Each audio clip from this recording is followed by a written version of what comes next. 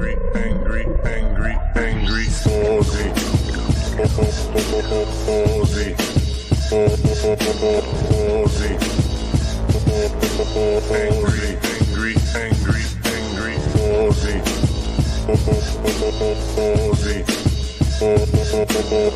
Aussie. Angry.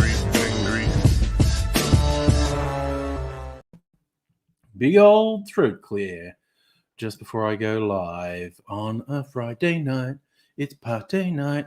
Oh, I feel like after saying party and doing it, it's like, yes, I've been doing cocaine. No, I haven't. I don't have that much money. Megaleech, hello. How are you? And cheers to you, sir. First in the chat, my snosberry fizz.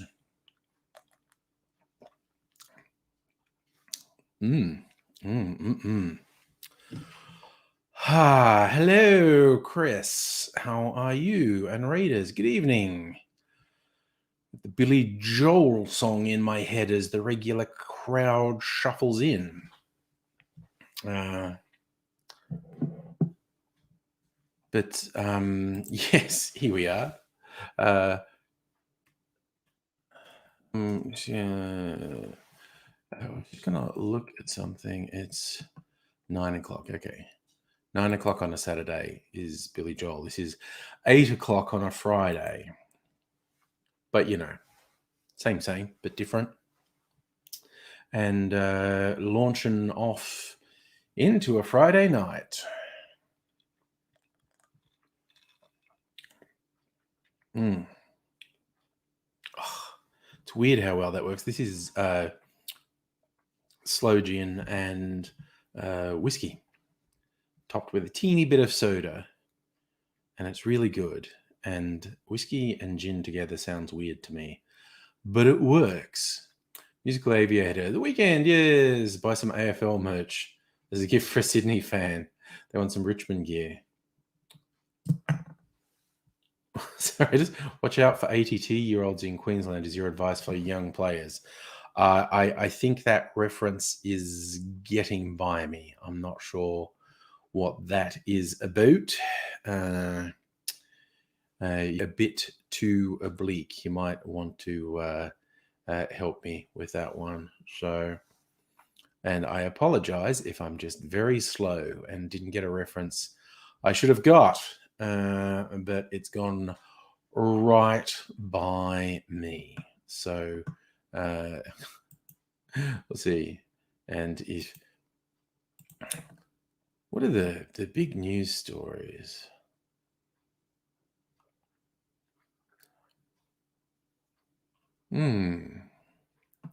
Weird story about the foot in the shoe. Someone who was missing.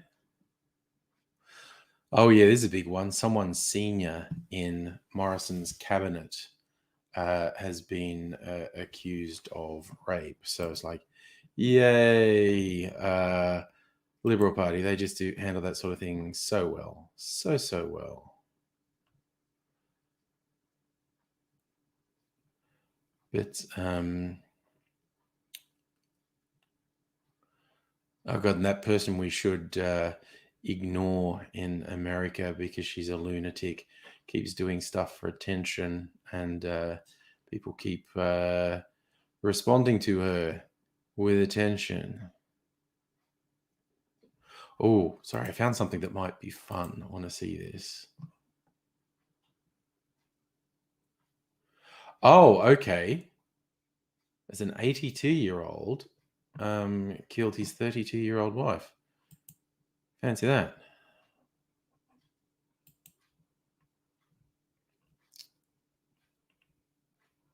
Presume when anti-vaxxers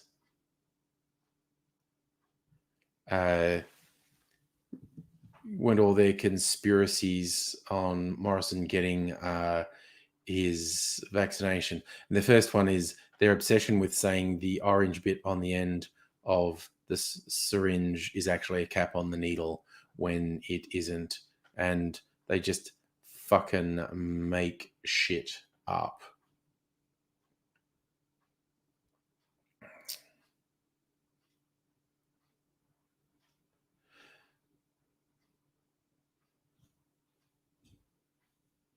So, oh yeah, and they're obsessed with the low fatality rate, and the only reason there's a comparatively low fatality rate is because of the actions we take to contain COVID, and it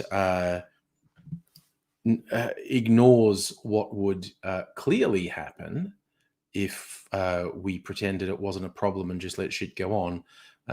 Namely, the hospitals would get overwhelmed. And this is exactly what we saw happen in parts of Italy in the first wave.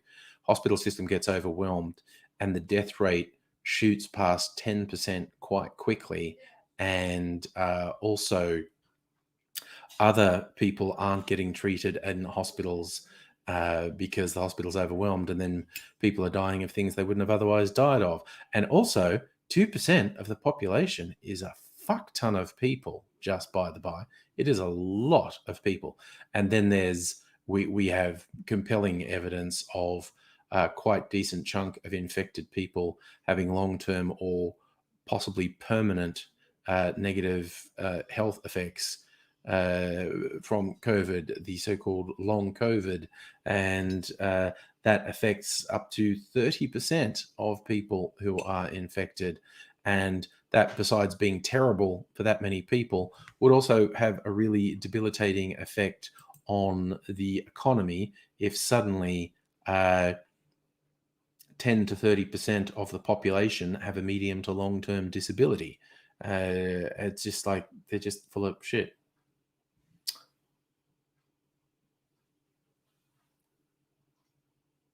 Oh, he's just saying the guy because he's 82 and committing murder, he won't spend long in jail because he'll die. Yeah, that's actually probably true.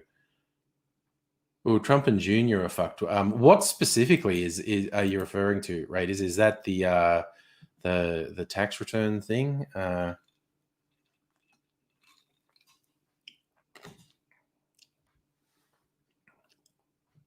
But yeah, if any of those Trump pieces of shit faced a serious criminal investigation, they would absolutely get convicted because they're just such obvious fucking criminals. Ooh, this is a unusual headline. Elephant kills Spanish zookeeper with one hit from trunk. Don't want to mess around with that, do you? Hmm.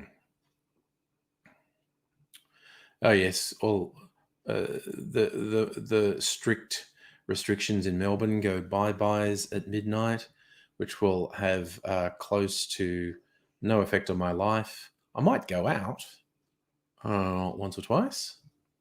Who knows? We'll see. We will absolutely see. Um, hey, Gecko. How you going, buddy? We are just chilling. It being Friday night.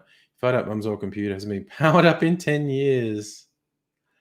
Oh, yeah, that would be a real time capsule, old photos and whatnot. Shieldsy, you got summer back today? Well, that's nice. We had a weird day with some very light showers in the morning, but it was quite warm and pleasant in the afternoon. Went for a walk in the afternoon, and it was quite nice.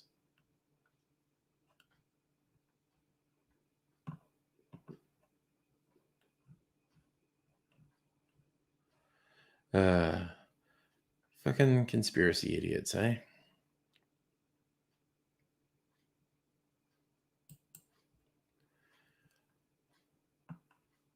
Oh god, and speaking of weird news stories, Lady Gaga's pet walker got shot, not fatally, and her dogs were stolen. That is wild, honestly. That is that is just what the fuck's going on there? What the fuck is going on there? Safa, there's a non-alcohol bar in Brunswick opening soon, aka a milk bar. I don't know. Ads, you hate summer. I hate really hot summer, but I like sort of spring, autumn.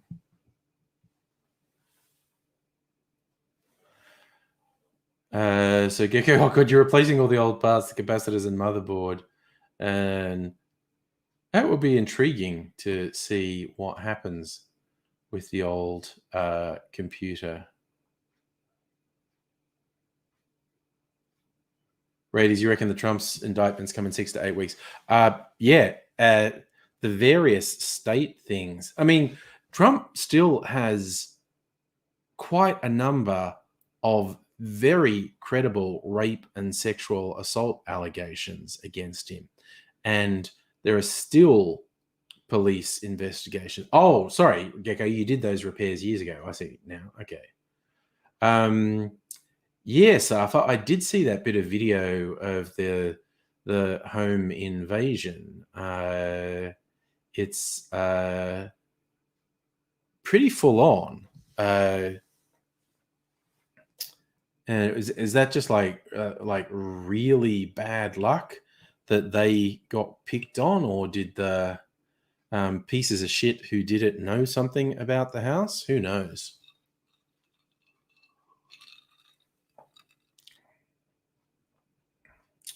So you got Safar, Melbourne Storm, Premier's autograph, Premier shirt. You're going to get it autographed. Nice. Safi, you prefer me to the free-to-air TV. I shall do my best to be entertaining tonight. We'll see how it goes.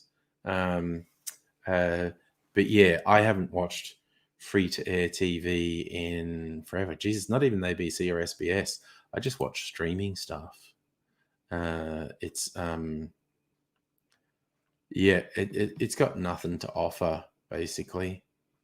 I guess maybe I missed the occasional show that might be good, but it's just, yeah, it's just that there's that free-to-air TV holds no interest whatsoever for me. It's just like, again, whatever, man, whatever. So, yes. What have I been watching? I haven't watched that much TV, not even the old things I'm trying to catch up on. Did watch a couple of episodes of Bridgerton that I mentioned the other night, and watched a movie on a Netflix movie on the weekend, an Indian movie. So I don't know that it's a Netflix movie, but it's on Netflix. An Indian movie called White Tiger that was pretty good. Yeah, rated. Okay, yeah, YouTube as well. So it's either YouTube or Netflix or Prime or Disney Plus. Speaking of which, there'll be a new episode of WandaVision to see. I might watch that when I get up tomorrow morning, or depending what we do tonight, tomorrow lunchtime. Stuff gets a bit out of hand here sometimes. So I don't really know what time I'll be surfacing tomorrow. I'll take that under advisement. Oh, and there should be a new episode of American Gods on Prime. And other than that, I'll just look for things to watch, I guess. So what have you been watching, Gecko? Powered through the series Uncanny Counter and Sweet Home. There you go. I don't know either of those. Safa, I find Bridgerton really entertaining. It's like those period dramas, like the Jane Austen period dramas, but they put some really funny twists in it. And it's just outrageous. And I've watched the first 3 episodes, find it really entertaining. Bigly Tony watched 2 episodes of WandaVision.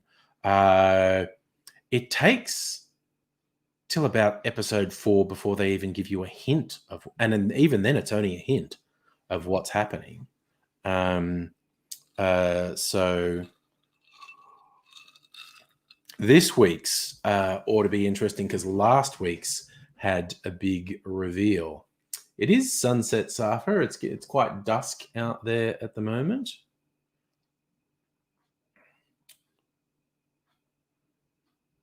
Yeah, see, Safa, I get what they're trying to do with the non-alcoholic bar. I don't think I'll bother because I can go to a normal bar and get non-alcoholic drinks. I did that for years. And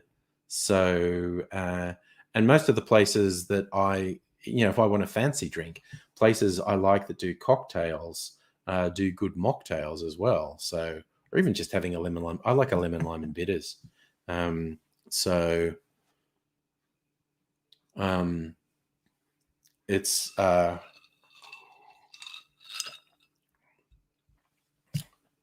yeah, I'm not sure a non-alcoholic bar is going to get anywhere. We shall see. We shall see. Wish them all the best and that type of thing. But yeah. Oh, suffer 0%. See, I hate beer. So the idea of drinking beer that doesn't even get you drunk is fucking weird to me. Safa mocktails tend to just be like fruit juices and maybe mint and whatnot. So it's like fruit juices and soda. But you can get some good ones. Absolutely get some good ones. But I think even my cocktail chronicles here maybe has a few mocktails in it. Was that my imagination or does it? I feel this weird memory that it does. No, I could be wrong. I could be wrong. Absolutely could be wrong. Okay. I'll actually just look. I know some of my other cocktail books definitely have mocktails in them.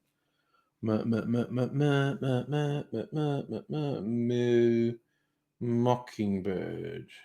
86. No mocktails in this book. There are in my other cocktail books, though. Raiders, a non-sex brothel. See, I could do that. A cuddle brothel, somewhere where if you're just lonely, or even someone will just talk to you. I think that's a business opportunity there. Somewhere where you pay for an hour of someone's time, and they just pretend to give a shit about you. My God, do I sound really sad that I think that's a good business? Pay someone to spend an hour pretending they give a shit about you. Shields, you like the brewed soft drinks from Bundy? Yes, it's the brewing that I really like. Bundaberg makes some good drinks. I got some of their sarsaparilla there, and there's a couple Bundaberg soft drinks I quite like. Gecko, have you never heard the word mocktail? Oh, that's in fairly wide use. It's basically something colourful and interesting like a cocktail, but it's got no alcohol in it.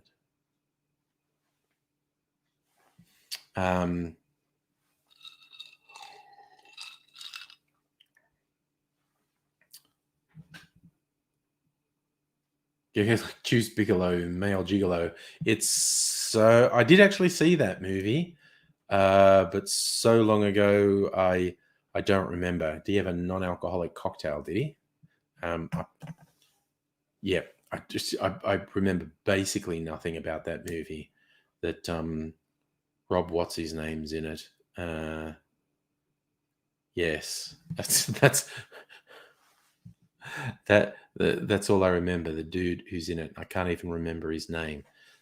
So that's the impression Juice Bigelow made on me. So that's what it is. Rob Schneider. Thanks, Megaleech. Yeah, Megaleech, I think I saw it once when it came out. I mean, I probably actually saw it on video. I'm really sure I did not pay to see it in a cinema. I think I saw it on streaming. Chris, you can get some really good mocktail recipes. And if you're interested in exploring, it's worth doing. I mean, now lately there's these various people have been making what they call distilled non-alcoholic spirits. Invisible Chicken's into the one. There's ones made in Australia.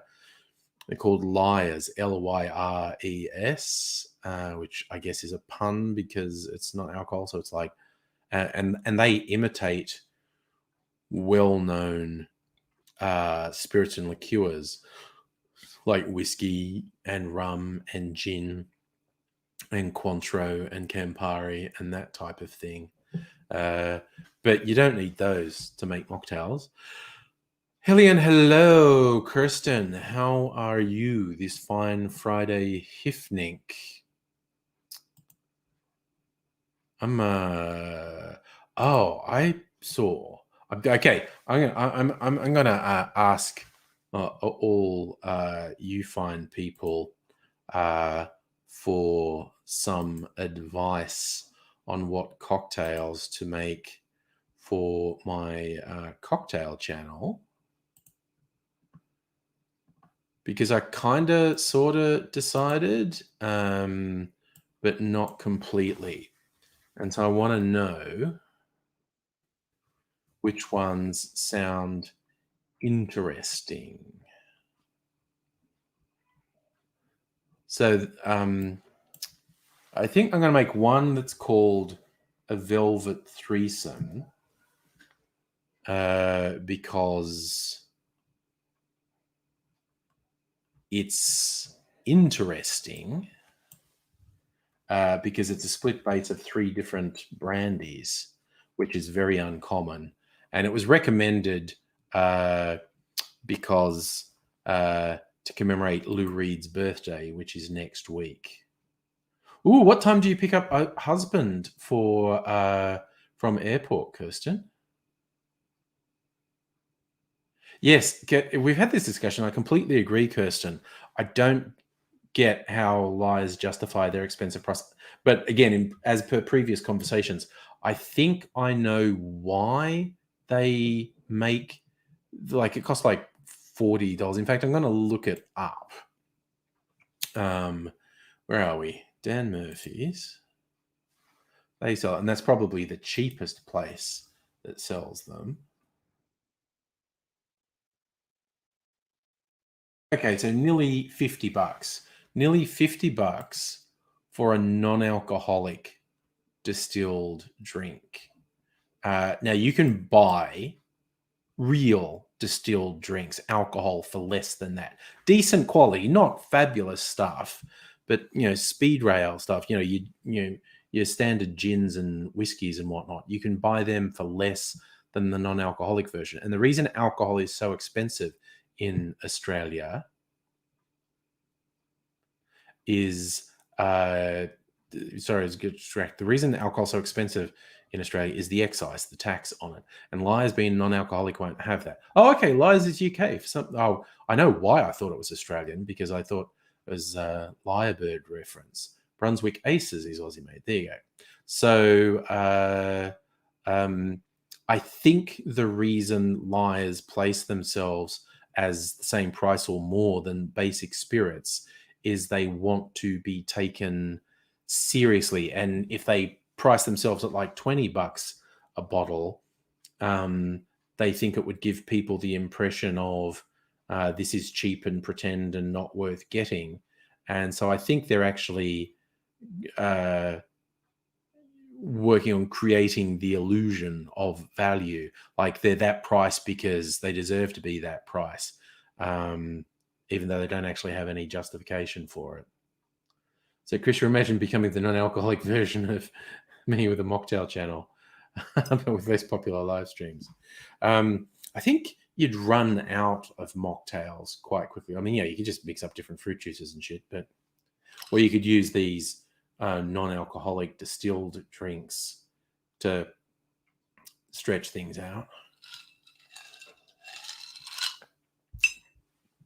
Anyway, so you're going to help me. So I'm going to do this velvet threesome because it just seems interesting. This split base of 3 different brandies, which is not a common thing.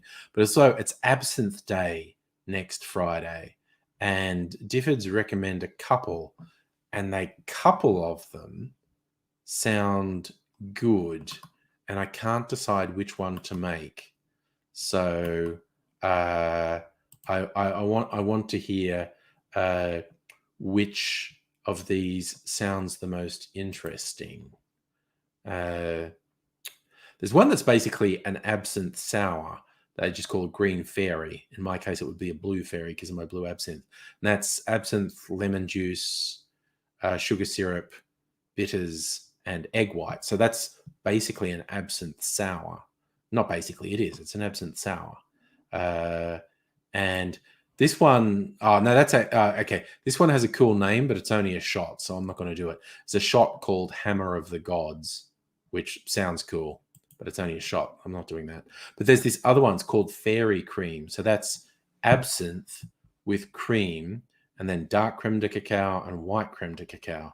And I'm thinking rather than cream, use one of my cream liqueurs. So it's just a super boozy dessert drink, and it's 1.25 shots of absinthe, which is a lot because absinthe's pretty fucking full on. So which of those sounds more interesting? The absinthe, lemon juice, sugar syrup, and egg white, so it's an absinthe sour, or the fairy cream, so absinthe cream, dark creme de cacao, and white creme de cacao. Kirsten getting a husband at 9:30. So is that when he arrives, or that's when you're leaving? Chris, you like the sound of fairy cream? Yeah, and because I've got a couple of cream liqueurs, so that can give it another dimension rather than making it with just cream. I think... What do I got? Ooh. Actually, maybe they're hot. I was trying to... Because I've got like a whiskey cream liqueur. I didn't want to use that. Then I've got the Disaronno cream liqueur. So that's like an almond flavored cream liqueur. And then there's the Liquor 43 Horchata, which is inspired by a traditional drink that's popular in Spain and Mexico.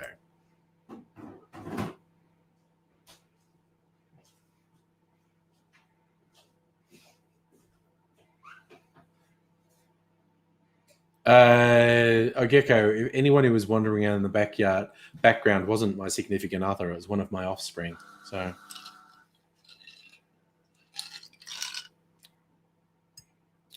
he arrives at 9:20 and you're 6 minutes from the airport. Cool. Okay, well, that should make it easy.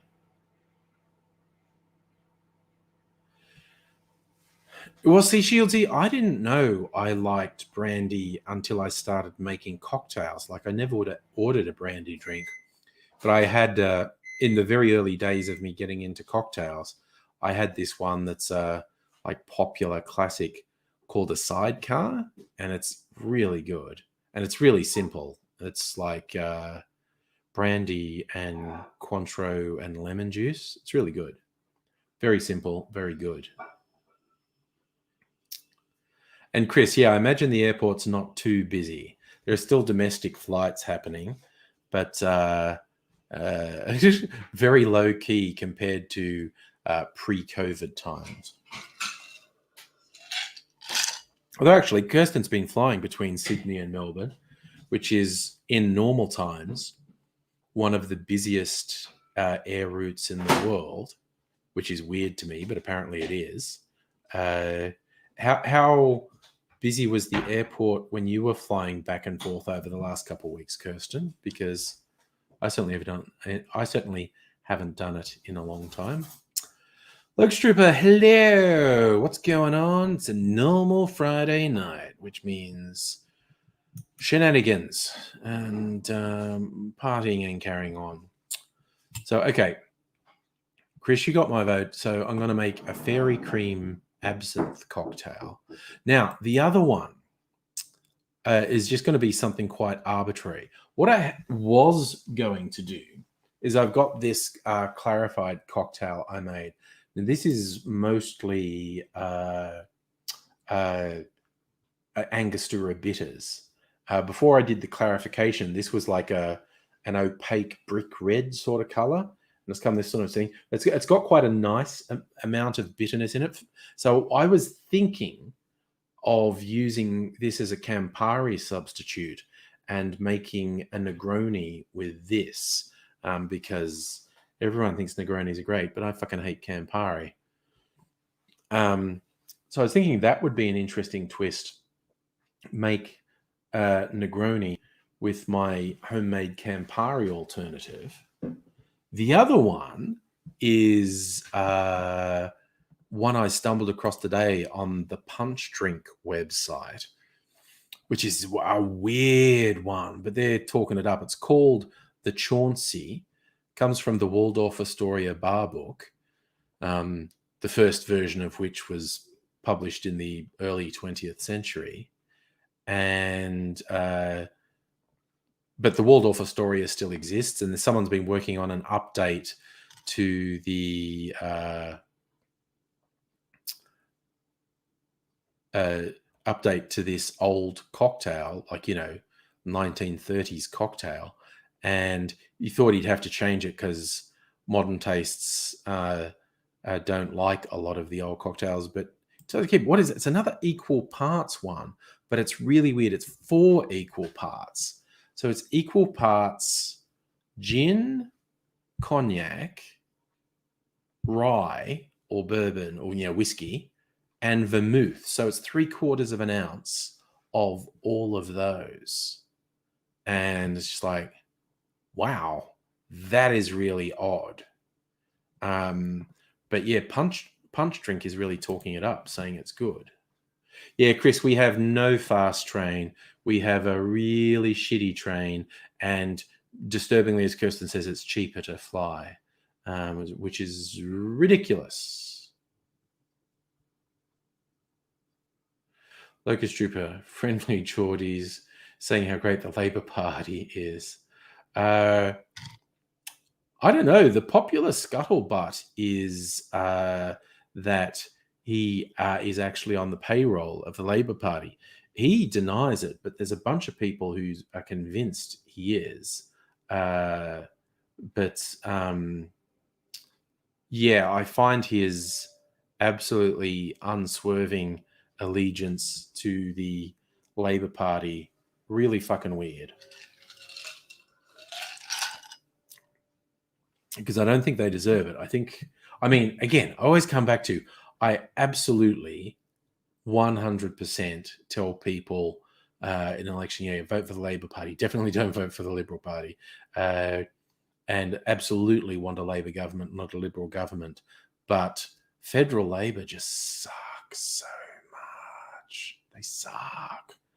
And they just think they deserve to be voted for because they're not the Liberal Party. And it's like, fuck that. You're doing, Chris, you'll be on the shitty train if you need 2 days to get over the flight there. Get so airsick. Yeah, and it's a long fucking flight from the US to Australia. Depending how you do it, it can take a whole day if there's stopovers and whatnot. But yeah, flight between Sydney and Melbourne's about an hour.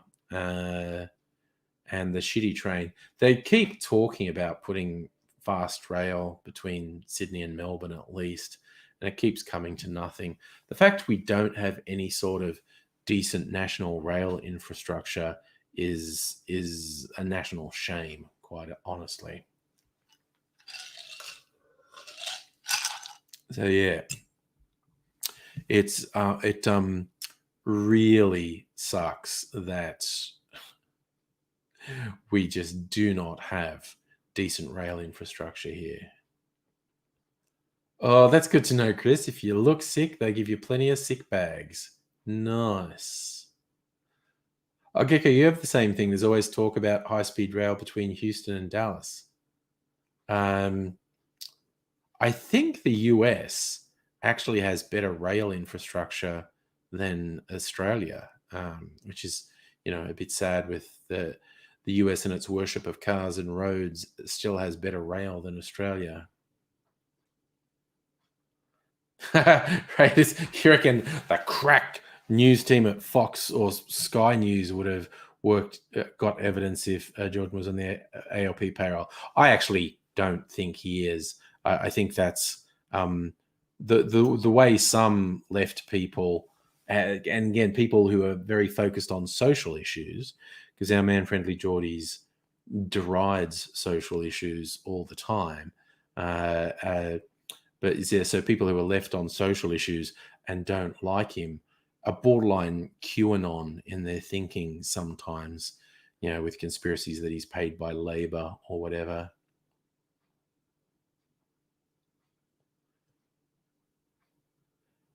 It's true. Those are the big thing in the Old West, Gecko. The rail lines moving west, along with manifest destiny. That was a big thing in the. I suppose that was the. Was it from the 1700s to the 1800s, or was it just the 1800s where the rail lines went west? Probably would have been the 1800s. Wouldn't have been the 1700s. 1800s, the rail moved west, and that, made everything far more connected.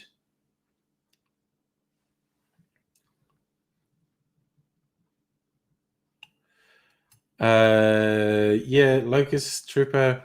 Friendly Geordies does not seem to be very objective when looking at Labour.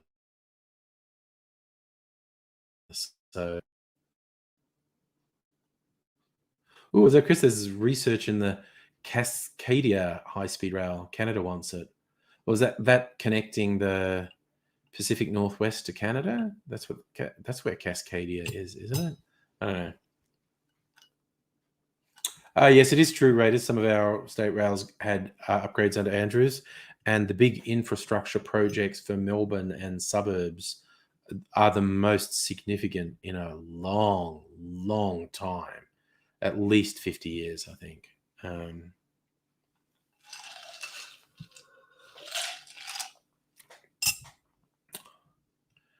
Shieldsy, it looks like you just looked something up. What happened with the rail in 1869? Where did it reach? Is that Chris? Oh, so that rail line's Vancouver, British Columbia to Seattle, Portland, and Eugene, Oregon. Yeah. That'll accelerate them becoming an independent country, because that's one of the secession movements, isn't it? Cascadia. The various people who keep talking about secession, there's California, Texas, and Cascadia, from what I hear. Don't know how serious I'm reasonably sure there are really huge legal impediments to secession.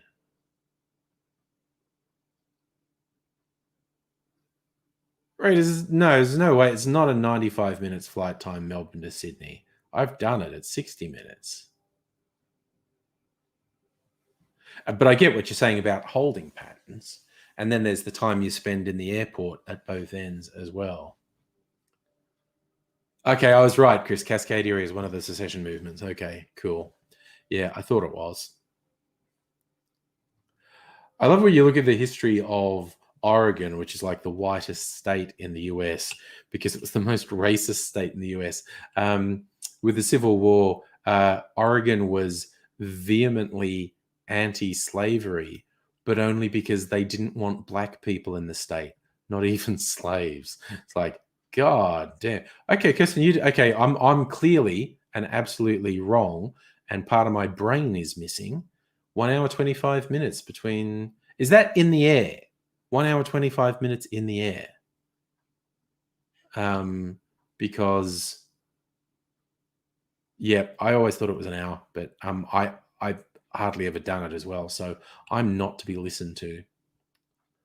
Gecko, haven't lived in California for 15 years.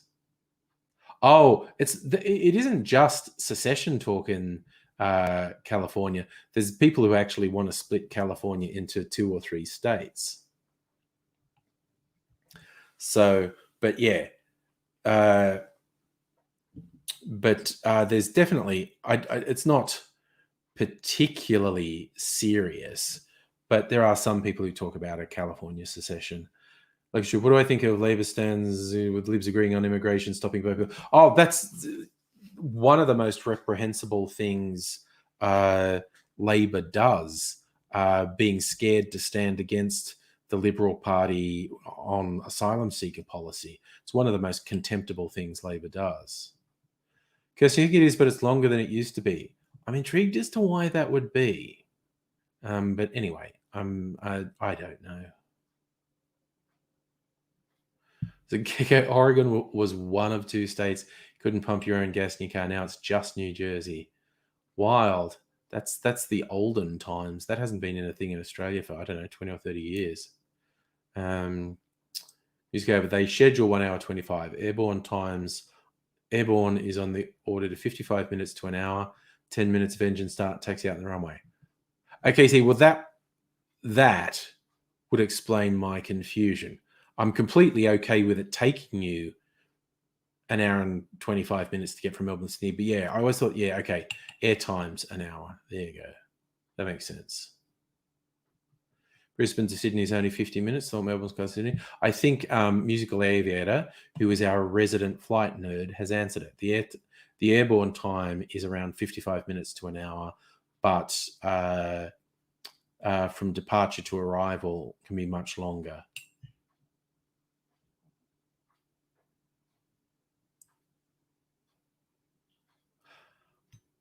Oh, okay. Sydney to Melbourne is longer than it used to be. There's more congestion, so they pad out the schedule so it looks on time, and the third runway is far away. Yeah.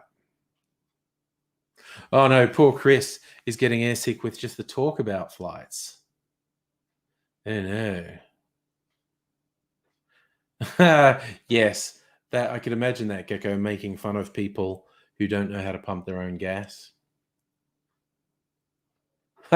Chris, you've been charging an electric car for years, so you've forgotten how to pump gas. That's okay.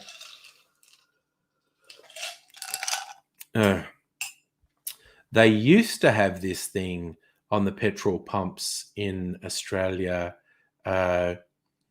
where you'd kind of lock it in place so you didn't have to hold the trigger on the nozzle. You'd lock it, and then there was a sensor in it when the petrol backed up, it would automatically click off. But apparently those things were really unreliable and cars were always overfilling and spraying petrol everywhere. So they disabled all of those. So you have to hold and squeeze the petrol pump now. Didn't used to be that way, but it is now. Kirsten, if we talk about trains, will Laura appear? I'm probably missing something. Laura's really big on trains, is she? Excuse me. I might make my first cocktail. All right, sorry. I'm crowd sourcing the third cocktail I'm going to make. So which of these sounds more interesting? I make a Negroni with my homemade Campari substitute.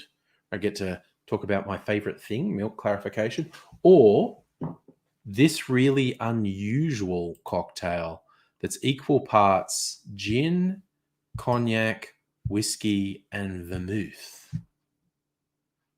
Because that's weird. Like I said, the punch drink site is really talking it up. But it's a really weird 4 equal parts cocktail. Sounds like it wouldn't work. But who knows? Chris is backing into a pump pad. Yes, it is. It really is. Oh, you like those long distance trains, Shirley, like Spirit of Queensland? Get a bed. Yeah, that's like the Indian Pacific or the Ghan as well. Wouldn't be averse to, going all out a trip on the Indian Pacific, but it's really fucking expensive. And I assume it's not running at the moment.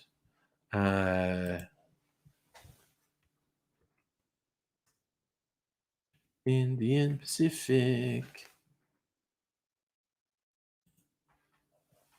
Right. Indian Pacific 2021 sale. Early bird sale. No one's traveling on the train because of COVID. Please, Brian. So it's a 6-day trip. 6-day train package. Sydney to Perth, 2 nights in Perth, and then you fly back, do you? All off-train activities included, like touring Broken Hill, Barossa, Adelaide, Cook and Ravlina. Own private gold class cabin with ensuite, delicious meals included. Experience one of the world's most epic and unforgettable transcontinental rail journeys. 6-day passage to Perth. across the Nullarbor, across the Indian Pacific. That's $2,500 or $26.49. Typically $37.35 for 6 days. That's not that bad, I guess. Right, so you take the train across from Sydney to Perth, but then you get a flight back from Perth back to Sydney. So you get meals, free beverages, free toiletry, get cabin steward service, in-cabin music and commentary, use of Outback Explorer Lounge.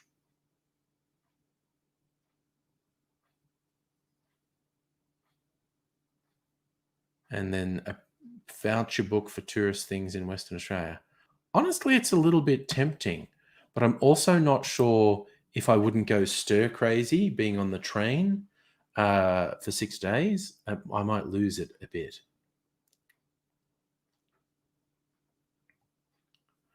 Kirsten, you did Eurail around Europe, lots of trains. First class lounge in Stockholm was fabulous. Well, Raiders, you've got Canadian Rockies train trip on the bucket list.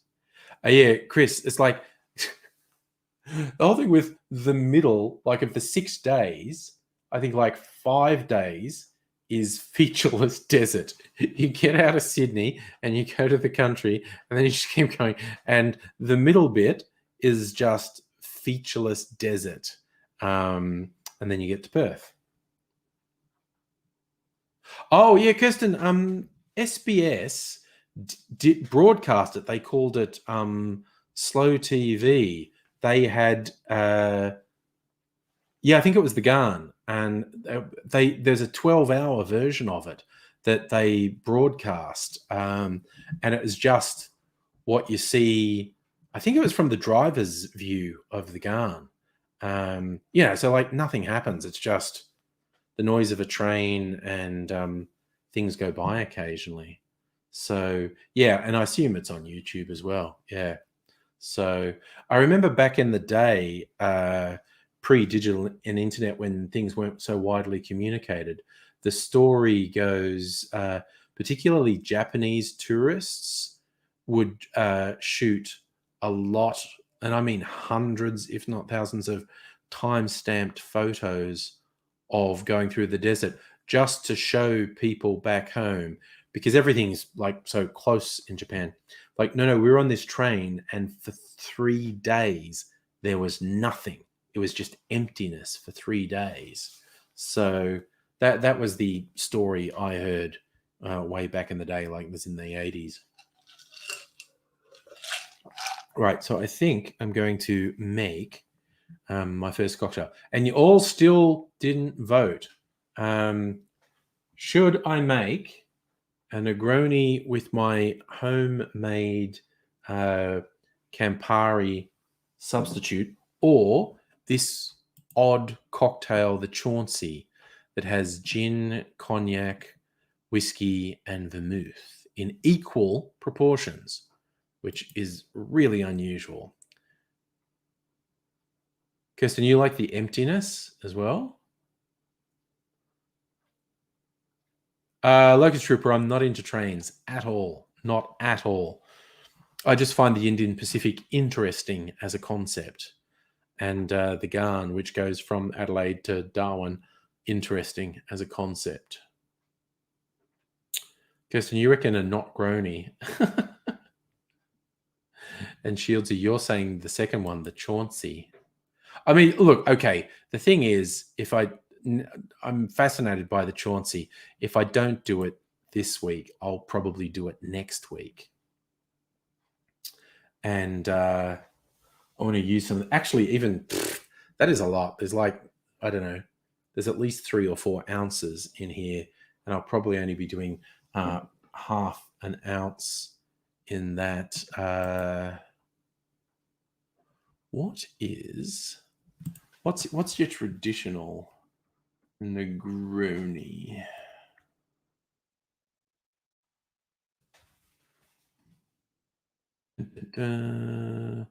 That is literally not what I did. Fuck you.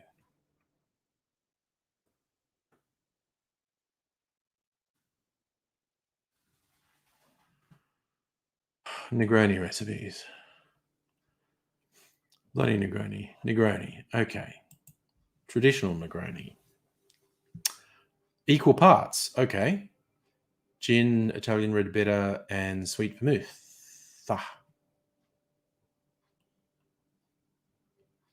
Wonder what gin I should make. Oh, maybe the summertime gin.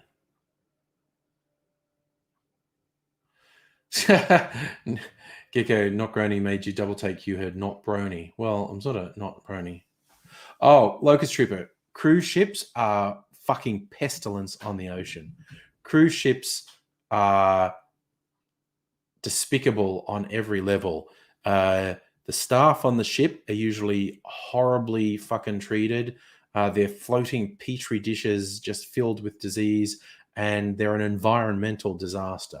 Cruise ships are fucked on every single level.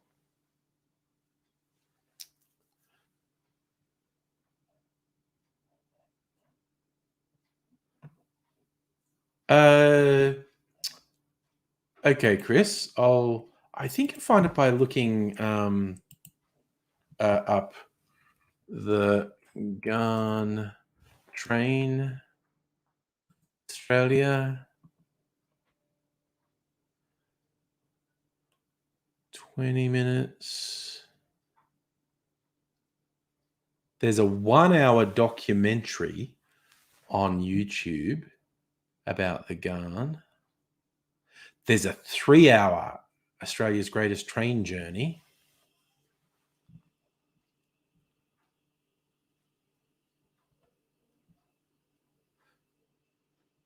So there's definitely a 3 hour video on YouTube of the Garn. I'm going to really quickly look at the video.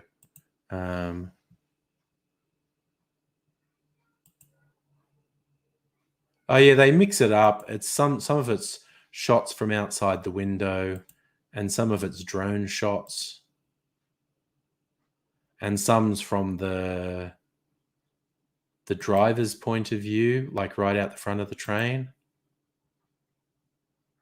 So yeah, if you want to get lost, there is a 3 hour video of the Garn, GHAN, on YouTube. So yeah. Shieldsy, they want the zigzag railway to reopen. Maybe. I've done the puffing Billy a couple of times. Oh yeah, Locust Trooper. Particularly Filipinos are particularly fucking exploited on those fucking ships. Definitely. The crew on those ships are treated so badly. Chris, saving to favorites for when you've got a spare 3 hours. Nice. To me, that's the sort of thing when you want to zone out, like sort of watch it on a big screen TV and just like lie back in a chair or a lounge and just, take it all in.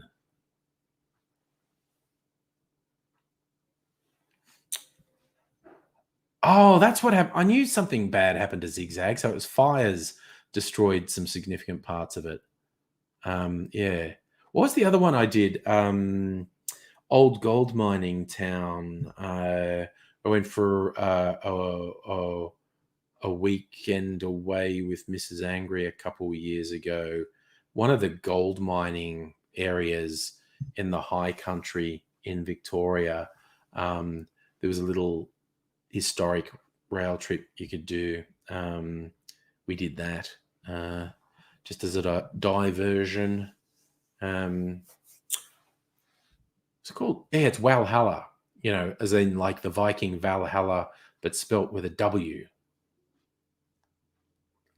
That's a good point, actually, Chris. If you want to travel by boat, you can book a room on a cargo ship. Yeah, cruise liners are fuck. But that's the thing you can do. Yeah, you can actually book as a passenger on a cargo ship. Now, I think you like dine with the captain in the evenings, which is interesting concept. But yeah, no, cruise liners are fucking terrible. Gecko, you want a VR headset of a 3 hour train trip? Yeah, so I know these ones aren't shot in VR, but that's certainly something you could do. It'd be an interesting concept. So, like, distribute your cousin's friends got the shit beat out of him because he lost one of his eyes. Oh, yeah. No, the people who run those cruise ships are fucking abominable. Chris, you've actually looked into going on a cargo ship. Yeah, I forget. I read a story about it years ago. It was an alternative travel thing people did. Because it's obviously slow, but it's like fun. Oh, Gecko, I'm sure there are train sims. I have no doubt there are train sims. But actual VR video, I don't know. But I will bet there are train sims. I don't know how good they are, but I bet they exist. All right. So I think the first video I want to make, when is Lou Reed's birthday? March 5?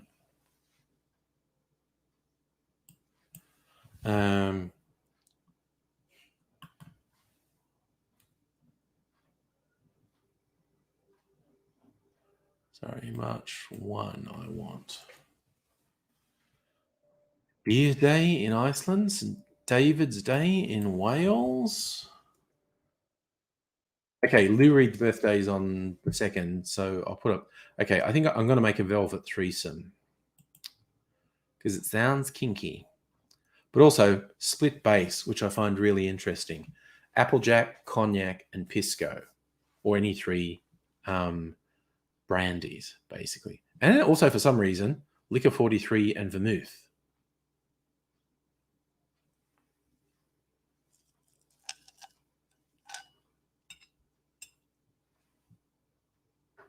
Created in 2010 by Simon Difford. Interesting. Oh, Locust Trooper is just. I just read some stuff about how it was basically how cruise ships are an abomination. How people die on them all the time, and because the ships are just registered in countries that don't have extradition treaties, so you can't prosecute people who are on the ships, and there's disease, and the crew are just treated like shit. Kirsten, you spent the first few years of your life on a container ship, and you do dine with the captain, but the captain was your dad. Yes. Chris, Meticulous Nothing is a train sim. Nice. Okay, there's VR movie theaters where you can load videos. Found a Bitcoin wallet on your mum's hard drive. Oh, damn, but no coins in it. Damn. Wow, how wild would that have been if there was like 1 Bitcoin in it, which was worth $60,000 this week, I think. That would have been wild. Bummer that there was no Bitcoins in it.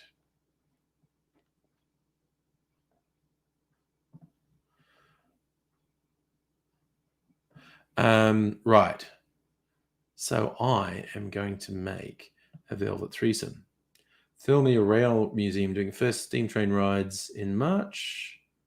Probably 2705, 3526. You'll be in Sydney, so you might head there on 7th. See, I'm not that big a train head. I have done some of them, but I don't do much. Yeah, like a stripper, they get paid shit, $1.25 an hour, and they get beat up for that. The idea is you're meant to tip them, but a lot of people don't. All right, so I'm going to set up my camera. Okay, got to get everything ready. Kirsten, you want to find 4 Bitcoin. I mean, it's funny, there's been a couple stories about people realizing too late they've thrown out a computer that has millions of dollars worth of Bitcoin on the hard drive. It's like, do. But yeah, that's a thing. Apparently that happens. All right, so I want to get 3 brandies, liquor 43, and vermouth. All right, let's get this shit happening. Okay. Applejack. Cognac. Crack killed Applejack. Pisco. Where's my Pisco? Where's my Pisco at? Is that my Pisco? Nope, that's my Armagnac. Is that my Pisco? That is my Pisco.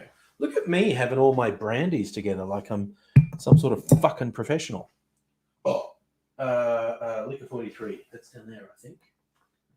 Also, like a professional, remembering where I put stuff in all these bottles. Come here. Come here. Get over here. So, channeling my Mortal Kombat. And vermouth. Vermouth. I got my classic Maiden Eye. It's been in the fridge. Should be okay. I use Maiden Eye Classic as the vermouth. And okay, water or ice. I will do ice. And it's supposed to really dilute. They say you should have wet ice. So, and it's a stirred cocktail. So, let us. Oops, that's not what I meant to do. I meant to do that one. Let's get a big bit of ice. And go crackaroony. Ow, god damn it. Foot got in the way of closing the freezer. All right. Now we'll get this shit together.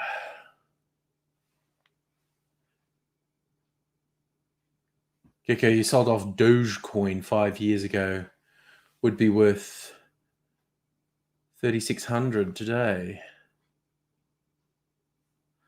Chris, when you got student loans, there was a Bitcoin vending machine. Walked up, put card in it, hit purchase 1 Bitcoin, so the reader broke, so you just left. You'll never regret anything more than that.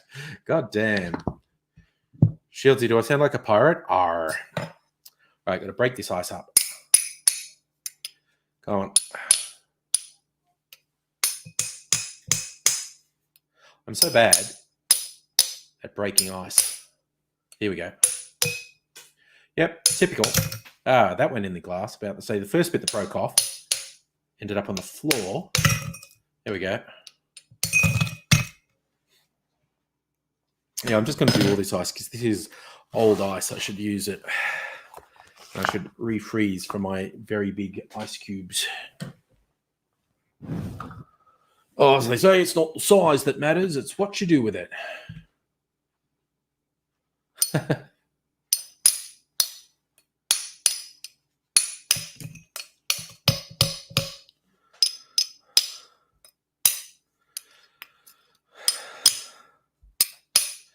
Man. Jesus, okay, that was a disaster. The cool kids on YouTube make this look so easy, and I'm so bad at it.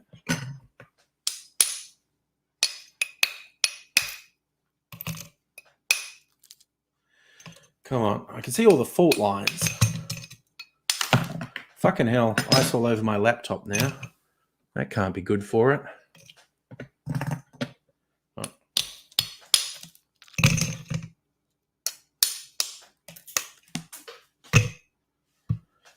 You know what? Fuck it. That's it.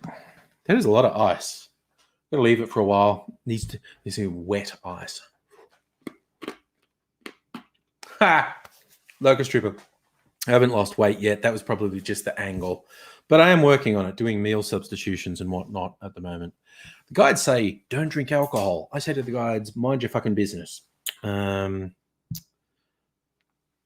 you know, they make a good point. Oh, God, now I've got wet bits on my fucking vest from ice chips flying everywhere.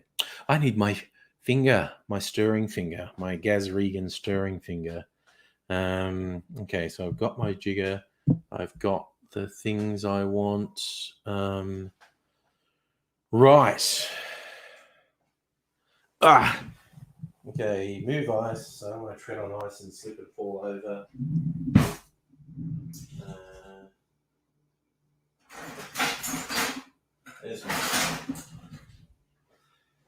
There's the magic finger. Looks a bit like a sex toy when it comes out like that, doesn't it? All right. Let's turn some lights on. Some fill lights. All right. Turn El Camera on. El Camera just means room. Because the original name for a camera in Italian was camera obscura, dark room. Right, so I'll do this so you can see me while I do it. Need to go back a little bit. There we go. Okay, is that right? Let's see here. That looks right, framing wise. All right, I shall take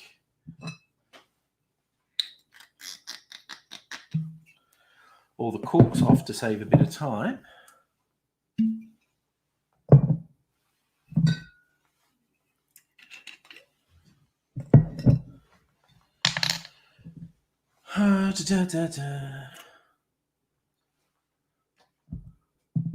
Nice, you lost some weight, Lucas Kruger. That's good. All right. Is that still okay?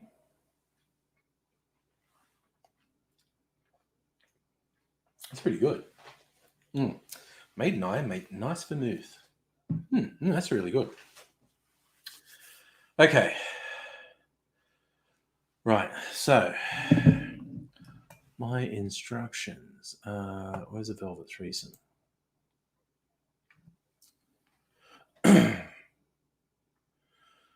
Three quarters, half, and quarter. Okay. And it's supposed to dilute a bit. I'm just going to rinse this in water because it is actually supposed to dilute a bit.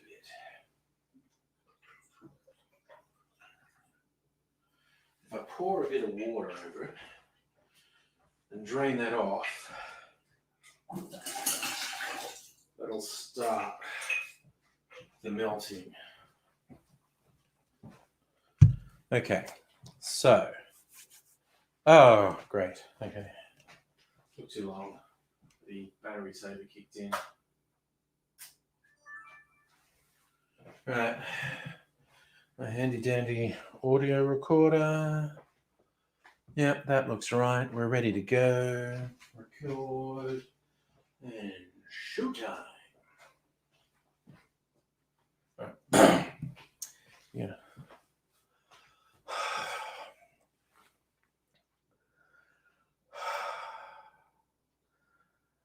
G'day, cocktail lovers. I hope you've been keeping well. Hope you're ready for another cocktail. I spent a bit of time looking into what cocktails could I make this week. I was looking for, were there notable dates, notable events that you could build a cocktail around.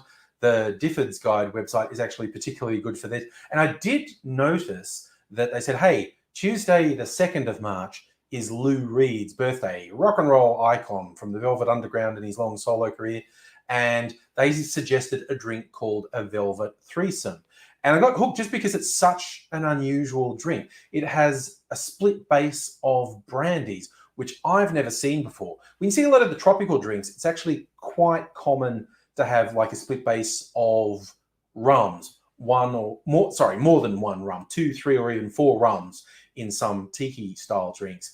But brandy in a split base, I hadn't seen before. So I immediately wanted to try it. And while I've never actually been a huge Lou Reed or Velvet Underground fan, what the hell? Happy birthday, Lou, you grumpy old bugger. But for you, I'm going to do a Velvet Threesome.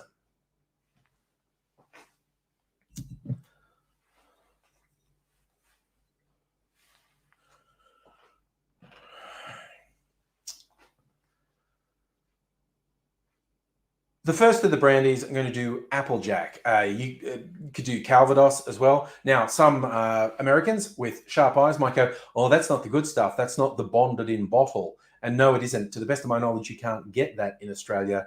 This version of Applejack is actually a mix of 35% cider brandy and 65% neutral grain spirits. As I understand it, the bonded in bottle version is higher proof and is 100% cider brandy.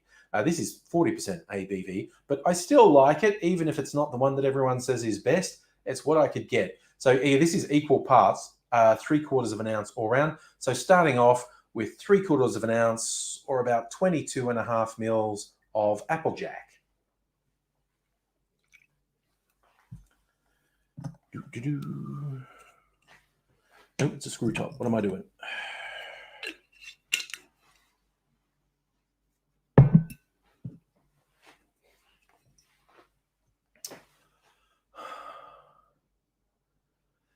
The next of the brandies is going to be a cognac, and I happen to have this Martell cognac, and I thought, yeah, let's do that. You can, of course, use the brandies you have.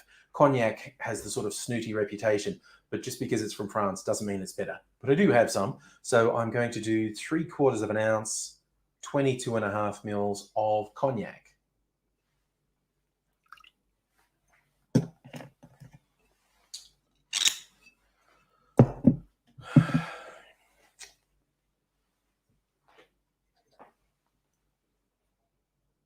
The third of the brandies is Peruvian Pisco. This is a particularly nice one. Now, as I say, it's 3 equal parts of different brandies. You could use the brandies of your choice. I would definitely recommend make one of them either Applejack or Calvados, an apple brandy. Definitely make one Pisco because it's got a really individual character. And in fact, there are many different Piscos, like there's many different whiskies, etc., that taste different. And the third one, like I said, I used cognac. You could use Armagnac or just a brandy. So, but I definitely recommend having Pisco and an apple brandy in there. This is the third of the equal parts brandies. So I'm going to do 3/4 of an ounce, 22.5 mils of Pisco.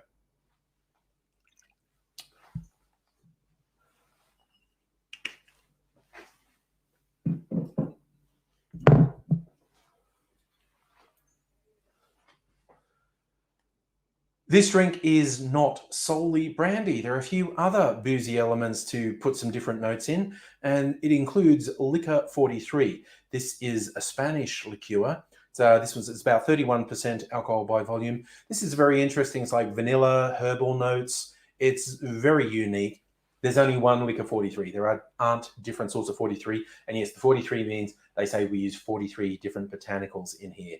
So, it's one of those secret recipe drinks. It's quite nice. So, but in this case, it's just going to be half an ounce or 15 mils of Liquor 43. Pour too much in. Oh, that'll do. Pour too much in.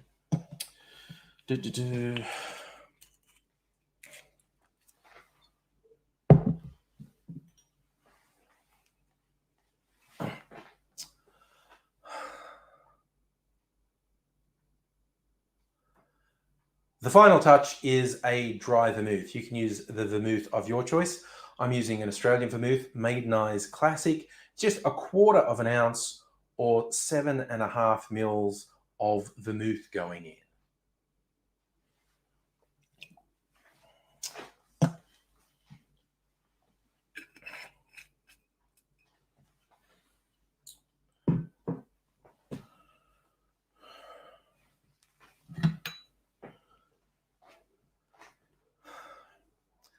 As this is an all booze drink, if you're familiar with such things, you won't be surprised to learn it is a stirred cocktail. The other recommendation in the recipe, and this is actually created by Simon Difford from Difford's Guide, he said you should use wet ice or even dilute it with water. So rather than really hard frozen ice straight out of the freezer, what I did was actually pour some water over my ice, then drain it off. Alternatively, you could add about 5 or 10 mils of chilled water afterwards. I'm just going with stirring it with the ice. Like I said, a little bit of dilution. So want to give it a good, say 60 revolutions or about 30 seconds of stirring. Have I mentioned before, I'm really bad at stirring. Even with Gaz Regan's magic finger. There we go. Off to the races.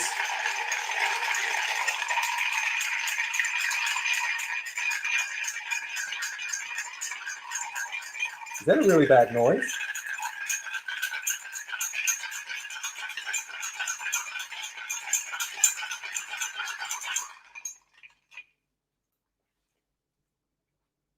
Tastes pretty good.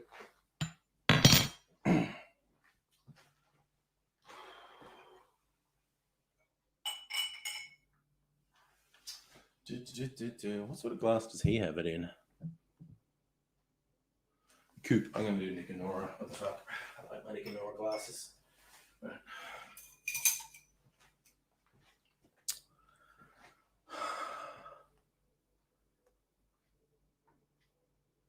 Now I'm going to use my Hawthorne strainer to keep out the ice while I strain it into a Nick and Nora glass. You could go a coupe if that's what you have. Choice is yours. But it's a really nice, elegantly coloured drink. Ooh, wash line on that bugger. Okay, so I just thought it would look nice in an elegant Nick and Nora glass. It's a fantastic colour, nice clear drink. Let's do a taste test.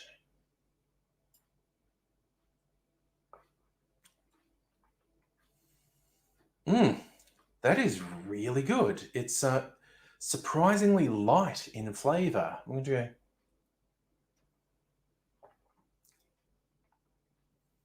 It's like very lightly fruity. I can taste the Liquor 43, the vanilla and herbal elements. Pisco is a grape brandy, and I very much taste the grape in it. And a little bit of the apple from the Applejack as well. This is like, considering this is all booze, this is a comparatively light tasting, very elegant sort of drink. Yeah, I thought it might be a bit full on with the equal parts of brandies and then the additional booze as well. But I think, yeah, just a little bit of dilution from the stirring serves it well.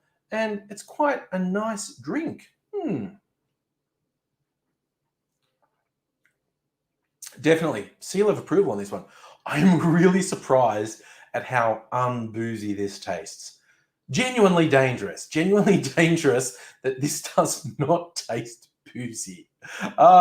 So yes, if you've ever been scared of all booze stirred cocktails, maybe this could be your gateway, because I'm finding this amazingly easy to drink. A Velvet Threesome. Be interested to hear if you give it a go. And if you've ever heard of another split base with 3 equal parts of different brandies, because that was completely new to me and it's worked really well. Well, I hope you enjoy that. I hope you get a chance to try it, and I hope you come back soon and see me. So if you're not already subscribed to the channel, it'd be great if you did. Click the little notification bell so you get a notification when I do upload. Many more cocktail adventures to come, and it would be awesome to have you along with me. But in the meantime, look after yourself, look after people around you, and until next time, cheers. I am much nicer on my cocktail channel than on the Angry Aussie channel.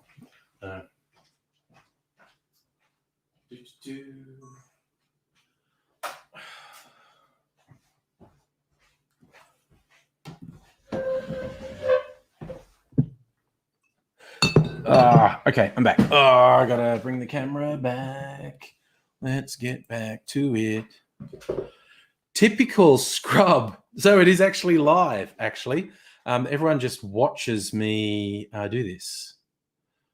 Ooh, nice. Kirsten, you've made grain-free rolls and stew for husband. Taste test, very good. Nice. Okay.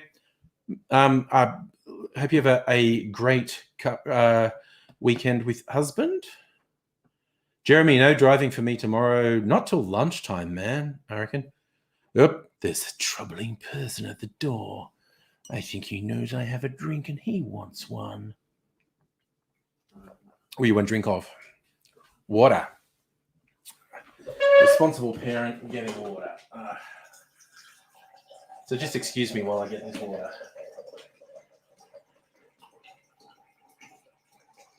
I was doing this during a meeting at work today, and I didn't have my camera on, and I suddenly thought, that probably sounds like I'm peeing, like they think I've taken my laptop into the toilet and I'm peeing while it, because I had my microphone on, and yeah, so that was a thing.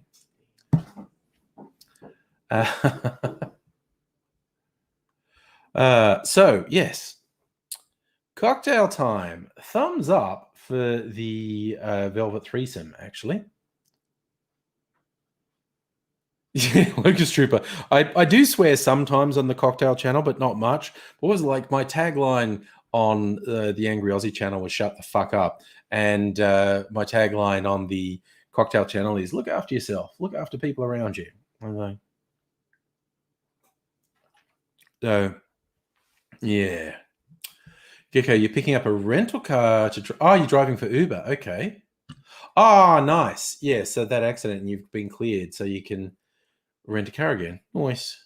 Yes, Raiders. I have heard that a senior Morrison minister has been accused of rape, and yeah, no, it's been referred to the feds. No, and it's apparently kosher. Various parliamentarians have confirmed it. I think Sarah Hanson Green was one who confirmed she'd received a letter detailing it, and it's in the hands of the police commissioner now. So yeah. Ah, Chris, your car was an Uber, so you got it for cheap. Nice. Yeah, I did hear that bit. The tragedy, the victim took her own life last year. Uh, the fucking Liberal Party and rape, man. Jesus.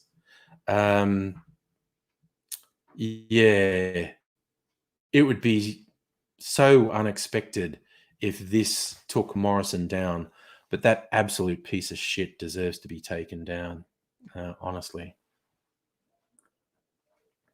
Seriously, trotting out the line like, I didn't take it seriously until my wife said, imagine if it was me or your daughters. And then I thought, oh, wow, if someone I knew got raped, I'd be upset. Does that mean I should be upset if someone I don't know gets raped? Jesus Christ, he is a fucking abomination. And yes, Chris, rape generally is so lightly punished. It's disgusting. Well, it's like only 1 in 10 reported rapes gets to trial, and only 1 in 10 of them gets a conviction, and they tend to serve really short sentences. It's fucking shit. Shieldsy, when I started, it sounded like I said gay cocktails. Well, certainly a lot of my haters have said that. It's been really, it hasn't happened for a while, but every now and then I'd had one of these right-wing dickheads who got real foaming at the mouth at me drinking cocktails. And I'm like, whatever, dude. Jesus. In my beautiful, elegant glass, it's like, dude, my masculinity is not as fragile as yours. You can't freak me out by saying, a man wouldn't drink that. It's going like, you know who drink it? Someone who fucking likes it. Me. Yeah, Raiders, it is about time Morrison learned a fucking life lesson. It really is. Oh, I hate him so much. Sorry, there's another absinthe drink on my absinthe by Jimmy. It's absinthe lime juice and sugar. So that's like a lime sour. Now I think make the fairy cream cocktail, and it'll be blue. Oh no, I'm not going to put dark creme de cacao in. I'm just going to put white creme de cacao in, and then it'll be a wicked, awesome blue color. 1 1/4 ounces of absinthe, 1 1/4 ounces of cream, and that's 1 1/4 ounces of creme de cacao. Fuck yeah, I'm doing that. I'm absolutely doing that.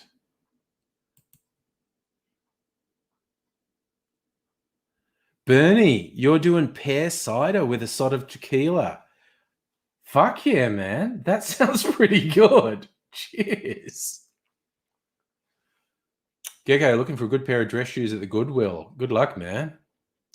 Locust Trooper. It's not right-wing people hate cocktails. It's those MRA types, the guys who are really insecure and want to blame everyone else for their insecurities. Go, no, cocktails aren't manly. Jeremy, I'm not big on Sambuca, but that's like an anise flavored one. Absinthe is anise flavored. You've got a few anise flavored ones like Sambuca and absinthe, and what's the Greek one?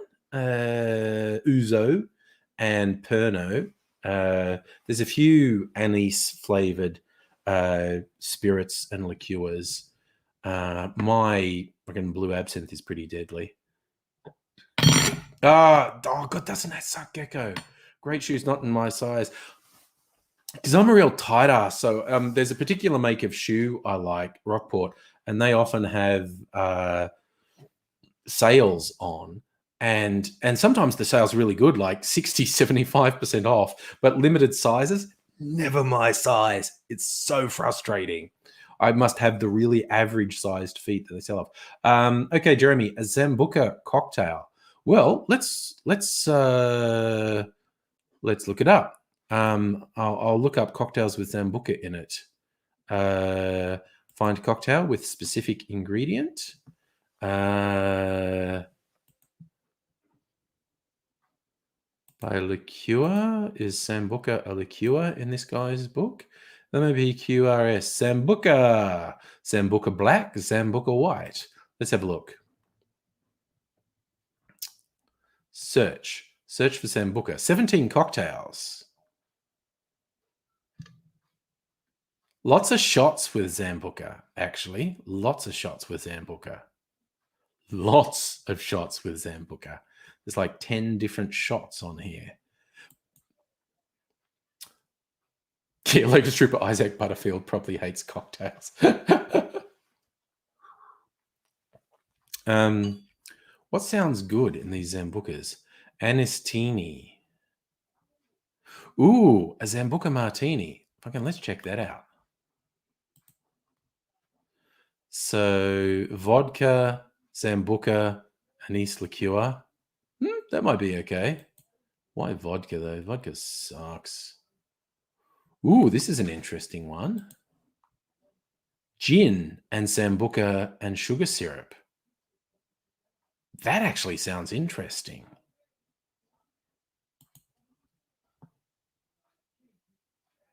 She goes, your window wipe is still hot. Your window, it's not open. Been closed for 3 days.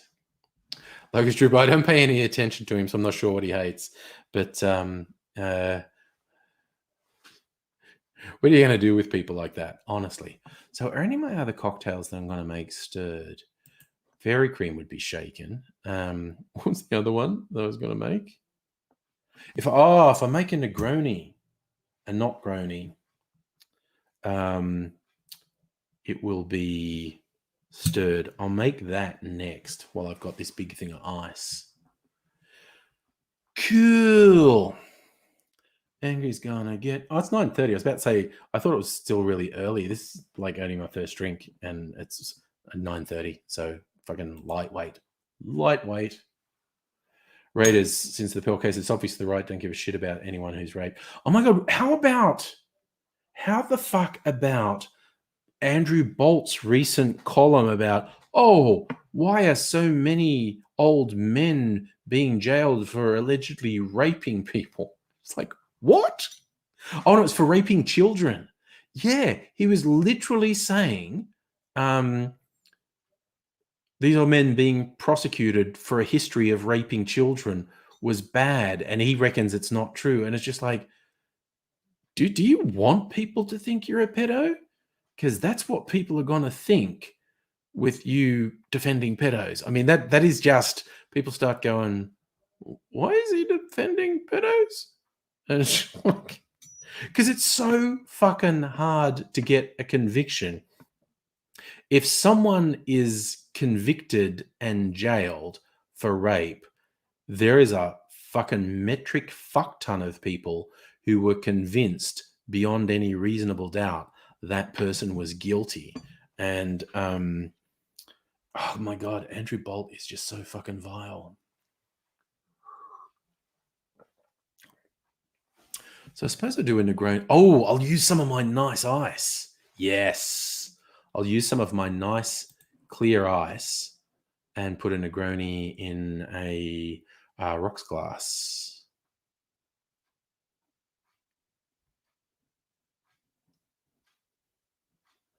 I love this description. Someone's saying about something about Negroni doesn't suit fussing about and mixing glasses and strainers. To garnish with a lemon slice is a heinous crime, but I'm quite partial to a fat orange wedge. You got to have a little bit of attitude when you make cocktails, honestly. So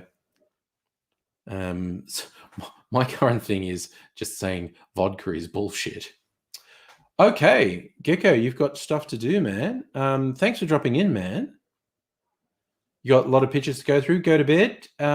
Catch you another time, my friend. Take care. See you soon. Okay, this one's not lasting long, is it? Make my Negroni equal parts of gin. I think I'll use my summertime gin, the most recent gin I've purchased. And sweet vermouth. I think I've got just enough left to make some. James Bond drank a Negroni when he wasn't in the mood for a martini. Okay, this sounds like a fun read.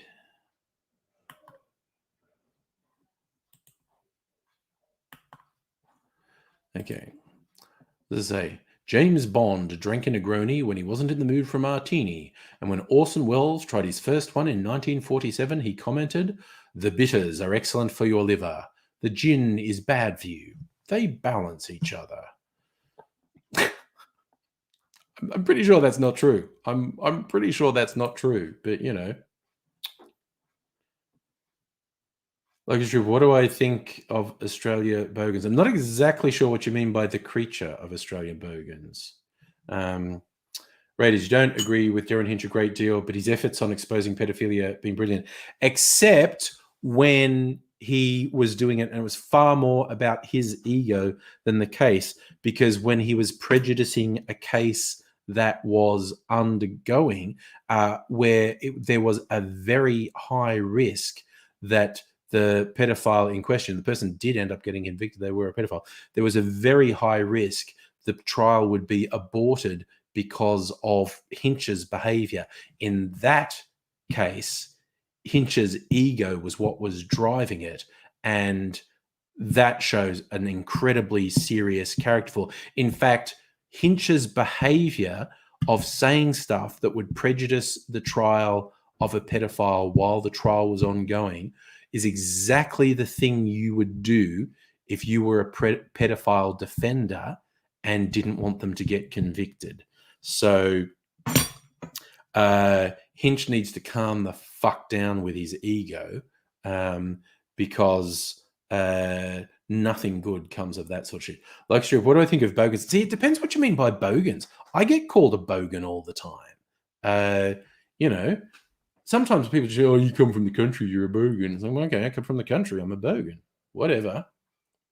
And yes, Raiders, sub judice is a lesson he learned the hard way. Although when he got home detention, he didn't get sent to prison. But like I said, his behavior in that context was the exact that you would exhibit if you were pro-pedophile and trying to ensure the pedophile would never be convicted. So his ego needs to sit the fuck down, because it crossed over from being, we need to actually be honest about how bad this problem is and deal with it, and it just became about his ego. Like, Strippy, you reckon I'm not a bogan? See, I don't really think I am either, but some people say I am, and it's like, whatever. Raiders, you're a proud bogan in the 80s. Well, see, again, if by bogan you mean a horrible sort of bigoted reactionary idiot with no life experience, no, that's not me. That's what I mean. Actually, you might be right, Raiders. I think he might have done prison time. But that's what I say when you said it, what do I think of bogans? It's just the definition of bogan is so imprecise. It's very difficult to answer. But do I want to go straight on to making another drink? Maybe. Maybe I should wait for a while. Maybe I should drink some water. I should. I'm going to drink some water. I'm going to be responsible. I'm going to have a drink of water. Not a huge drink of water, but some water.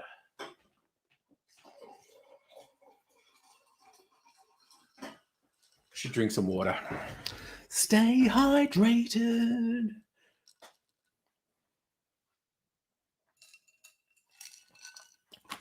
Well, like Tripper, obviously I don't like the bigoted, reactionary, obnoxious bogan stereotype. But it's weird. I guess one of the reasons I was sort of being a bit funny about, saying, well, some people call me a bogan.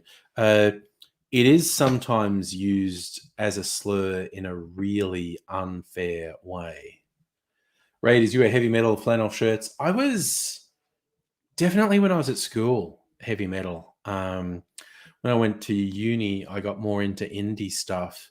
I still got some fairly sort of heavy stuff in my collection.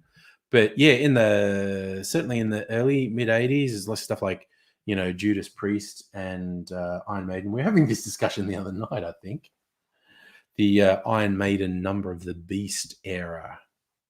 Locust Trooper, because I have a very Australian accent and swear in the angry videos, so, some of the right wing and MRA dickheads would say, "Freaking bogan." I take it as a badge of honor because you're a piece of shit. Raiders wearing skinny black jeans before they were classed as fashion in trade school. I was very much into the metal and rock when I was at school. As I got into indie stuff when I was at uni, and I have been into the indie stuff ever since. So I still like to listen to Triple J. I like hearing the new stuff. Obviously, I don't like a lot, but I've never liked all of the music that was about. But there's a lot of stuff that gets played on Triple J that I otherwise never would have found that I quite like. And increasingly, actually, some of the really poppy stuff, particularly female artists from Australia and New Zealand, people like Amy Shark and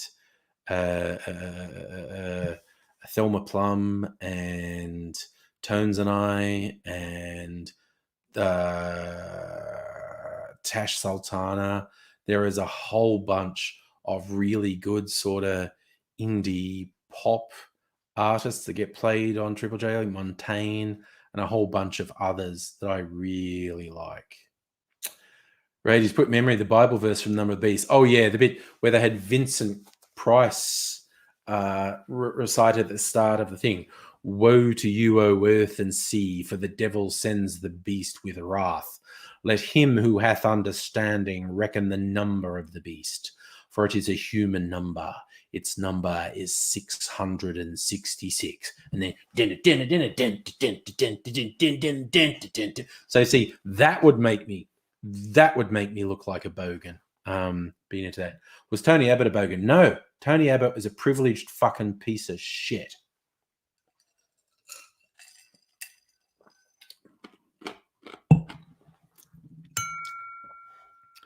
It's like people think you say Tony Abbott was stupid because he is, but he was a Rhodes Scholar. The Rhodes Scholarship's not about being smart; it's about fucking connections. And Tony Abbott was from a family that had connections. The only other Bible verse I used to know was the one Jules says, Sam Jackson in Pulp Fiction. I don't know it anymore. I used to know it. It was like, you will know I'm the Lord when I lay my hand upon you. I used to know that one, but I don't.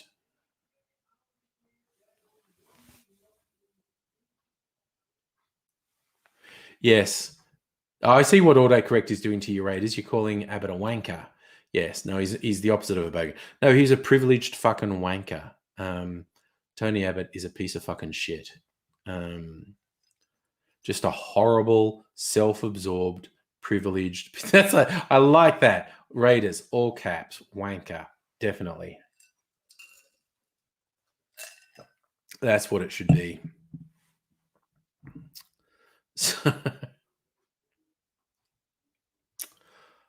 I saw because there's a bunch of cocktail channels on YouTube now.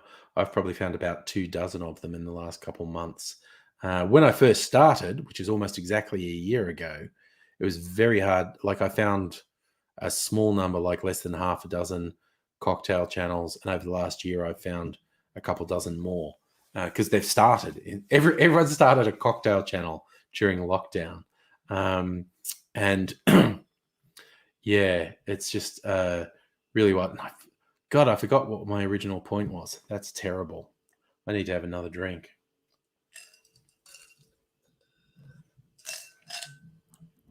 Oh, I know what I was going to say. I found someone, and he clearly uses StreamYard to record his videos. And I think I could do that actually. And you put a little, because he had a little ticker running under it, and that's the thing StreamYard will do for you. I'm slightly tempted to try it myself, honestly. Like a trip, you agree he was stupid. Yeah. No, his uni results were terrible. Like I said, he only got a Rhodes Scholarship because of family connection, political connection. So it was nothing to do with scholarships go to smart people. God, now I've got the hiccups. Oh no. Ray, did you love the late 80s? Started trade school, never questioned drinking in pubs in overalls. Nice. All right, I'm going to put all these brandies back and maybe get ready to make another drink. Oh, put these back for now. Okay. Cognac. Applejack. Go in there, Applejack. What do we got? We got our Liquor 43. We got our Pisco. Pisco Disco. Put Liquor 43 in there.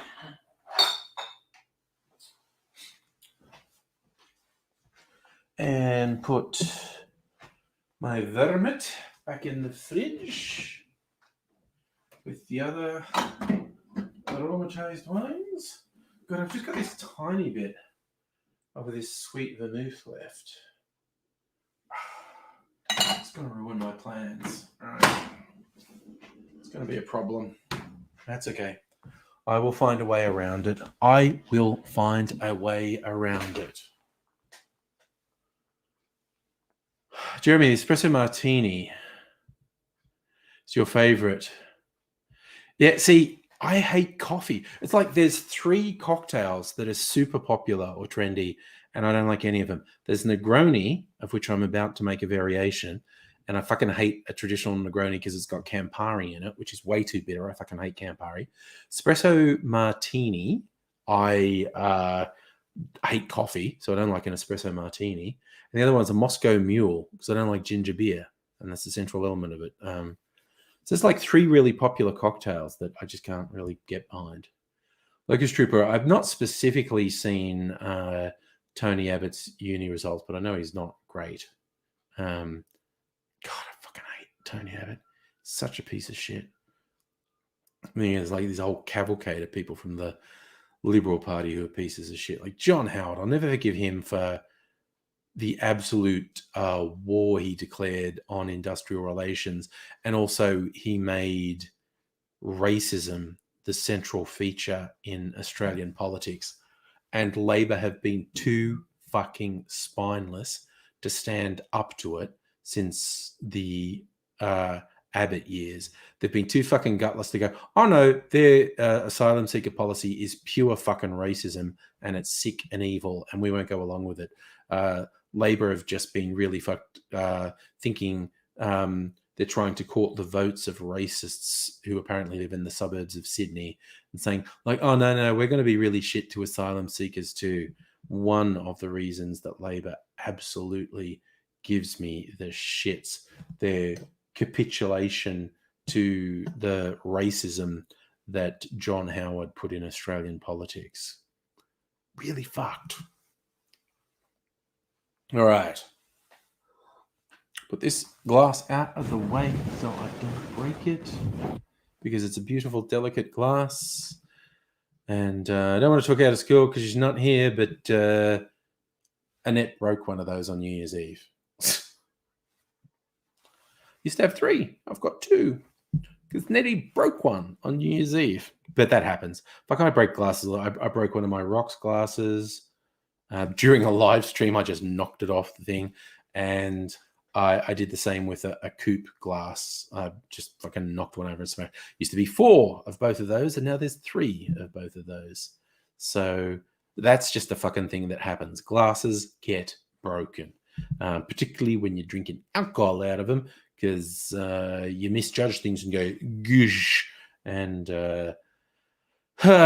shit happens, as Tony Abbott said when he was trying to show his support of the troops.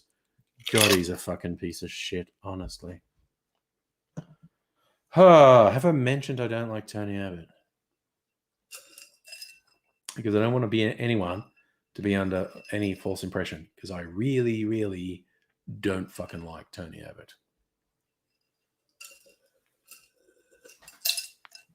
All right, well, I don't know. I feel like that's enough hydration with water. You gave you had a work colleague who would skip out on work because he had hemorrhoids. Oh no. A few years later, he made his girlfriend's friends preggers. Don't call hemorrhoids Tony Abbott. That's me. Jesus Christ. That is a weird string of events, Musical Aviator, honestly. Lucas Trooper, you just look at general philosophy from Descartes to present CD that's so shit. Tony Abbott and philosophy. Like, okay, because Tony Abbott wanted to be a Catholic priest because he was so conservative and he liked the really conservative edicts of the Catholic Church. But when he was in the seminary and people realized what a fucking reactionary gimp he was, they were like, yeah, Tony, do you realize we're meant to help people? Like charity is a central part. And Tony's like, no, charity's bullshit. No, charity is central. And they kept trying to give him these jobs to do charity things in the hope he would understand. But it made him quit the monastery. Well, it wasn't a monastery. It was seminary, because they were too fucking commie for him. The Catholic Church was too fucking commie for Tony Abbott. Jesus. But mind you, Australia generally would have been so much better off if Tony Abbott was just some fuckwit conservative priest in some parish somewhere. Probably would have been Cardinal Pell's right-hand man, honestly. If you know what I mean. Oh, God, I just realized what I'm saying there. Ew. Okay, so time to get... Oh, God, all my rocks glasses are in the dishwasher. I better get one. If you really want me, just reach out and charge me. Okay, got a rocks glass. Got to get one of my sexy pieces of ice and have it sitting out so it tempers a bit so it doesn't crack when I pour a drink into it.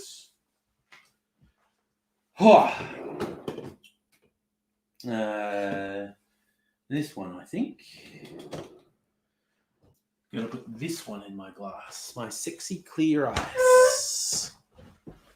Because cocktails are sexy. Oh, yeah, no, Lucas Trooper, he was a fucking D student. He was just barely passed.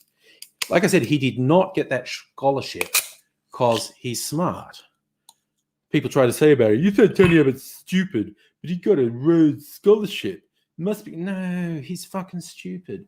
Like he is not a very bright person, which honestly I can forgive in general terms in someone. You know, not everyone's rocket scientists, but Tony Abbott is such a horrible, objectionable fucking creep.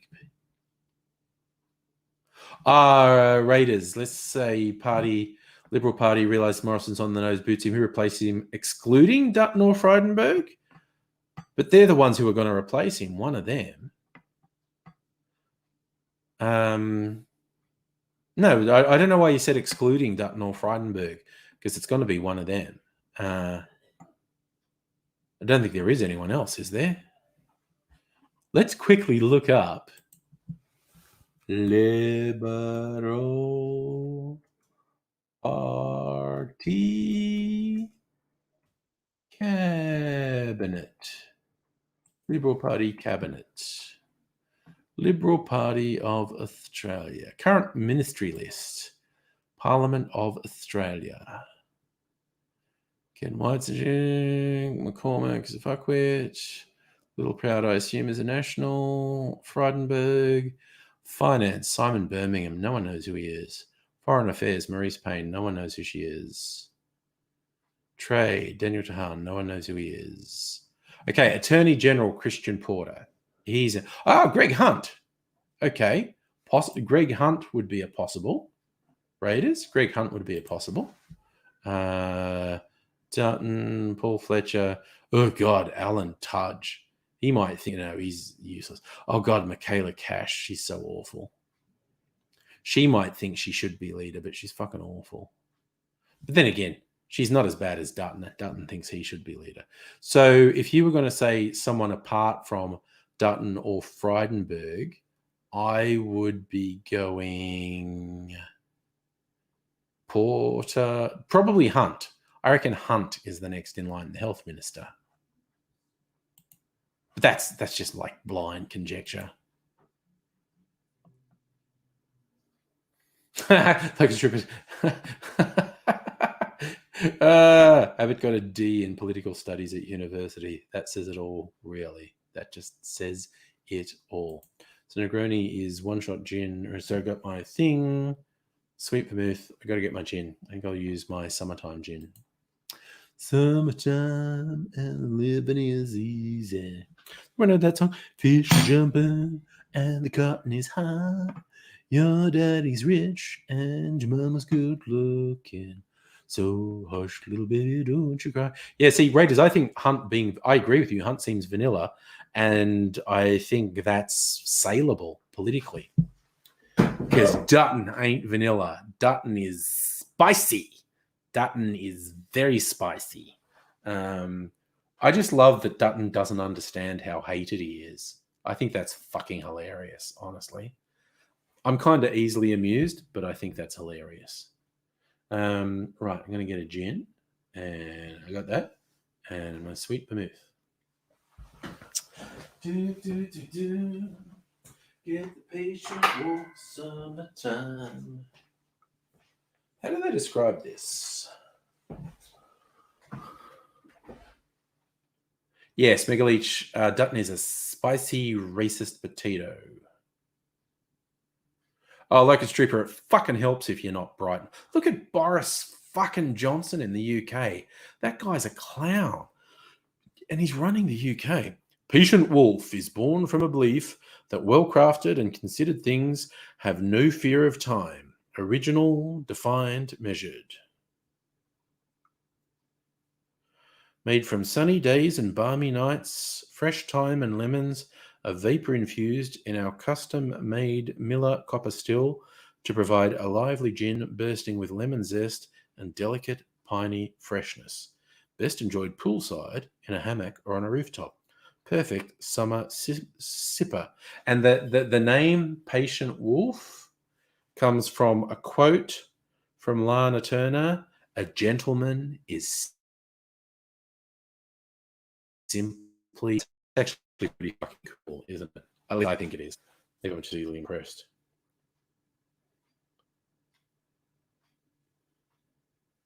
And did I mention I've been to this distillery? They're pretty cool. Oh yeah, Locust Trooper, Donald Trump, thick as fucking shit. Donald Trump is not bright at all.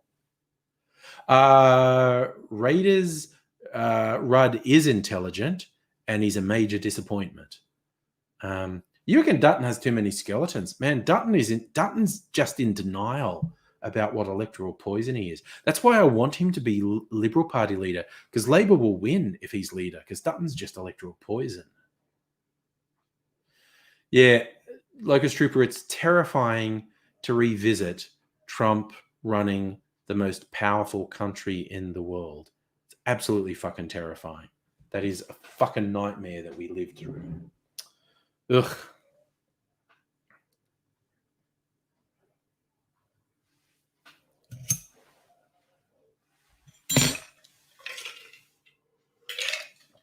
All right.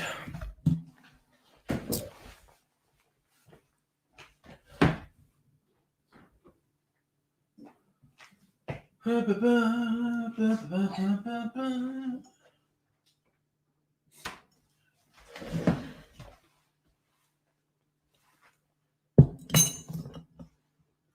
right. I'm going to do this.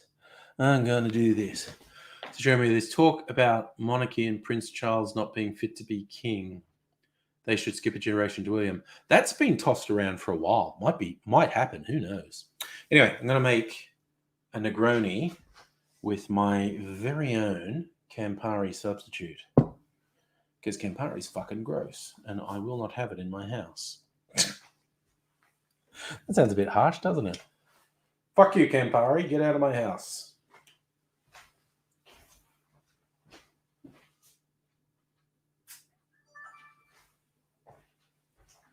I just remembered that old Pat Benatar song, Love is a Battlefield, where the video clip was like enacted, she gets thrown out of home. You can get out. Don't come back. Memories of the 80s. Raiders, let's have more memories of the 80s, man. Forget all these young people. Us Gen Xers will just have some revelry about the 80s. Oh my God, there's something wrong with me. Okay, I'm going to start recording. And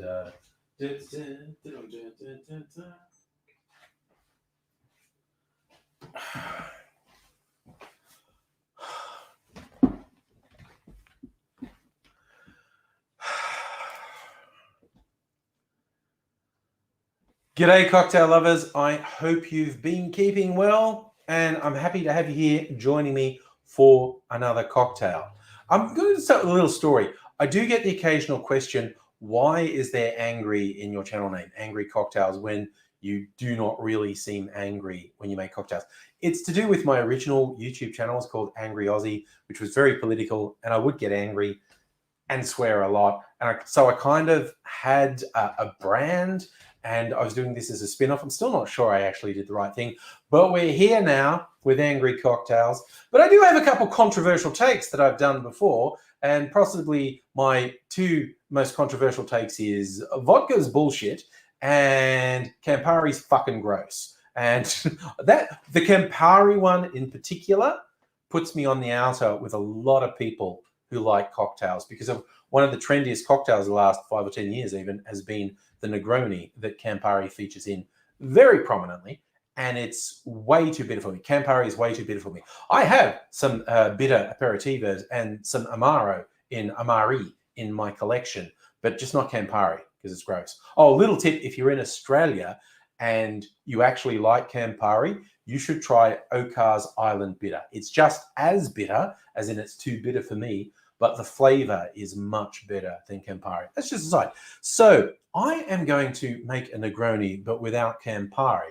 But the reason I decided to do this is I have this. This is a clarified cocktail I made.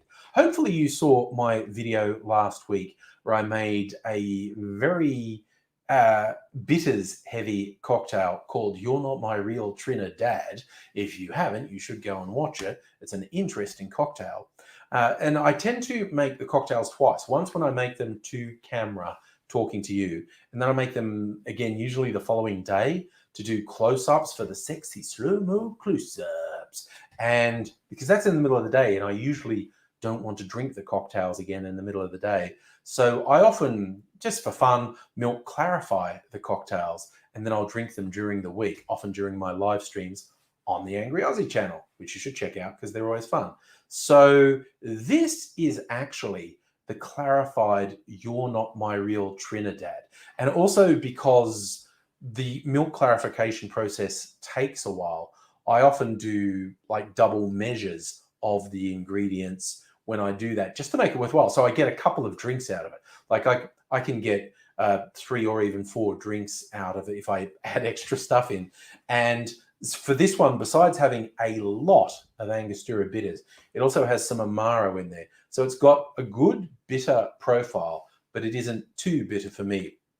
Friends said I should call this a not Groni because I'm not using Campari. This is my Negroni riff using my homemade Campari substitute.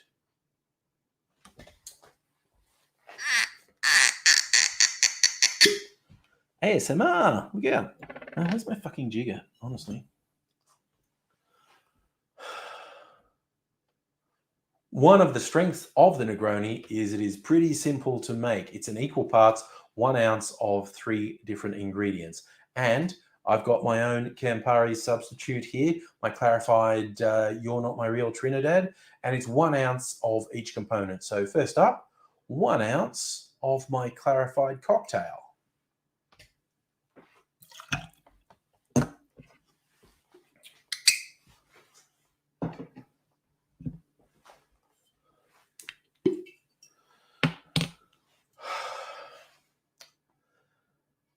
The second element in the Negroni is gin. And in this case, I'm going to use my most recent gin purchase from a local distillery called Patient Wolf. They are wonderful people. I do hope to film a video or two there. They seemed very keen about that idea. They have a couple of gins. This one's called their Summertime Gin.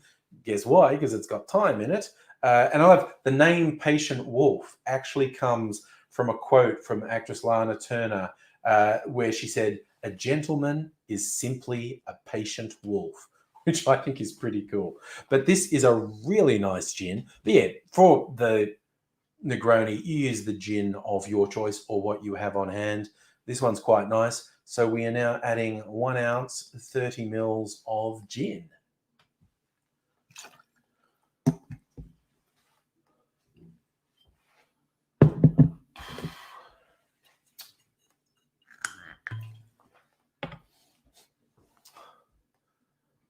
The final element in our Negroni is a sweet vermouth, and I'm using another Australian one here.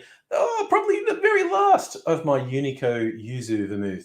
Fantastic group of people in South Australia.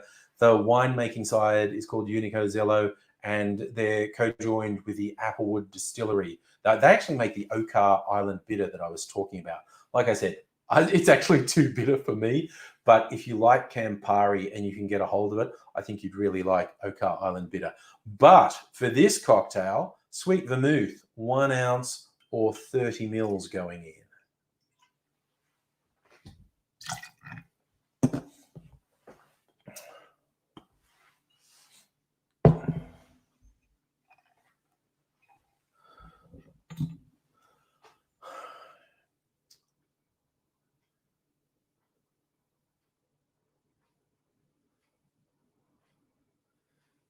This is a stirred cocktail, so we add ice to our mixing glass and give it a stir for about 30 revolutions.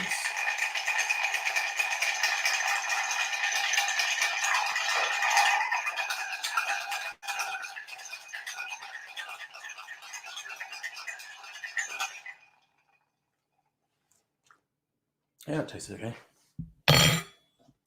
Oops, that in there too.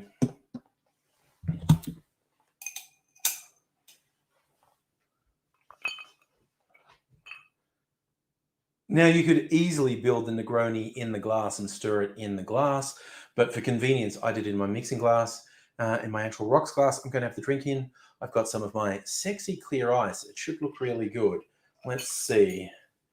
Pour that in. Strain through the Hawthorne strainer. You get that fantastic color from the sweet red vermouth. And of course, if you're using Campari, which is a very red drink as well, that's going to be in there as well. So it certainly looks good. And like I said, Campari in Negroni is way too bitter for me. Let's see what it's like with my homemade substitute.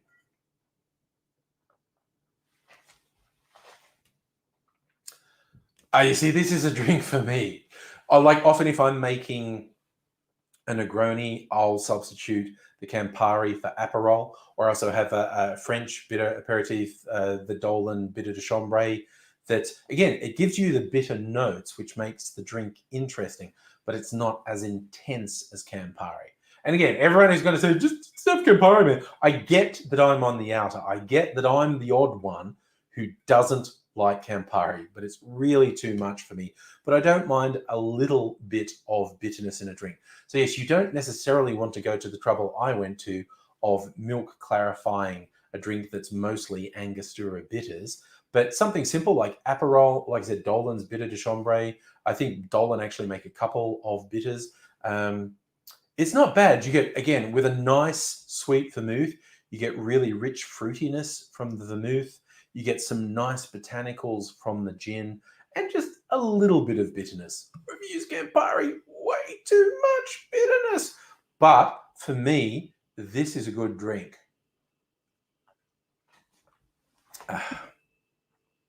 Yep, I'm fine with this one. You can keep your Campari. I'm going to have substitutes every time. But I don't know if that's controversial enough for you. If you get a slight intimation of where the Angry Aussie moniker comes from, just when I really don't like something, I'm not shy about saying it.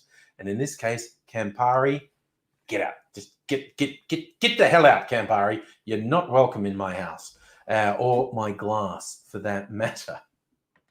I hope I haven't offended Campari lovers too much. Come back another day where I'll say again how much I really dislike Campari. So you don't want to miss that. So if you're not already subscribed to the channel, it would be great if you did subscribe. Hit the notification bell so you know when I upload videos, and we can have a bit of fun exploring the world of cocktails. Because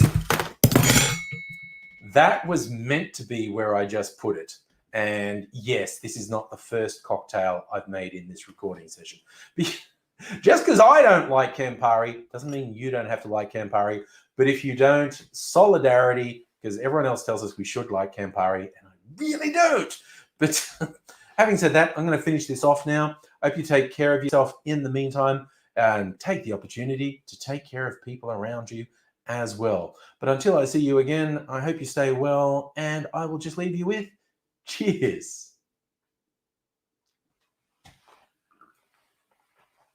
Don't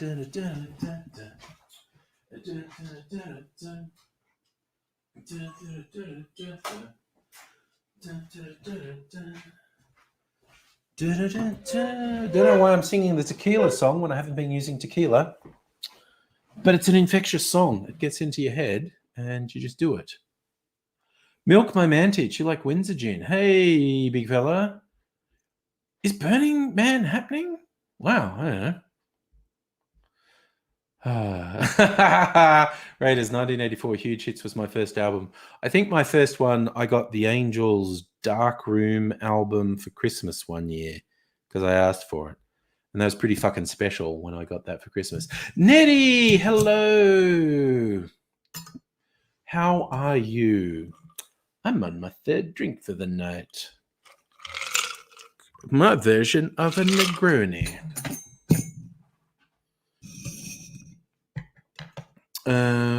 So I'm on a stream at 10 o'clock. That's okay. It's Friday night. We're gonna keep going. That red from that sweet vermouth. There's just enough for me to make the second one, the clarified one. And then this one's all gone. But I've got another sweet vermouth. I've got a made nice sweet vermouth. Oh, that's in WA. Blazing Swan. Oh, Jesus. See, Milk My Man Tits. I didn't read close enough because I'm drinking. So, and Dark Mofo is happening in Tasmania as well. So, yeah. Oh, nice. Raiders, you got Hits Huge as a gift with your first Ghetto Blaster. That's fucking perfect. That is perfect for going with the Ghetto Blaster.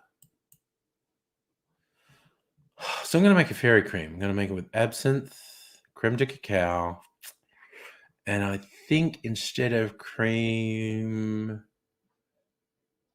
yeah, I'm going to use my horchata cream liqueur.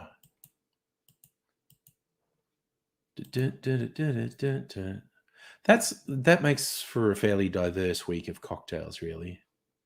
The brandy one, and then the Negroni, and then a cream one for the end of the week. Oh yeah, okay, sorry, Annette, fairy cream. You were earlier. Friday next week is Absinthe Day, so I'm making a cocktail called a fairy cream. It's got 1 1/4 ounces absinthe, 1 1/4 ounces of a cream liqueur, and 1 1/4 ounces of creme de cacao. Dirk, hello. Morning for you, is it? I've forgotten, man. Yeah, it has been a while. What part of the world are you in? I fucking lose track, man.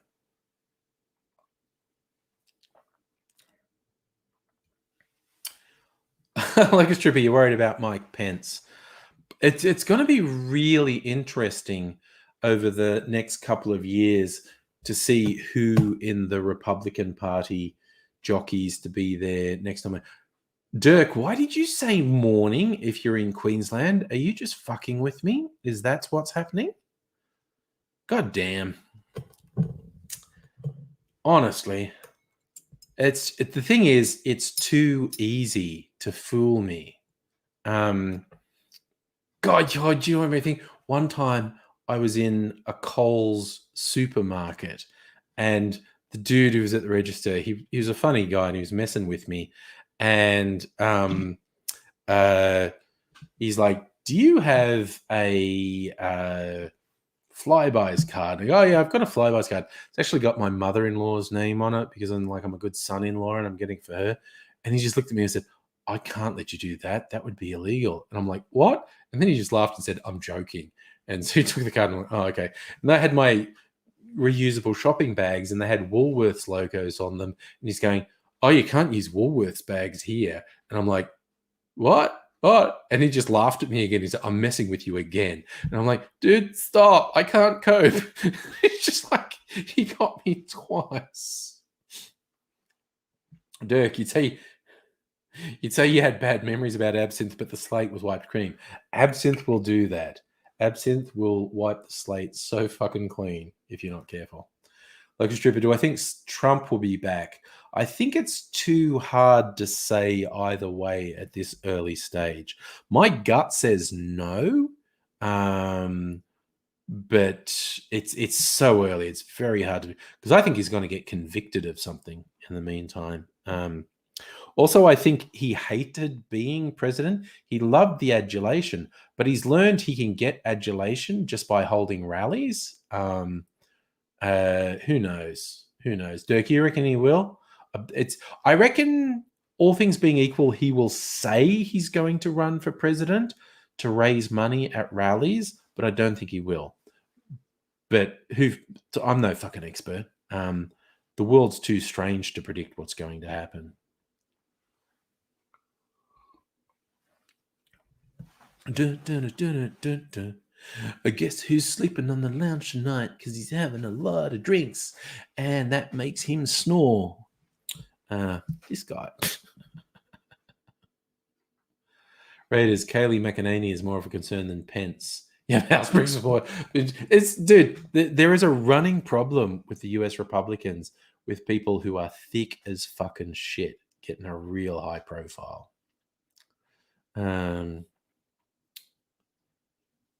Oh yeah, fuck Dirk, COVID. Jesus, COVID's the only reason Trump lost the last election.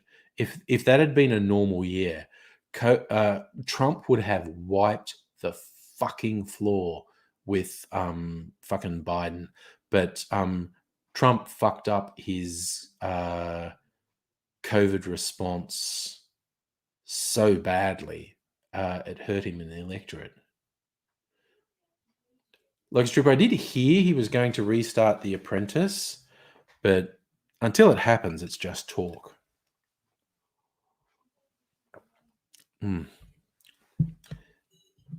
This is really nice. I might do a big fucking order from Applewood soon. I want to get their Mando and their Tropic, and I might get another bottle of this, and I might get one of their gins as well. Oof. Okay, I've led Nettie astray. Nettie keeps buying all this booze from things I recommend, but Kirsten led me astray. Kirsten got me into buying Australian booze in the last year. So it's all Kirsten's fault. So yes, Kirsten has my unending allegiance for getting me onto Australian spirits and liqueurs. There's a little bit of dirt in there. Not on my finger. Cool. I think I'm going to save this ice. Beautiful clear ice rather than let it melt. Although it's got some weird fucking cracks in it. Sexy clear ice. Yes, Annette, the blind drunk leading the blind drunk. Yes. Ah,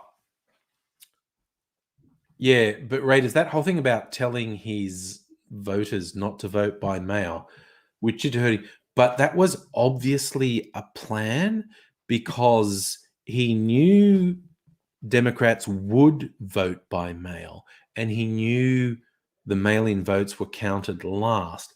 So he knew the early counting would be biased in his favor. Oh, he's not smart enough to work this out. Someone told him. So he said, if you do a whole thing telling people not to vote by mail, all the early counting will show you ahead. So if they continue to count and they count postal votes and you end up losing, you can plausibly say it was a scam. And that's what he did. It worked exactly according to plan. Which is fucking heinous to deliberately undermine democracy like that. Is a classic fucking fascist move, actually. It's like people have often asked me, did I think Trump was a fascist? And I used to say no, but people who are way smarter than me and understand fascism and how fascists rise, and they understand that better than me, they've said, oh no, Trump is a fascist. He absolutely is. I mean, he's an authoritarian and he used the fascist Nazi playbook. That was really obvious. I just thought he didn't have the focus to be an actual fascist. But yeah. Dirk, what are experts for? I don't know, man. They've been political experts have been so wrong for the last like 5 years. It's been astonishing. Although, yeah, Biden winning was the most likely outcome of the last election, and it did actually happen. But Jesus, the Trump win, Morrison winning, Brexit, no one thought any of those things were going to happen. Did you notice the Western Australian opposition leader, the Liberal Party leader, has conceded the election that doesn't happen till mid-March? Like he's gone, oh, I'm definitely not going to win. I've never seen anyone do that ever. That's really wild. Yes, Annette, fascism and narcissism definitely go hand in hand. And the USA and narcissism also go hand in hand. That's true. Oh, is that right? I'd say, okay, you're getting more politically obsessive than me, Raiders. I don't even know who Louis DeJoy is. You're saying Louis DeJoy lied to Congress. His future won't be fruitful. God, dude, you're more of a political tragic than me. I didn't know anyone was more of a political tragic than me. I don't even know who that is. Okay, I'm going to put my sexy clear ice back in the freezer. Shrank a fair bit. I use it again another day, I think. Right. Oh, goes in here.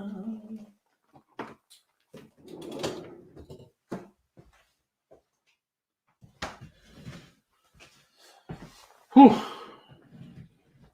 Wow, I just realized the cocktails I'm making for next week are all equal parts cocktails.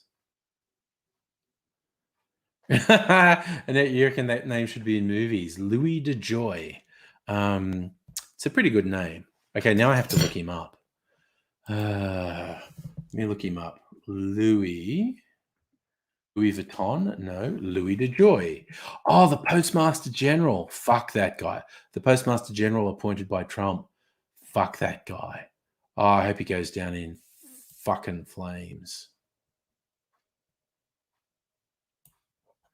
No, that guy appointed by Trump is a piece of fucking shit. Locust Trip, what do I think of Joe Biden? He sucks. Obviously better than Trump, but he still sucks. Better than Trump is such a low bar. Annette, did my Gothic vest show up? Yes. Yeah, I wear it sometimes. It took about 8 weeks to show up. The only thing that I got completely ripped off buying online during COVID was a special cocktail shaker.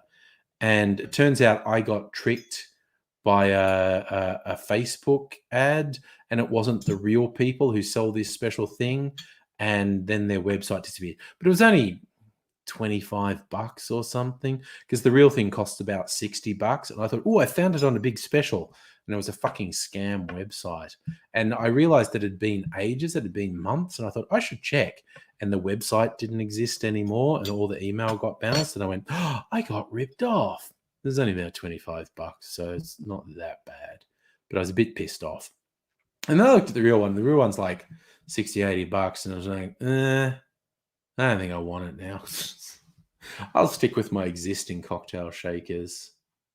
Like a stripper. Oh, yeah. Yeah, young Mr. Angry, he had mates over 5 because that was the limit. And they had a good time. I think he threw up. They were drinking a bit. I think he ended up throwing up, but he seemed okay today. Like he just came in to get water before. That's right. Yeah, Raiders. That guy dismantled the sorting machines, removed drop boxes. Yeah, no, they need to get rid of his ass. Fucking yeah.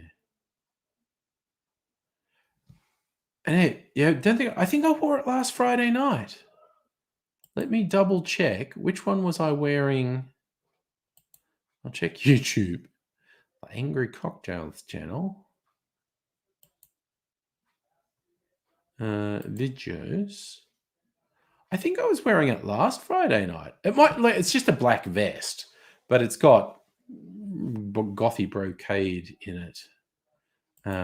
Hey, has anyone commented on my video? Give myself a thumbs up. What's the self high five? With one of my different accounts, thumbs upping my own videos. Like, but how old is he now? He's 20. Young Mr. Angry is 20. He's 21. Jesus, he's 21 in May because he was born in 2000. So he's 21 in May. And young Ms. Angry is 23. It's about 2.5 years difference between them. Dirk, poor little fella. He's fine. Little fella, he's 4 inches taller than me. He's about 6 foot tall. I'm only 5'8". Where the fuck does he get that from? Because his mother's family are all short asses. I don't know. I fed him too much protein as a toddler. Fucking shot up as a teenager. My God. Raiders, political tragic is something you never thought you'd be, but here we are. Buddy, you and me together. I think it's a Gen X problem, being political tragics. I think it's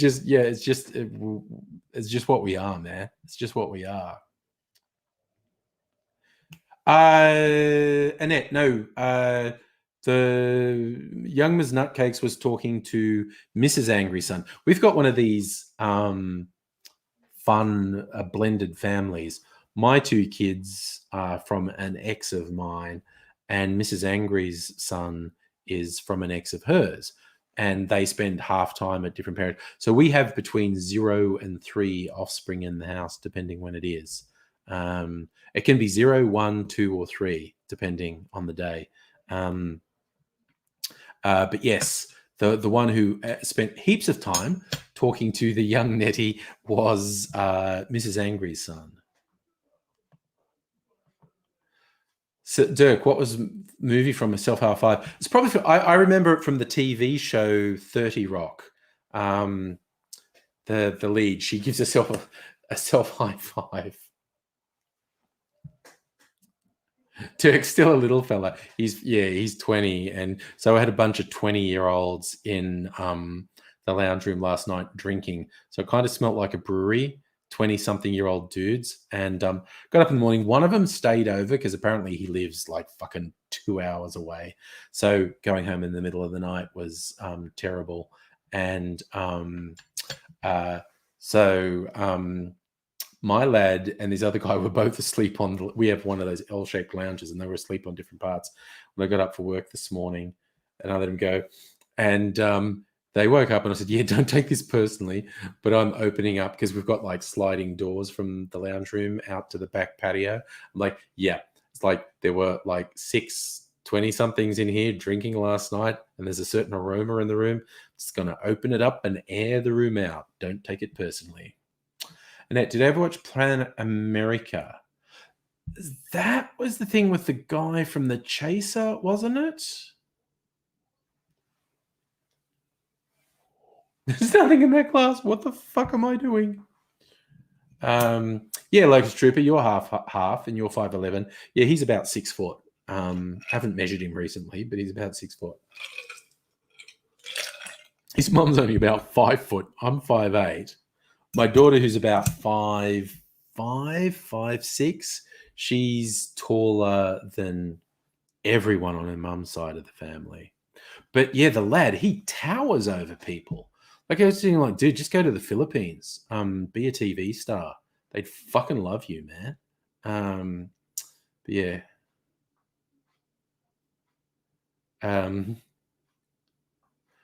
Yeah, and it's Chaz from the Chasers on. No, I know. I saw tiny grabs of Planet America online, but I never sat down and watched it. John Barron and Chaz Licardillo, yeah.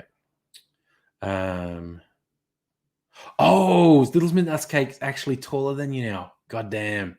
Yeah, it happens when they're teenagers, Nettie. It fucking happens. They shoot up.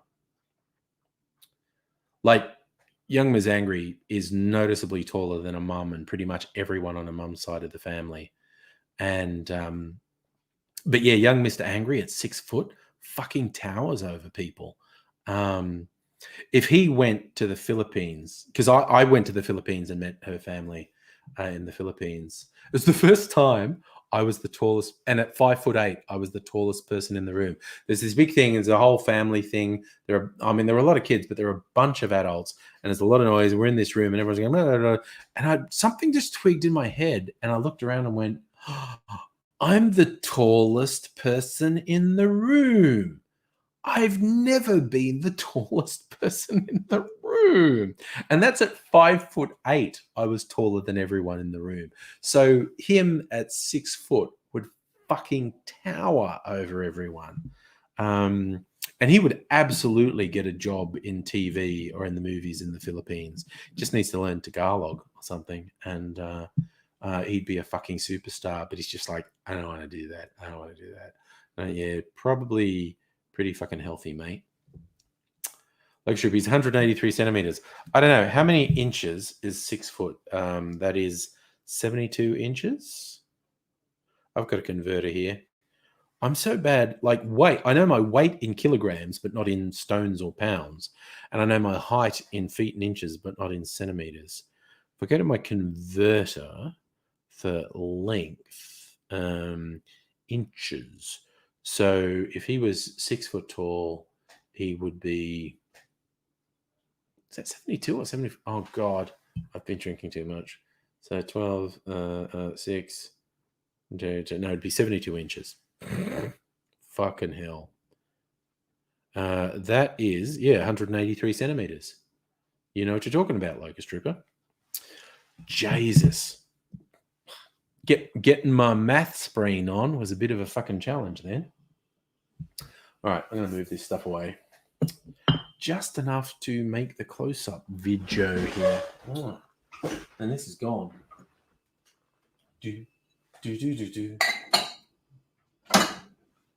That's the only thing going back in the fridge. Yep. Whew, Dirk. Still attempting to learn Dutch. Multilingual is good. You're 180 centimeters, Locust Trooper. Yeah, so you two would be very close in height. Dude, thumbs up for. So I'm guessing with your name, Dirk Van Diem, that's the family language. I always regretted not learning another language. And I don't know why my kid's mum never taught them Tagalog. She should have, but anyway. Oh, okay. So next I want my absinthe. I might take a little break before I make another drink. Then again, I might not. Who knows? Absinthe. What's in Fairy Cream? Creme de cacao. Where is my creme de cacao? It's all my Voc liqueurs here. White creme de cacao. Been thinking there's a website called Sipify. That's a booze website, but that's where one of the things I get only sells through this website. Stuff from the Byron Bay distillery, and that's the big one I get from the Byron Bay distillery is the macadamia liqueur,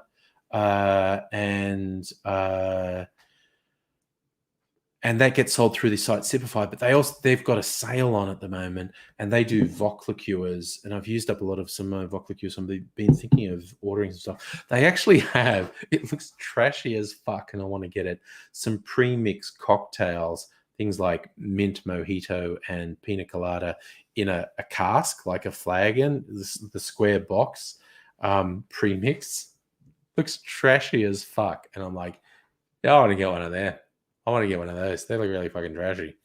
So thinking of getting from them some Voc liqueurs because I'm low on a couple of my Voc liqueurs and some more Mac because I'm a bit low on the Mac as well. And they're having it. Oh, it's only 15%, but 15% is 15%. You save a few bucks. Locust Trooper, I only learned enough philo to flirt with girls, basically. Like, you're Maganda. You're pretty. Good question, Dirk. Are there any bi or multilingual people in the chat? Your grandma's from the Netherlands. Yeah. I guess that must have been a family language. But yeah, I'm sure. I'm always in awe, like, so I work in IT, and you do get a lot of Indian people, and that you get people from India, to a lesser extent, Pakistan and Sri Lanka as well, who work in IT, and they often get derided by buffheads because they've got a strong Indian accent. Don't speak English properly, and it's like, yeah, how many languages do you speak, you bogan fuck? Because the average Indian person who knows enough English to work in an English-speaking country, they usually speak at least 4 languages, which I'm always impressed by. It's like your dad, Locust Trooper, learned enough to get some girls. Yeah. I was the same, I have to admit. Although not so much like my ex, who's the mother of my children. As I've mentioned before, we met on IRC text chat, and that was all in English. But when things started up between us, we got her to teach me a few things in Tagalog. So yes. Oof. What's the time? 10:30. Oh, do I dare make my absinthe drink now? You're just so I'm thinking I might leave you for like 30 seconds. I think I need to take a piss. Probably because of the number of drinks I have had. That would be a thing. Why did I have that? Oh, I know I had that open. Jesus. God, yeah, if we stay up, I think I'm going to try this Chauncey cocktail to see what it's like. Okay. So, just thinking, let's say if I leave you for 30 seconds to run off and take a piss because I've had a few drinks. Annette, where's Aidsy? Aidsy is not doing all that well. I did talk to him yesterday, and he apologized for not being around, and he basically thought he won't be around for a little while because he's not that great, and there's also some shit he needs to sort out. So basically, things aren't going like 100% Aidsy's way at the moment. So it's very hard to be sure when we will see him again on a stream. But it was good. Like, I got to talk to him and find out what's happening. So he's just basically not in a great place at the moment, and he doesn't want to come on a stream until he's feeling more together, and I can respect that. So we'll see. Yeah, Dirk, hopefully it will sort itself out. Mega Leech, it's a day ending in Y. Things are going a bit screwy for AZ. yeah, hopefully things will get back on track, to a degree. With AZ, when you say, is he okay? It's like, for certain values of okay. Uh, the standards you and I might use to measure okay don't really apply to AZ. That's a yawn coming. I hope I don't keep yawning non-stop now.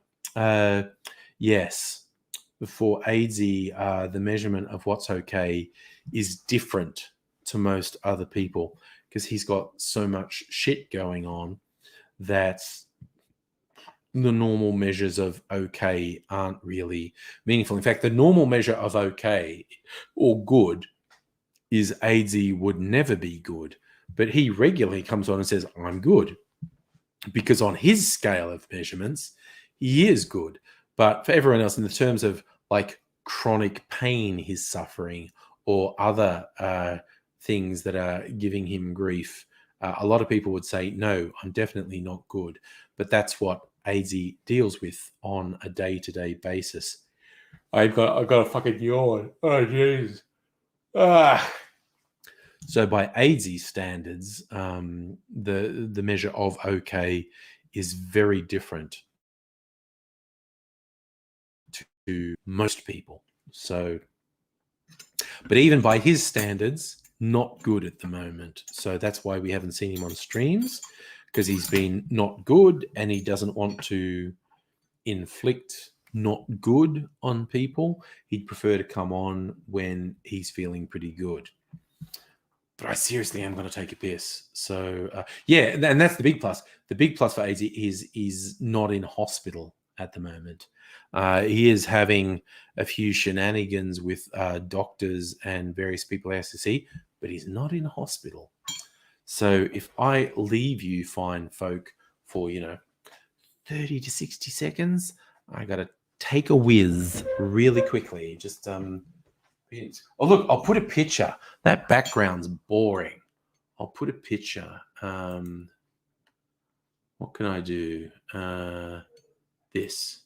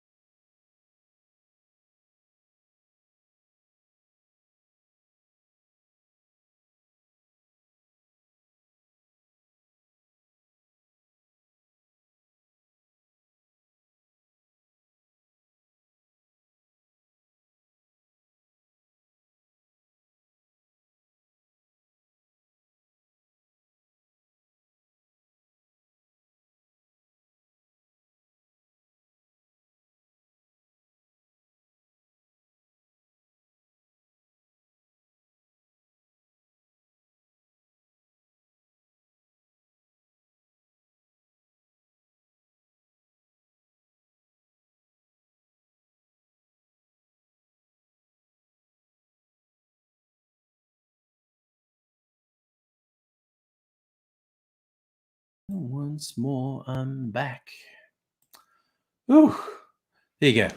That was not too long. I'm back. Oh, well, been going for 2.5 hours. As you say, yeah, Dirk, breaking the seal, that's always a worry. Is it all non-stop from here on? But I'm kind of hopeful I can hold on for another 2.5 hours. Who knows? Yeah, it's just had a few drinks in the last 2.5 hours, and it's quite the relief to always drink some water from my melted ice. Oh, which tastes quite nice. Some nice cold water. soothing my throat, which needs soothing because of the amount of talking I've been doing. I think I'm going to make the absinthe cocktail now, the fairy cream, which sounds a bit rude, honestly, doesn't it? Just sounds a little bit rude. This is the shaken cocktail. So, Dirk, you haven't really got drunk in like 5 years. There you go. It's healthy to not get drunk. I'm getting a little bit drunk tonight. Not going to get legless, but getting a little bit drunk. Yeah, right. So fairy cream sounds a bit rude, honestly. Oh yeah, Angry Bunch. Let's fucking do it. Who wants to Angry Bunch? Where is the link? Copy the link. Post the link. Post in the link. There is the link for anyone who wants to join. I don't know why I'm making it a musical, but I am.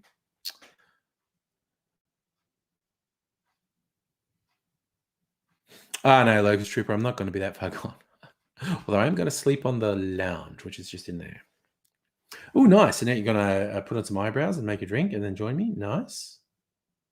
Right, it's been almost 12 months since you had the last drink. Fucking more power to you, man. More power to you is all I can say. The one thing, if you ever want to piss me off, browbeat someone into drinking alcohol. Try to peer pressure someone into drinking alcohol because that's bullshit and it really pisses me off. If someone doesn't want to drink alcohol, good on them. Don't do it. Obviously, I enjoy having a beverage, but I will defend really aggressively anyone who doesn't want to, and I will fucking go ham on someone who tries to peer pressure someone into drinking. I fucking hate that bullshit. That is just inexcusable behavior. So, yeah, if for whatever reason you're not drinking or haven't been for a while, 100% support from me. Whether it's just a thing you haven't been doing, or whether it's a health thing, or whether it's because you think you maybe had a problem and don't want to do it anymore. You don't actually need a reason. Just because you ended up not drinking, it doesn't need an explanation. It doesn't need a reason. And you definitely have me on your side. Raiders, you made up for it in the 30 years prior. So you're cleaning yourself out a bit. Yeah. Dirk, did you have boss in a sense? Total pisshead who'd always bully people to get pissed. Oh, no. Fuck that. Fuck that. That's the worst fucking behavior. Because that's usually the sign of someone who has a problem. Someone who gets insecure around people who don't drink. That's usually the sign of someone who has a problem. Lokership, you had an idiot friend. He'll get his head knocked off by one of your friend's husbands. Was that for doing stupid shit with drinking? Because drinking will make you do stupid shit. Or people use drinking as an excuse to do stupid shit, depending how you look at it. But yeah, you don't want to do it. Dirk, you had a good crack at the drink from 15 to 22. Oh, see, I absolutely didn't. I've probably only started drinking in any meaningful way in the last 10 years. And yeah, I got really into cocktails I got into flavoring drinks about 5 years ago, and I got into cocktails about 3 years ago.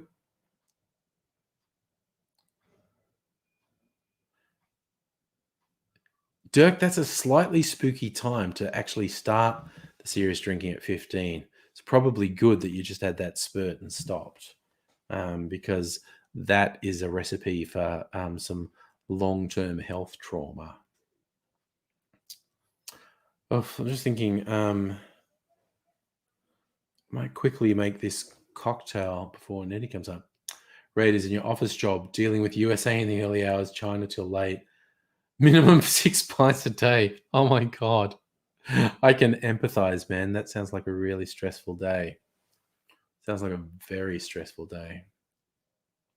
Dirk, you had a shitty start to life. Well, you can recognize it and you got past it. So that is a huge positive. So, yes, I'm a big believer in looking at the positives. Okay, I want to get. Ooh, good. I'm stuck in my chair. Come on, legs, work. Get a cream liqueur out of here. Gotta use the horchata. I got 5 on it. I got 5 on it. All right. Might make this before Nettie comes back. And then hang out and chat with Nettie. So I don't think it could take a long time. Need a mixing glass though, because it is a shaker. My shaker. It is a shaking cocktail. Oh wow, Dirk, all good now. Got a dream job. Great girlfriend. Nice. Excellent, man. Got stuff on track. That is excellent stuff. All right. What sort of glass do they have this in on the website? I'm just going to look. A coupe. Yeah, okay, I'm going to put it in a coupe. Raiders, you're not missing anything, not drinking. Not like you've been socializing in the last 12 months. No, there hasn't been a lot, has there? Right, I'm going to put a coupe in the freezer while I make this. Get the glass nice and chilled. Okay, you sit in there, coupe. Whew. Okay. Dirk, your soon-to-be wife in waiting. Nice. Nice. It's good to feel like you got stuff sort of sorted out. It's good. Especially when you can recognize there was a time that you didn't really have it sorted out. So that's excellent stuff. Right, shaker. Shake it like a Polaroid picture. Got my shaker, got my jigger, got my alcohol. Gonna take the lids off. A little bit of ASMR. Squeaky. Mine's a screw top. Oh my god, it's crusted up with sugar. This is a very sugary liqueur. It's actually a little difficult to get open. And the Liquor 43 is a screw top as well. So you only got the one cork. Right. And we are doing 1 1/4 shots of everything. A weird coincidence that I picked 3 cocktails that had equal parts in them. All right, I'm going to do this. Turn this on.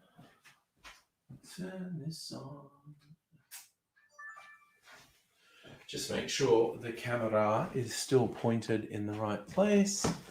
Yes, it is in all my 4K glory.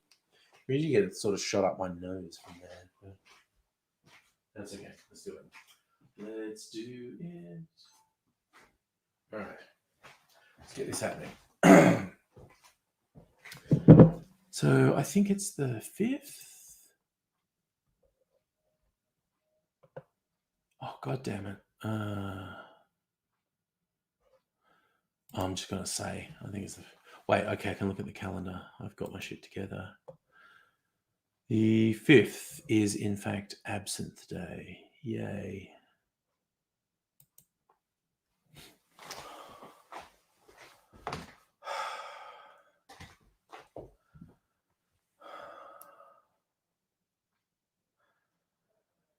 G'day, cocktail lovers. I hope you've been keeping well. Hope you're ready for another cocktail, special event cocktail. Lots of drinks, like specific spirits and liqueurs and cocktails have their day. Someone's declared this is such and such day. And the 5th of February is Absinthe Day, which is fine by me. I'm a little bit fond of my absinthe.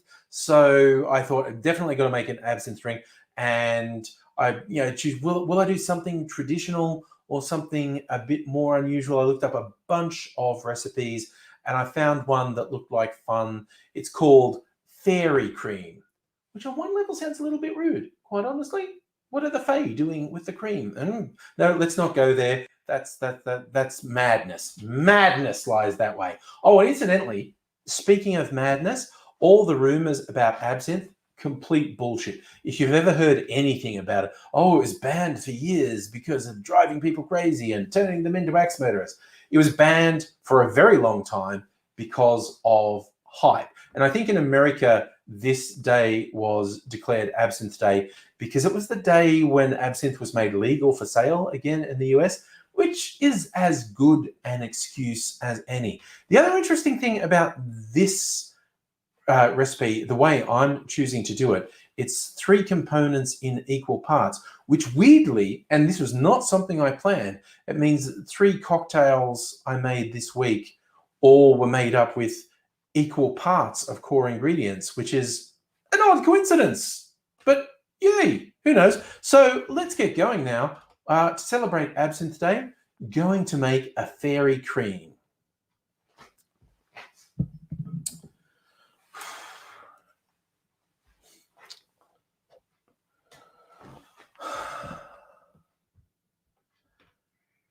Absinthe is often known as the green fairy because the most common color for absinthe is green. It's usually artificially colored green. It is a very herbal liqueur or spirit, whichever way you want. It's a spirit, whichever way you want to put it. And its natural color can be somewhat green, but it's almost always artificially colored green. This brand that I have, Jacques Zero, which is weirdly Spanish, sounds French, but it's Spanish. They color code their absinthes according to strength. Their green absinthe is 70% alcohol by volume. Then they do a red one that's 75%. This one, the blue, is 80%. And they also make a black absinthe that's 85%, which I was partial to before, but it makes for really ugly cocktails. The blue and the red and the green make for nicer color cocktails. And I thought, blow your socks off with an 80%, 160 proof absinthe. That's what I'm going to use. And as I mentioned, these are equal parts. All parts of these cocktails are 1 1/4 ounces. And starting off with our absinthe, I don't even know what that is in mils. That's going to be about 42.5 mils. Please don't crucify me if I've got that wrong, but it's 1 1/4 ounces.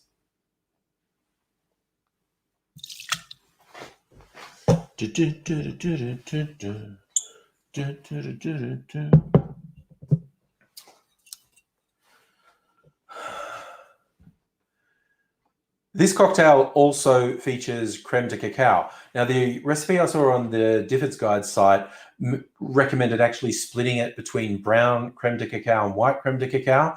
But just in terms of the color I want this cocktail to be, I thought it would look nicer if I just used white creme de cacao. If you want to be adventurous, split it between the two. But I'm doing 1 1/4 ounces of white creme de cacao.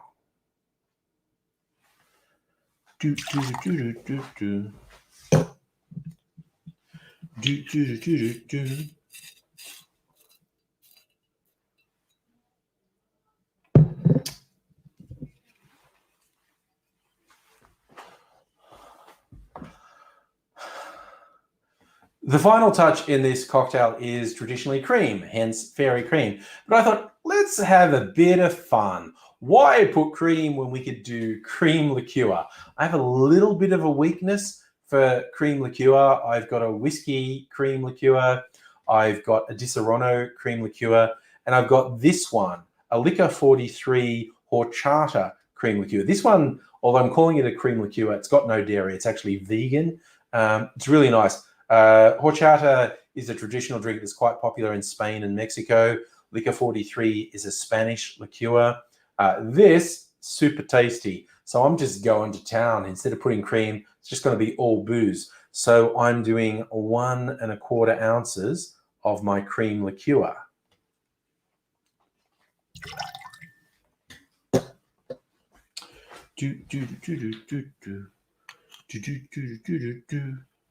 Nettie wants to join me. Give me a minute to make my cocktail, Nettie, and I'll join you. I can see Nettie backstage, but I need ice. All right, I just need to get some ice. I'll be finished this cocktail really soon, Nettie. Right, let's do this. Come on, pop out ice.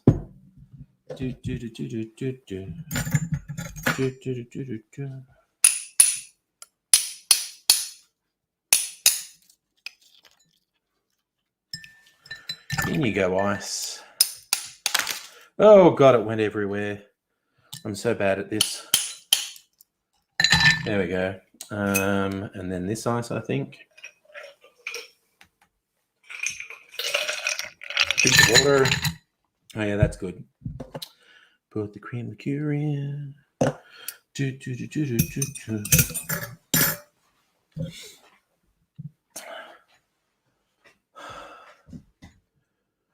We had ass to our cocktail. I almost think I should leave that in. We add ass to our cocktail. We add ice to our shaker, put it together, bang it in hard, and give this a good solid shake for 10 or 15 seconds.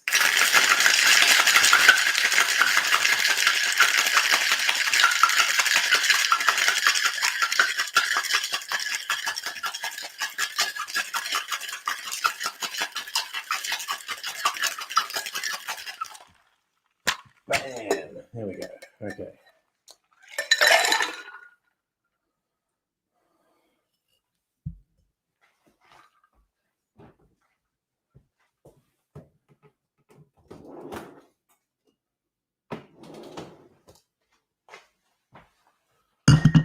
Whew.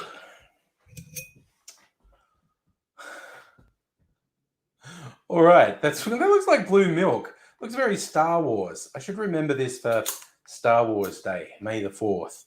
If you make this with a more traditional green absinthe, it will, of course, look more green than this. If you put brown creme de cacao in there, it's going to look a bit brown, which doesn't seem appetizing to me. I don't want to judge. You want to drink brown liquids, that's up to you. I thought blue would be nice. So just going to use my Hawthorne strainer, strain it into a coupe I've had chilling. That's pretty good. I'm going to put that in there. It is a really nice color. There's a lot of absinthe in this. I'm going to see how it actually handles as a drink.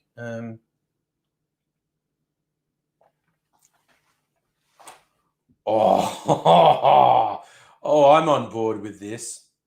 Look, with the asterisk caveat, you would have to be into absinthe to do 1 1/4 shots of absinthe into your drink. I personally am. The cream liqueur does tame it quite a bit, and I think if you used actual cream rather than a cream liqueur, that would tame it even more. But if you're feeling adventurous, you got to take a risk every now and then. Often with absinthe, there's only a dash or 1/4 of an ounce of absinthe just to get the flavor in, or even an absinthe rinse in a glass just to get that licorice anise flavor in there. When you see 1 1/4 ounces of absinthe, that's getting pretty serious, and not for the faint of heart, I would say, but live dangerously. Every now and then, I think you've got to take a bit of a risk, and no, I'm really happy with how this turned out. I like this. 3 or 4 of these, and I'm anybody's. So I should probably only have 1. I'm going to finish this off. If you want to feel a bit adventurous and try an absinthe drink, definitely do this one for Absinthe Day. Whether you do or not, I hope you're having a good time. I hope you're looking after yourself. And I hope to see you again soon. So if you're not already subscribed to the channel, it would be great if you did. And, hit the little notification bell so you know when I upload videos. I upload at least 2 or 3 videos a week most weeks. Life happens sometimes, so you never really know. But I aim to do that, and I aim to keep having fun exploring the almost boundless world of cocktails. And I'd love to have you along for the ride. So hopefully you're back again soon. But in the meantime, take care of yourself, take care of people around you, and try and have some fun. I know the world's pretty weird at the moment, but try and have some fun. But in the meantime, I'll just leave you with cheers. I just turn the camera on, and then I bring Nettie in, and we'll talk. Right. That's it for videos, so we're all good. We're all good. Oh, I'm going to put this ice back in the freezer. Sorry, give me 1 second. Put this back in the freezer.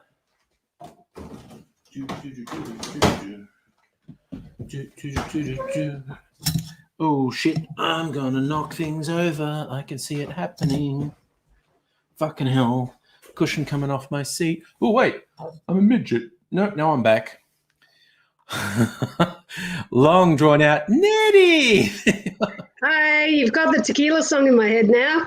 Yeah, no. Oh God, why is that thing in the background? That's terrible. I need to change that. That's a nicer background for us. No. You're going to put Uncle Chop Chop there. Uncle Chop Chop, that picture I posted is so much fun. Just I actually took that a couple weeks ago and I just posted it today. For those who don't follow me on social media, I post a lot of pictures of the street art around Melbourne, and there was this nice stencil of Chopper Read down a seedy back alley in Melbourne, which is a perfect place for Chopper Read, really. And yeah, that's exactly where you expect to find him. I always thought it was funny. You remember that comedian who did performances as Chopper, Heath Franklin? Apparently, yeah, he attracted more than a little attention from Chopper. Like, is he making money pretending to be me? He should give me some of that money. Of all things you don't, yeah, I know, right? Of all things you don't want in the world, you don't want Chopper Read after you. No. It's bad enough. Like one time, one day I was with some friends and we were in a pub, and we just we walked in, and I didn't notice at the time, but right at that moment. But as we sat down, someone went, "We just walked past Chopper Read," and we're all like, and then everybody went wobbly, you know, like Yeah. real live killer in the room. Yeah. I think it was Abigail said she actually, because Chopper did public appearances because he had all those books published, and he did a question and answer at the comedy club one night. I think it was Abigail who said she was actually there and asked him a weird question that sort of confused him. I don't think it's too hard to confuse Chopper. I don't think he chops his way out of it. Scary one. Remember how he ruined Elle McFeast's life? What did you? They had the silly idea. Remember, Elle McFeast had her own show. I think it was after that. Yeah. Andrew Denton had his show, and she was sort of a spin-off success story. Yes. Anyway, some bright spark thought, let's have Chopper Read on. Yeah. And didn't think much further than you know, let's have this famous person on. He comes in with a slab under his arm, starts drinking and smoking in the studio. Yeah. And just caused absolute havoc. And she she didn't know how to handle him at all. And for fuck's sake, as if one little interviewer, male, female, experienced or not, could handle a Chopper Read with a slab under his arm and a ciggy in his mouth. Well, he was on one of those midday shows once, and just out of the blue, I don't know, somehow the topic of Alan Jones came up. And because those shows go out kind of live, like they're on a delay, but They're Yeah. kind of like. Well, they did And then. Yeah. yeah, and he's on there, and somehow like they were saying something about him being disreputable, and then went, "What about Alan Jones? There was that time in London in 1992 in the public toilet," and then the show cut out, and an ad went to air. And when it came back, Chopper wasn't on the set anymore because he was just basically going to say the truth.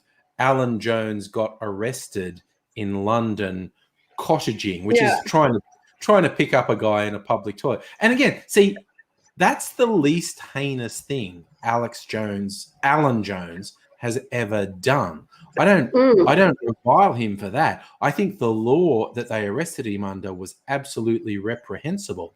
Thatcher had this whole really virulent anti-gay thing going on, and they were arresting the gay dudes on gay beats, and Alan Jones got busted trying to pick up an undercover cop in a public toilet. And Bob Hawke intervened on his behalf, which he should have done, and he got off. But then Jones just glibly never admitted publicly to what had happened. He kept saying he'd tell everyone the whole truth, and he never did. So Chopper starts in on this live show going, in a public toilet in London in 1992, and he whoop, straight to an ad. Damn. Yeah, but no one could ever bring that up. Like, it would just cause uproar. You'd get talked over. Like, no one could ever bring that up. Even if they're saying, look, Alan Jones is a hypocrite in 1992. You know, he could never finish the sentence. Yeah, shit. Raiders lived behind the Leinster Arms in Collingwood and would drink there every night. And Mark Brandon Reid was a local there, but he was really tame and would drink orange juice in those days. But yeah, it's just he was that I still remember because it was that might have been the pub I was in. For some reason, I walked into that pub. Possibly. Could have been in Collingwood. Do you get lots of pubs in Collingwood? Yeah.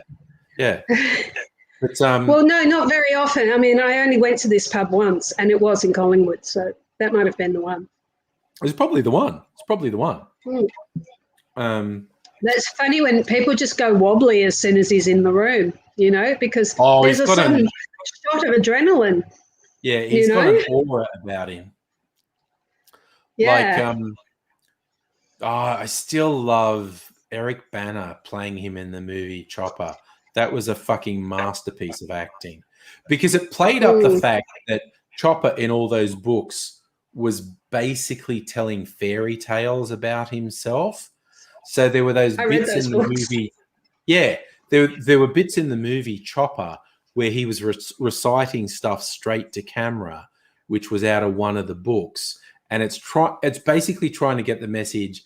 Our man Mark probably made some shit up when he was telling stories. That was his creative side. He was very creative. I love the bit. There's one bit where he goes to another guy who's another criminal, and he just knows because this guy's a drug dealer. He has massive amounts of cash in his house, and he's just like, hey, hand it over. And he goes, no research, mate, I haven't got it. And this guy's method of hiding cash, which I think was ingenious, was like having a wad of thousands of dollars in cash and then wrap it up in some beef mince and put it in the freezer. So it looks completely innocent because who doesn't have beef mince in their freezer? And you can't just break it apart and get money. But yeah, in the movie, Chopper knew that was his trick. But I actually shared that online. People were talking about ways to hide things and, where could you do it? And I went, oh, no. You want to go to the man himself, Chopper. And that's as ingenious. Yeah, you put your money or your drugs inside a ball of beef mince and freeze it in your freezer. And it looks so innocent. And people, because, you get all the thing with fake cans and stuff. And if you open the fake can, you see the money. But mince in the freezer is something you expect to see in the freezer. And you can't just break it apart and see the money. Yeah. I thought it was genius. We've just had a little spill.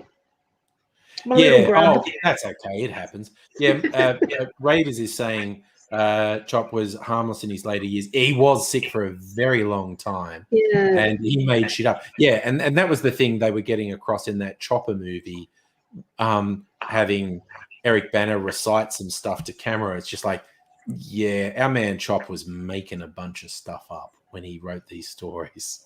Yeah, they reckon that he may not have even killed anyone, really. Well, he was never convicted of killing anyone. Yeah, he was just a mad bastard. Yeah. And who cut off his own ear. Did he cut off both of them, or well, is he it got just someone one? else to do it. Sorry, Dirk's heading out. Thanks for dropping by, man. Yeah, no, well, that was the thing to get in. Everyone in prison wanted to kill him, and he wanted to get into protective custody, and they wouldn't put him there. So he said, okay, I have to convince them I'm crazy. And so he got someone to cut off. He got someone to cut off one of his ears. And then they were like, yeah, you don't do that unless you're crazy. So they had him in psych after that. So, and that stopped him from getting murdered because everyone in the prison wanted to kill him because he just would fuck over everyone, basically. But if you want a scary guy, Chow Hayes. There is a fantastic book called Chow Hayes, Gunman. He was an enforcer for the Depression era gangster bosses. Sydney's gangster bosses were women in that stage. Yes, they were. Meg and Tilly. They were the two crime bosses, and Chow Hayes was one of the top enforcers for one of them. He was the Razor. They were called the Razor Gangs. Razor Gangs, because there was a very, very like life imprisonment if you had a gun. So they had a razor as a weapon because their defense was supposed to be, I'm just going to have a shave. That's why I've got a razor. The straight cutthroat razor, they would fuck you up with a razor if you get it. Like, and these guys were apparently terrifying. Chow and his main sidekick were apparently just so terrifying.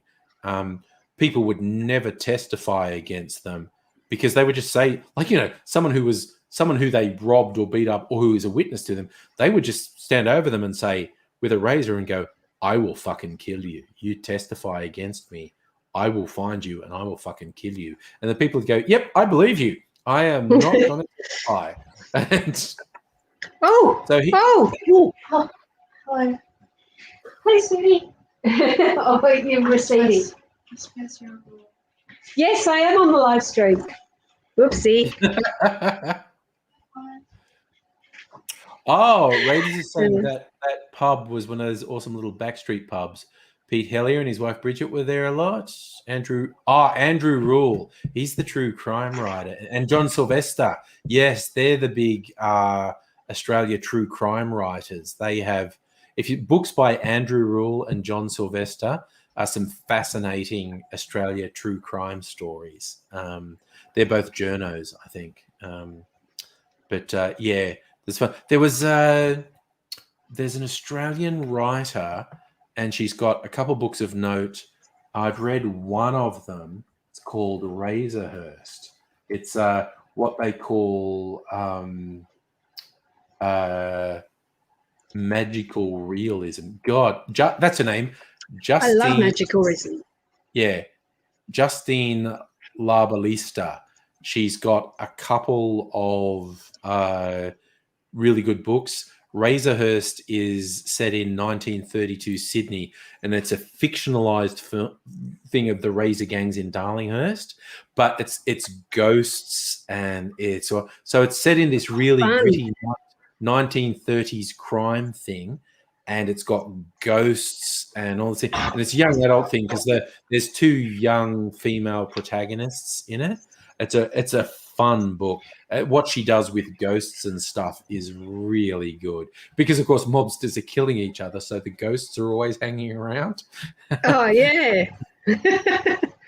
And she has another book called My Sister Rosa, I think. And I want to read that one because it's apparently amazing.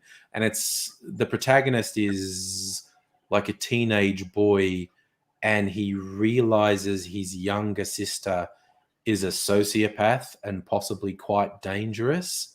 And it's this whole thing of he loves his sister and wants to protect her, but she also might end up killing someone. And he's trying to... So I don't really know anything about it beyond that, but it's apparently a really good book about this guy who's got a sister who's probably a potential serial killer. It's just like, Oh my. but yeah, I just happened, because she's actually married to an American writer who does young adult fiction as well. He's famous for a series known as the Uglies series, a really good series of young adult books. The original trilogy is Uglies, Pretties, and Specials. And it's in this sort of post-apocalypse world, but stuff's actually pretty good. And there's this society where they've sorted everything out. And it's like society collapsed because of the greed of capitalism. And these people worked out how to get beyond it. And it's like when you hit a certain age in puberty, they do plastic surgery to make you pretty. And so no one's disadvantaged by being uglier than anyone. So the Uglies are preteens who haven't had the surgery yet. So the first book is called Uglies, and they're like early teens, but before they get the surgery. And the second book is Pretties. That's when the protagonist has actually had the surgery to be pretty. And the third book, Specials. Wow. Specials is like Special Branch. It's a creepy special investigative thing where they have surgery to have all these cybernetic augmentations so they can enforce the rules. So it's really interesting because their society kind of looks it's great. They recognize the excesses of capitalism that led to a huge collapse, and they won't let that happen again. But they've got this weird totalitarian shit happening as well. So they're really good. But yeah, he's married. He's American. He's married to the Australian judge, Justine Labalista. I read the Uglies book first, and then I found out, oh wait, his wife writes books too. And then I looked at, apparently she writes really good books. And Razorhurst was great. Razorhurst was really good. But I've got to read this one. It sounds like it's based on Darlinghurst. Darlinghurst, it's full of razors. On the 1930s razor gangs in Darlinghurst in Sydney. Yeah, that makes sense. So it's really fun. She went to all the trouble of finding out the slang and the vernacular from the 1930s. And good on her. That'd be fun. The social attitudes from the 1930s. So it's kind of grounded in reality, but it's what we call magical realism, because there's this really weird shit happening at the same time with ghosts. That sounds like to make a really good little series. Oh, it should be. I mean, I'm absolutely stunned that like no one's turned the Uglies books into a series. Ooh, that was pretty weird, Nettie. What the hell was that? Your watch talking to you. My watch is talking to me. Because I said series, and it thought I said, "Hey Siri." Siri. Oh Jesus! And now it's talking. It's doing it again. Shut up, Siri. Yeah, she went away now. I had a smartwatch years ago, and it wasn't an Apple Watch. It was one of the independent ones that ended up going out of business. So like then Pebble. It was a Pebble. Yes, it was a Pebble. Yeah. And I lost the charger for it. And by the time I lost the charger, they'd gone out of business and you couldn't actually get a replacement charger for it. I kind of liked it, but I haven't got a smartwatch since then. Yeah, I really like it. I only just got it a few weeks ago, a couple of weeks ago. It's cool. You can change the. I don't know. You can't see that. Yeah. There we go. Anyway, you can see it. But I also, I went on a bit of a spending spree. My mum gave me money to take the kids on something at the end of summer, to go somewhere. But everything was booked. Absolutely everything was booked. Oh, yep. And so I didn't quite know what to do. And then, I don't know, I think I was a bit stressed out or something. And I just went on a spending spree on Dick Smith and bought a whole bunch of Google Home Minis and a Ooh, Google yep. Nest display and Yep. this. Okay. And yeah, and so now, occasionally something starts talking to me out of the blue, Yeah. because Which is a I've bit said, weird. Yeah, I yes, think I've I've heard, set off some. Yeah, I think I've set off some people's Google Homes in the past by saying something on a live stream. But yeah, oh, Ravens, you're that's pretty saying easy. when it's recorded, you mentioned Harvey Norman profits are up 116%. I did notice that Harvey Norman were apparently given something like $30 million in job seeker bonuses during COVID. And everyone's saying, pay it back, you fucking piece of shit. You made $100 and something million profit in that period. You bastard. Jerry Harvey is such a piece of shit. He's so evil. But Yeah, Dick Smith was having really good sales. I didn't even realize that they were still going. well, But someone bought the name Dick Smith. The actual old company Dick Smith went away. There's no physical stores. The Kogan company bought the Dick Smith brand because they thought the brand was worth money, and it they're is. probably right. Yeah, they're Yeah. probably right. So the Dick Smith online is a spin-off of Kogan. Yeah. My favorite thing about smartwatches was not missing text messages, because sometimes Yeah. with my phone in my pocket, I wouldn't realize there was a text. But with the smartwatch on your wrist, that vibrates on your wrist and lights up and it's going, oh, I've got a text message. Okay. And so I would never Yeah. miss text messages. That's probably my Yeah, favorite. that's really good. I really like that. I can set alarms. And then go and do whatever. I could go gardening, Yeah. and then it'll go, bzzz, and I know Yeah. to take whatever it is out of the oven because that's what I Yeah. usually use it for. Yeah. And shh, no, I'm not talking to you, Siri. Stop it. Oh, sorry, that just cracked me up so much. Oh dear. It's like a child. It is very needy. And what else do I do with it? You get Facebook messages. Mm-hmm. And sometimes email alerts, and it's good. And I can look up the weather all the time. I'm always looking up the weather. Yeah, that's because it's particularly Melbourne. if you put voice commands on the watch. That's really handy. And also because you can actually do calls. You can be Dick Tracy and have a wrist communicator and not even not bother to take your phone out of your pocket and actually talk to someone through your phone. That's pretty cool. Yeah, that's fine. That feels very. Is it Dick Tracy? I thought it was Get Smart. I know he had a phone. True. Yeah, Dick Tracy, like so far back into the 20th century, had a wristwatch, two-way radio. It was like, I'm just talking to people on my wristwatch. And I was like, yeah. It feels very natural, actually, to talk to your watch. Yeah. It doesn't feel weird. Kind of look like those US Secret Service guys who have a microphone down their sleeve. And yes, I'm not important.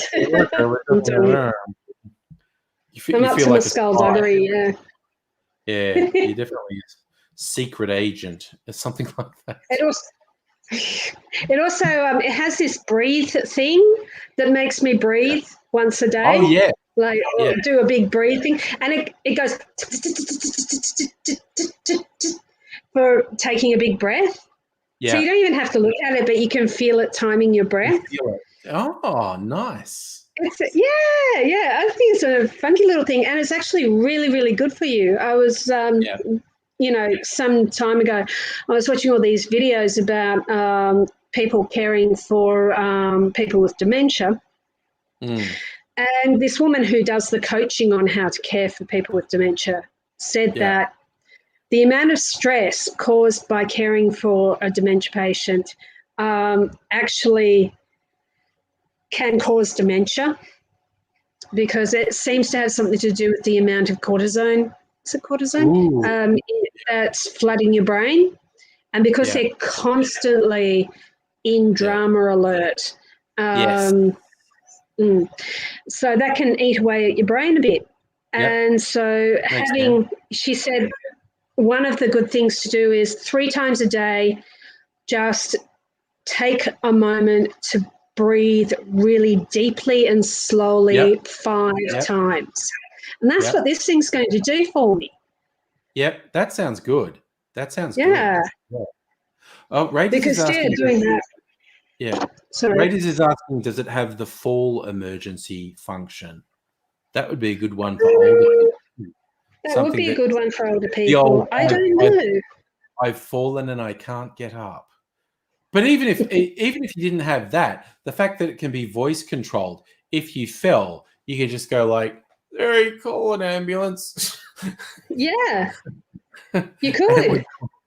And it would call one for you. I have to admit, I don't use the Siri functions at all. And then I find like friends online who don't search for apps at all. They just go, Siri, launch this, Siri, do that, Siri. And I physically go in and find the apps and tap on them and whatnot. But I've got a bunch of friends who, no, fuck that, man. There's a thing that just lets me say, Siri, launch this, Siri, do, or if they've got a Google thing, it's like, hey, Google, launch X, turn the volume up, do this, do that. And it's like, cool. I don't do it, but I can see why you do. Yeah. Yeah, it works for like whether you're a visual person or an audio person. Yeah. I'm a bit of a mix of both. I've got a friend whose husband works for Google, and so she knows how these all work. And she hasn't got one with a little screen, but I had to get one with a little screen because I could not comprehend how this thing could be working if I couldn't touch something. And she just thinks I'm, simple-minded. Yeah.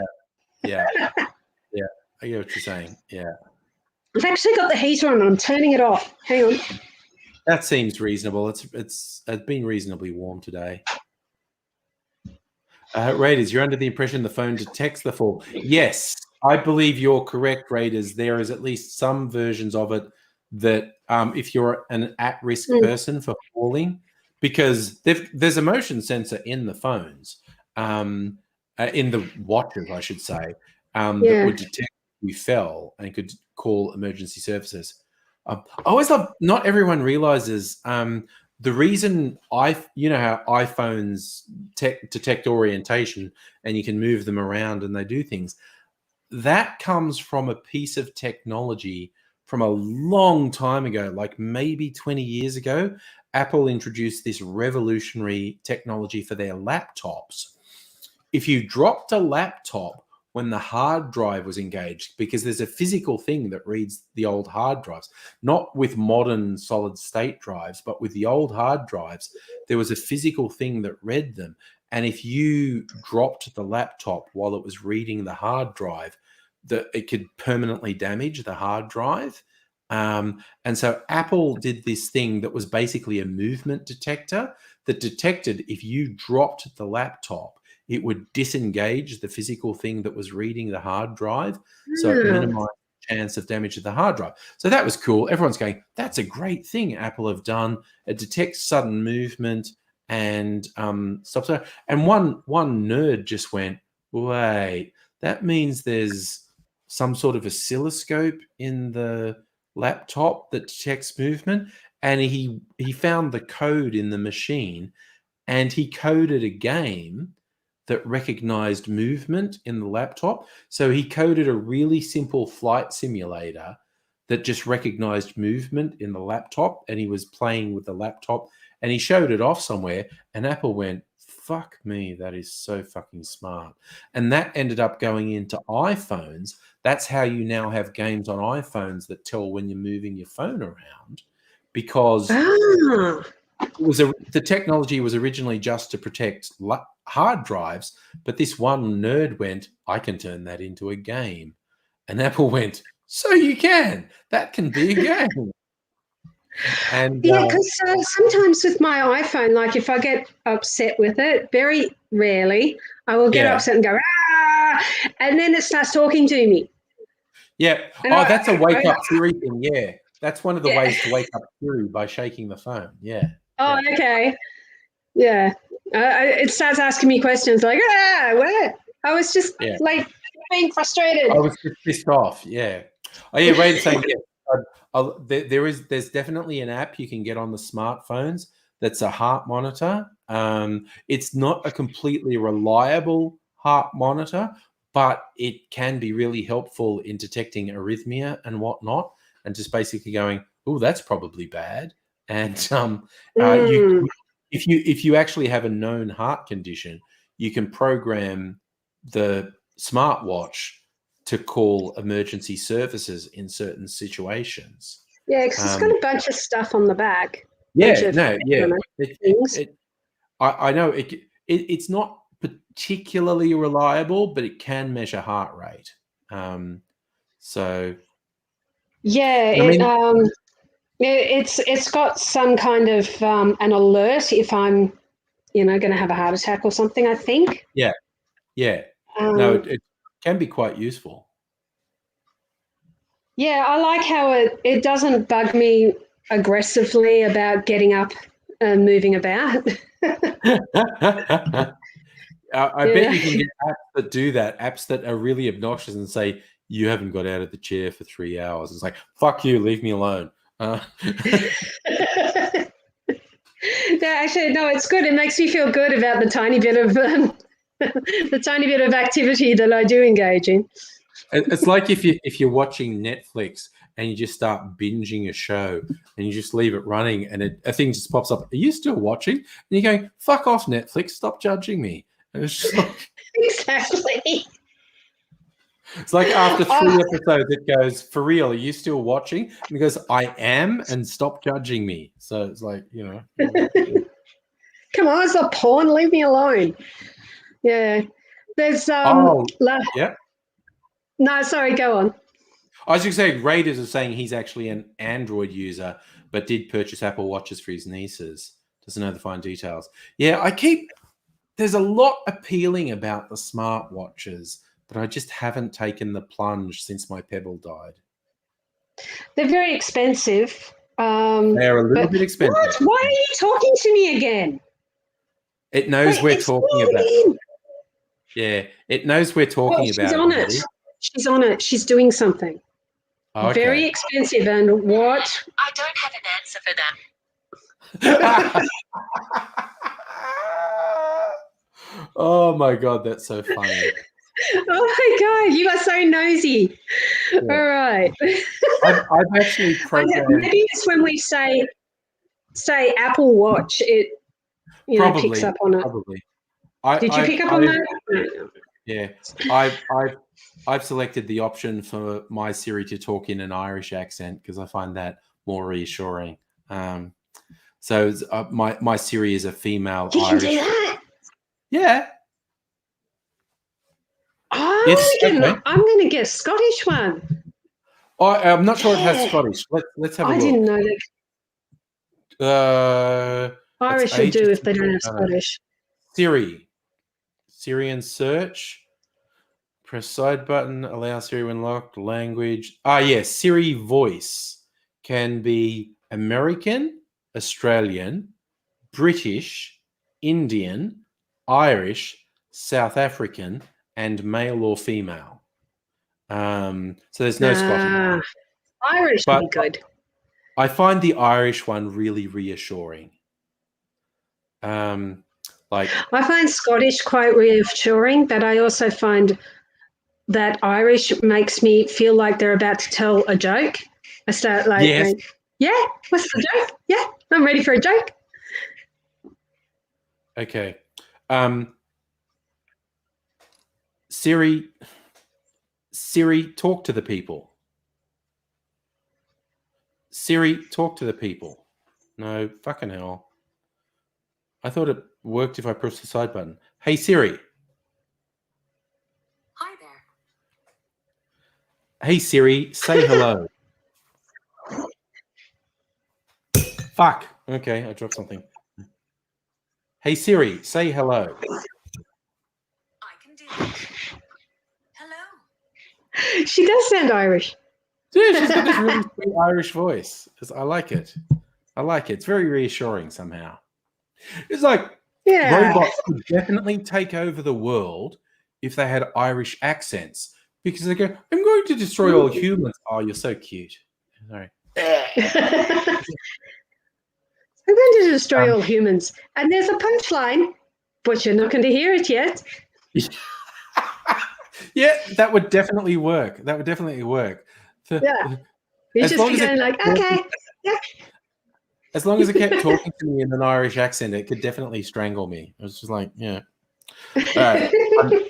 I'm compelled to make another drink, but not for the camera, just while we're sitting here. So I'm just going to rinse a glass, in fact. Can I make a recommendation? Oh, sorry. Are you asking for a recommendation or are you going to give me a recommendation? I was going to give you a recommendation. What's the recommendation? Amaretto sour. Oh, yeah, except I'd make it with Mac because I don't have any amaretto. But, a whiskey sour with amaretto or another nut liqueur like Mac is fucking great. Well, I made a purely amaretto sour, and it's terrific. It is. And it doesn't get me too drunk. Yeah, because amaretto is comparatively... It tastes like love. It tastes like love. Yeah. Oh, rated is your ex is Scott. It tastes like love. The funniest thing I ever heard was someone saying like once, like, a guy had a Scottish girlfriend and it's kind of like, it wasn't going really well and I needed to break up, but hearing her call my name when we had sex would make me forget all the bad things because my name being screamed out passionately in a Scottish accent would make me go, oh. I thought that was hilarious. I thought it was like this guy is ruining his life because he liked his girlfriend's Scottish accent, and I just thought that was hilarious. But yeah. Anyway, I can ruin my life over a pair of blue eyes and a sob story, you know. Oh, we all. Oh my God, Annette, we all do. Jesus. So like, oh, they were nice. I'm just incredibly lucky with who I'm with now. We've been for a long time. But I just look at like really bad decisions I made at various points in my life, and I was like, oh, what the fuck? How did you not know that was a bad idea? And it's just like, yeah. I think a big one is. Sorry, what were you going to say? What were you going to say? No, don't worry. I was just reaching for this. That's fair. I think a big thing is, why do we like when you think, you feel like I'm an intelligent person, and I know I have friends who are intelligent persons. I make really bad choices. They make really bad choices. What the fuck is that? Because once you're with someone, I can remember a really specific bad relationship of mine, which like, I don't want to admit this person has got one over me. I don't want to admit they have successfully manipulated me. It's like, no, I'm my own choices. This person hasn't manipulated me and made me make dumb choices. And that shit can go on for a long time. And they manipulators know it. They know you don't want to feel like you're dumb. So you don't want to admit, I shouldn't be with this person. Being with this person is a dumb choice. And manipulators will see that and they will fucking go for it. Oh, God. Yeah. Dark memories. Yeah. And there's also, this thing of, if it's real love, you'll give them the benefit of the doubt and give them every opportunity to, you want to be generous, you want to do the right thing. And, but it doesn't work. Yeah. No. On that note, I'm off to get a double. Get a double, definitely. I'm pulling stuff together for my next drink too. So I shall be back in a moment. Did autocorrect get you, Raiders? You're a sucker, not a soccer. I think you used to frequent an Irish bar in Collingwood, and you're a soccer for Irish or Scottish women. Sucker. Autocorrect. Autocorrect is so wonderful. Okay, I gotta put these ones back in their proper place. Oh. So for the next drink, I want some brandy and I want some gin. I know which gin I'm going to get, and I think I'm going to do Rittenhouse Rye for the whiskey. All right, I had that gin. I'm going to do this gin.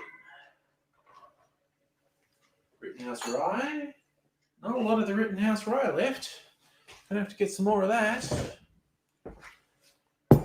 Okay, so brandy, gin, rye, and sweet vermouth. Okay, I'm going to crack open the Made Nice Sweet Vermouth. It's a new one because I have to keep the other sweet vermouth to do close-ups for my other video. Ooh, this has got cream liqueur in it. I have to rinse out my jigger. Where the jigger's at. Right, I should probably turn off my ring light too.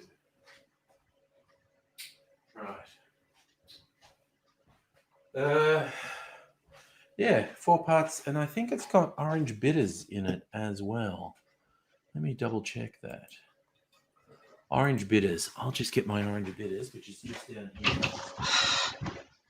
Can't believe I've run out of Starwood. Oh no!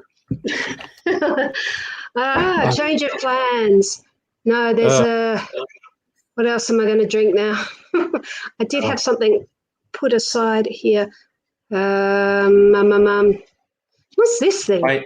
Belladonna daiquiri. Yeah, why not? Yeah. I narrowly avoided the temptation of getting limited edition Starwood whiskies because they sold. There's still the mesquite smoked malt.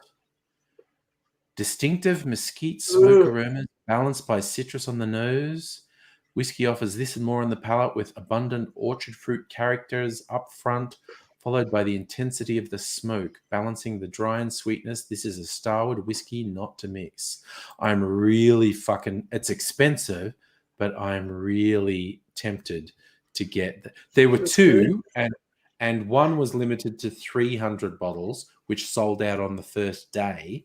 And the other one, the one I was just reading the description of, was 660 bottles, and that hasn't sold out yet. And I'm like, I want to buy this expensive bottle of whiskey. I'm really tempted. I'll be back. I'm making what was it? Belladonna daiquiri. A belladonna daiquiri. Yeah, it's dark rum and amaretto. Ooh, wow, that sounds interesting. Okay. All right, you're going to do that. Raiders, your office, Smith Street, Collingwood, next door to Father Flanagan's. Now the gasometer. Dangerous but so much fun. Yes. Melbourne does have and has historically had a lot of bars that were dangerous but a lot of fun. Yes. And my home bar is dangerous but a lot of fun. All right, I'm going to make this Chauncey and see what it's like. And if it's good, I'll do it on my YouTube channel next week. I'm going to taste test it. Equal parts gin, cognac, or brandy, rye, and vermouth. All right. Crack open the maiden eye. You only get that sound once out of a bottle. So, 3/4 of an ounce. Glug, glug, glug. I love that glug, glug, glug noise. It's probably a bit more, but fuck it. Oh, it's a nice color. It is a nice color. All right. Vermouth. Rye whiskey. Oh, the Rittenhouse Rye. Why am I singing a song about Rittenhouse Rye? I don't know. But it probably deserves this 100 proof, 50% alcohol. So that's the oh shit. That was just plastic. That was a plastic bottle. Nothing to worry about. Brandy. Australian brandy. 23rd Street Distillery, Not Your Nana's Brandy. I think they're from South Australia.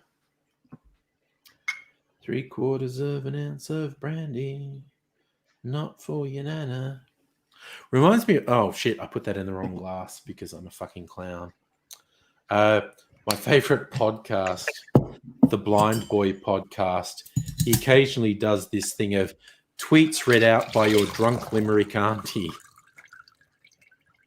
And where's he from? He's Irish. He's not from Limerick though. He's from Cork, not sure. But he does this in a Limerick accent and it's hilarious. And Teddy and the Fox Gin. Let's go, let's go. 3/4 of an ounce of a citrus for a gin. Gonna turn everything into a song because it's a Friday night and we're partying.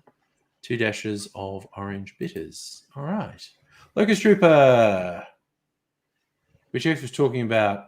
No, not the philo. It was a fucking South African, man. It's fucking South African.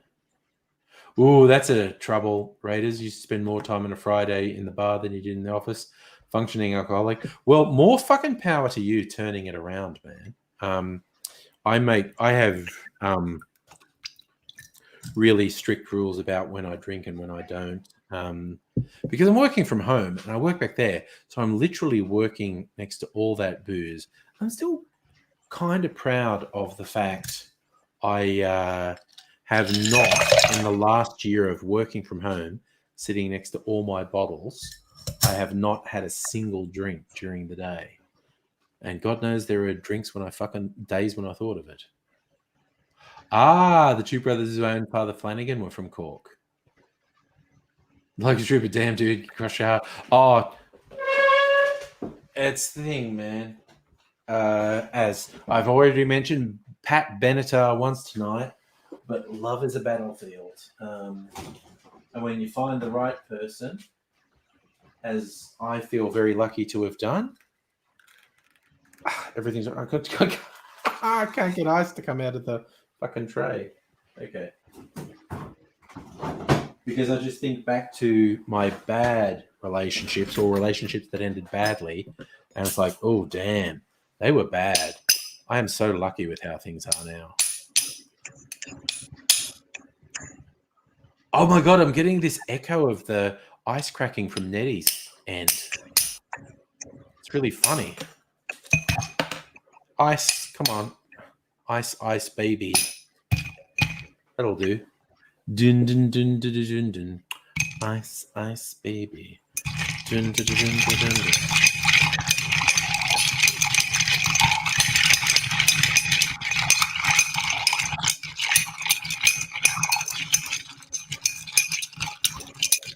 Is that a terrible noise, by the way? It's too late to ask. Was I making a terrible noise then? All right. I got a chilled glass. Hey, this is interesting. All right. I'm going to do this. I'm just getting my drink ready. Locust Trooper, Mrs. Angry is actually born in England. Oh, my God. I love it when you get the wash line just right. Like without really planning it. It's just perfect for the glass. That's nice. All right. This is really interesting. It changes with Amaretto temperature. with rum. Yeah. That is a really interesting combo. Yeah, with a bit of lemon juice and a tiny bit of sugar because it doesn't need a lot of sugar. But yeah, it tasted, before I put the ice in, I shredded up some ice. But before I put the ice in, it tasted kind of toasty. And I thought, oh, this would be nice in winter. Now I put the ice in and it's completely changed the taste. It doesn't have that toasty taste. You know, the toasted almonds. Yeah. And that's what you get from the amaretto. Yeah.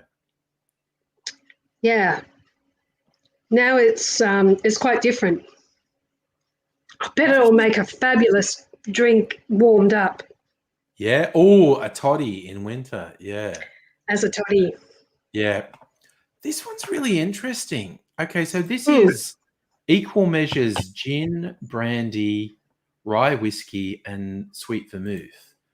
What? It's weird, and it's got orange bitters in it. So Oh yeah, I put orange bitters in mine too. Mm. wow, it's really.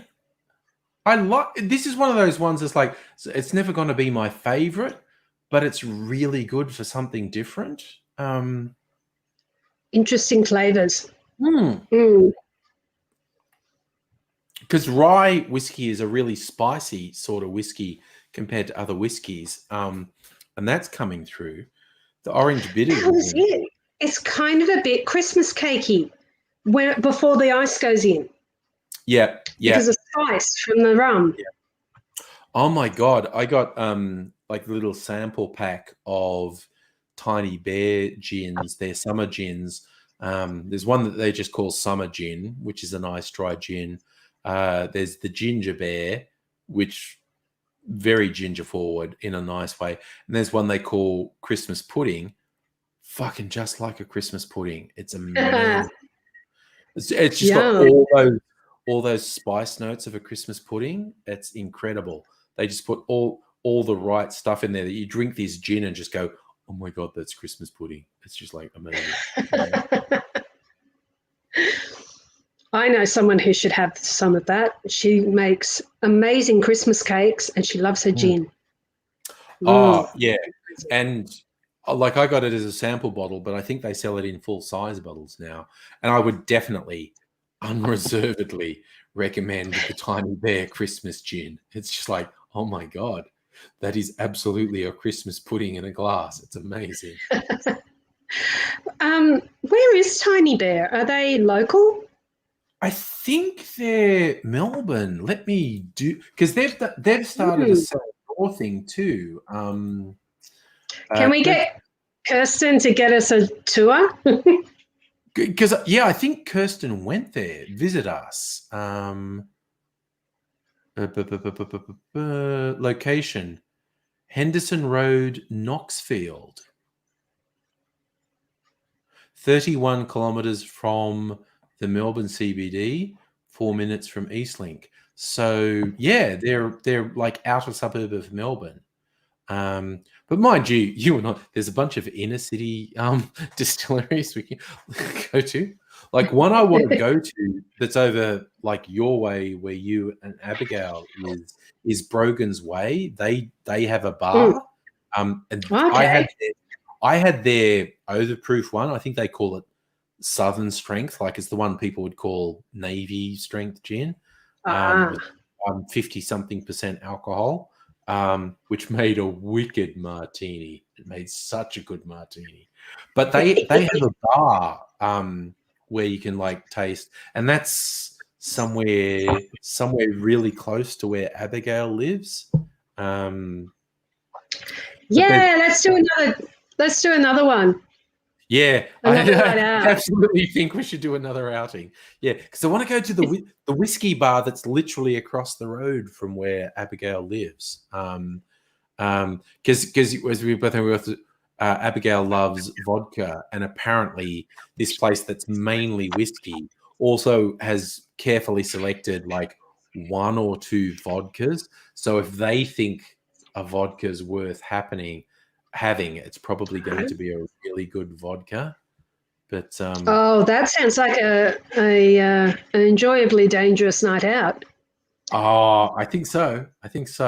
There's a few dangerous. I had a dangerous night out last night simply because of COVID. I met my friend Sarah. You know, I don't know if you remember, a few months ago, I invited my friend Sarah to come on. Well, it was quite a few months ago, actually, probably about 6 months ago. Yeah, I remember. Yeah. Yeah. She was the one who got into a punch-up with Dan Andrews at uni. Yeah, cool. Yeah, cool. As you do. As you do.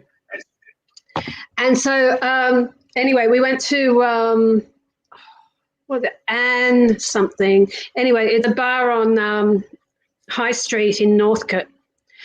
Yeah. Wesley Anne, that's what it's called.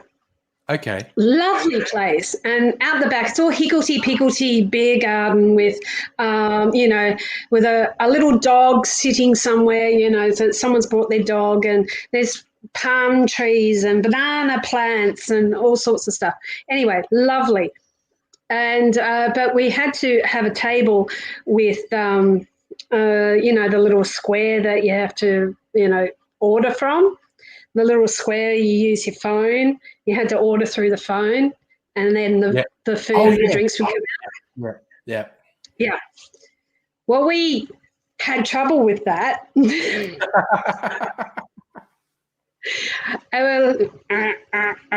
So I ended up with two different cocktails coming at the same time. She had 2 glasses of vino come at the same time too. Yeah. And and so that sort of set the tone for the evening. We almost had 5 dishes of gnocchi come as well, and it was just the 2 of us. Because with the ordering. It was a close thing. Yeah. Oh, I just know. Yeah, Raiders saying. I did see you when you mentioned that before, but it is funny. How Pete Evans, the lunatic anti-vaxxer Nazi, says he's going to run for Senate. Someone bought the domain Pete Evans for, and it redirects to a COVID vaccine site, which is magic. Locust Trooper. Everyone's gone bye-byes. Locust Trooper and Raiders are still really active chatting. There's apparently only a couple other people watching. And Locust Troopers go, who's there? Who's hiding? Who's still there? Who is it? I don't know, man. This is wild. This almost does. Megalich is still here. Thanks, man. This almost doesn't taste like booze. I'm definitely getting that spicy note from the rye. So what have you got in that one? I'm writing it down. It's equal parts. 3/4 of an ounce brandy, 3/4 of an ounce gin, 3/4 of an ounce whiskey, and 3/4 of an ounce sweet vermouth. And sweet vermouth. Okay. That is a. And what did you use for? Sorry. So I was going to say, what did you use for sweet vermouth? Because a lot of things can be. Yeah, I have this one that I just opened, Maiden Eye. Australian sweet vermouth. That's the one you go on about a lot. No. This is the first time I've had this. The one I go on about a lot is the one I just finished, which is from the people who make Okar. It's a yuzu sweet vermouth. But this one, God damn, this is this is nice. I could just have a big fucking glass of this, quite honestly. God damn, this is really good. All right. I'll have to. I don't think I have any rye whiskey. Just any whiskey. What the recipe recommends is that one of them, either the whiskey or the gin or the brandy, is a really bold choice. Like one of them should take the front. And in my case, it was the rye, house rye, which is 50% alcohol, it's pumping through. But it said, hey, the recipe basically said, if you have a really bold gin, have it be out front. If you have a really bold brandy, have it be out front. So it basically recommends of those 3 spirits, one of them should be sort of really punchy. So the Rittenhouse Rye is a very punchy whiskey. How about would slow whiskey be a good choice to be out front? What's slow whiskey? Sorry, not whiskey. Sorry, slow gin. Sorry, what am I saying? Well, no, slow gin's relatively subdued. Like what you'd want if you wanted the gin to be out front, you'd want like a Navy strength gin, like something that's like 55% up. I see what you mean. When you say bold, you mean heavily alcoholic. Well, Yeah. or even not necessarily heavily alcoholic, but really punchy taste wise. Okay. So like a really heavy juniper gin or a really serious citrus forward gin. Like this is a really nice gin. This comes from out near Geelong. Very citrusy. Teddy and the Fox. That classic juniper of gin, but really noticeable citrus characteristic. I got this because we had a weekend away around Christmas. Me and Mrs. Angry, we went out to this place that's out past Geelong, and we stopped at the Anther Distillery in Geelong, which does gin, and I bought their version of slow gin, which is a cherry gin, because it was the most different of all their gins. And it's very good, and then we also did a tasting at the Bellarine Gin Distillery, and we tasted like 3 of their gins. And this one, Teddy and the Fox, it was the most different because it's really citrusy. It's fun because they do this thing and they go like,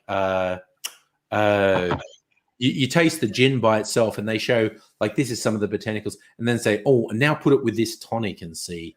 And the Bellarine Overproof gin made a really good gin and tonic because by itself it was overproof. It was pretty brutal, but with a tonic it was good. But this one, which is not overproof, is this very citrusy sort of thing. It's great. Oh, Locust Trooper. Yeah, sorry, we're talking about nationalities of girlfriends. Locust Trooper's girlfriend is Sudanese. She just got home, said hi. You've got a fine man there. I hope he looks after you, and I hope you look after him. And Laura's come in to say hi. Yeah, it's midnight our time, Laura, but it's Friday night. So, God damn it, we're still here. And Laura, because you always like to come on and chat, I'm just going to put the link there again, just in case you're in the mood. I completely understand if you're not. You can just chill. But if you're in the mood, Laura, Nettie and I are several cocktails deep at the moment. As always. So we're up for a chat is what I'm saying. But this one is weird. The Chauncey cocktail, which dates back to the 1930s, equal parts gin, cognac, whiskey, and vermouth. And what's his name again? Chauncey, Chauncey. I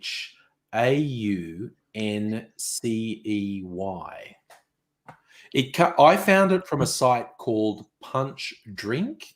It's one of 3. Yeah, Laura's joining us. I thought you would. Laura, hello. Hello. Punch Drink. That sounds like a night out in Manchester. Exactly right. Non-COVID times, of course.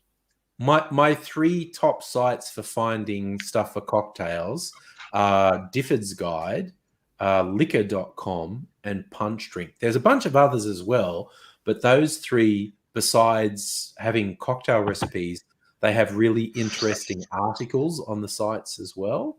But yeah, Punch Drink had this one for the Chauncey, which is from the 1930s, and it's honestly a really weird recipe. And I'm drinking it now, and maybe it's because it's like my 4th or 5th cocktail for the night, but it's really different. It's got 4 different alcohols in it and no mixer, so it's a strong one. But the flavor it's like a really interesting drink. It doesn't taste, it's weird. 4 boozes and it doesn't taste like booze. It's really weird. It's just got those. I'm going to have to give this a try myself. Yeah, it's just got, because I used rye whiskey, it's just got the spicy notes from rye. I can taste the gin. I can't really taste the cognac or the vermouth. They're just kind of supporting. I can taste the orange bitters. But yeah, it's really interesting because the article around it says like this person is recommending like a really punchy whiskey to go in, which is what I went with, Rittenhouse Rye. But the same thing is like pick one that's going to dominate. If you've got a really punchy brandy or cognac, make it the centerpiece. If you've got a really punchy gin, make it the centerpiece. But it's a really interesting drink.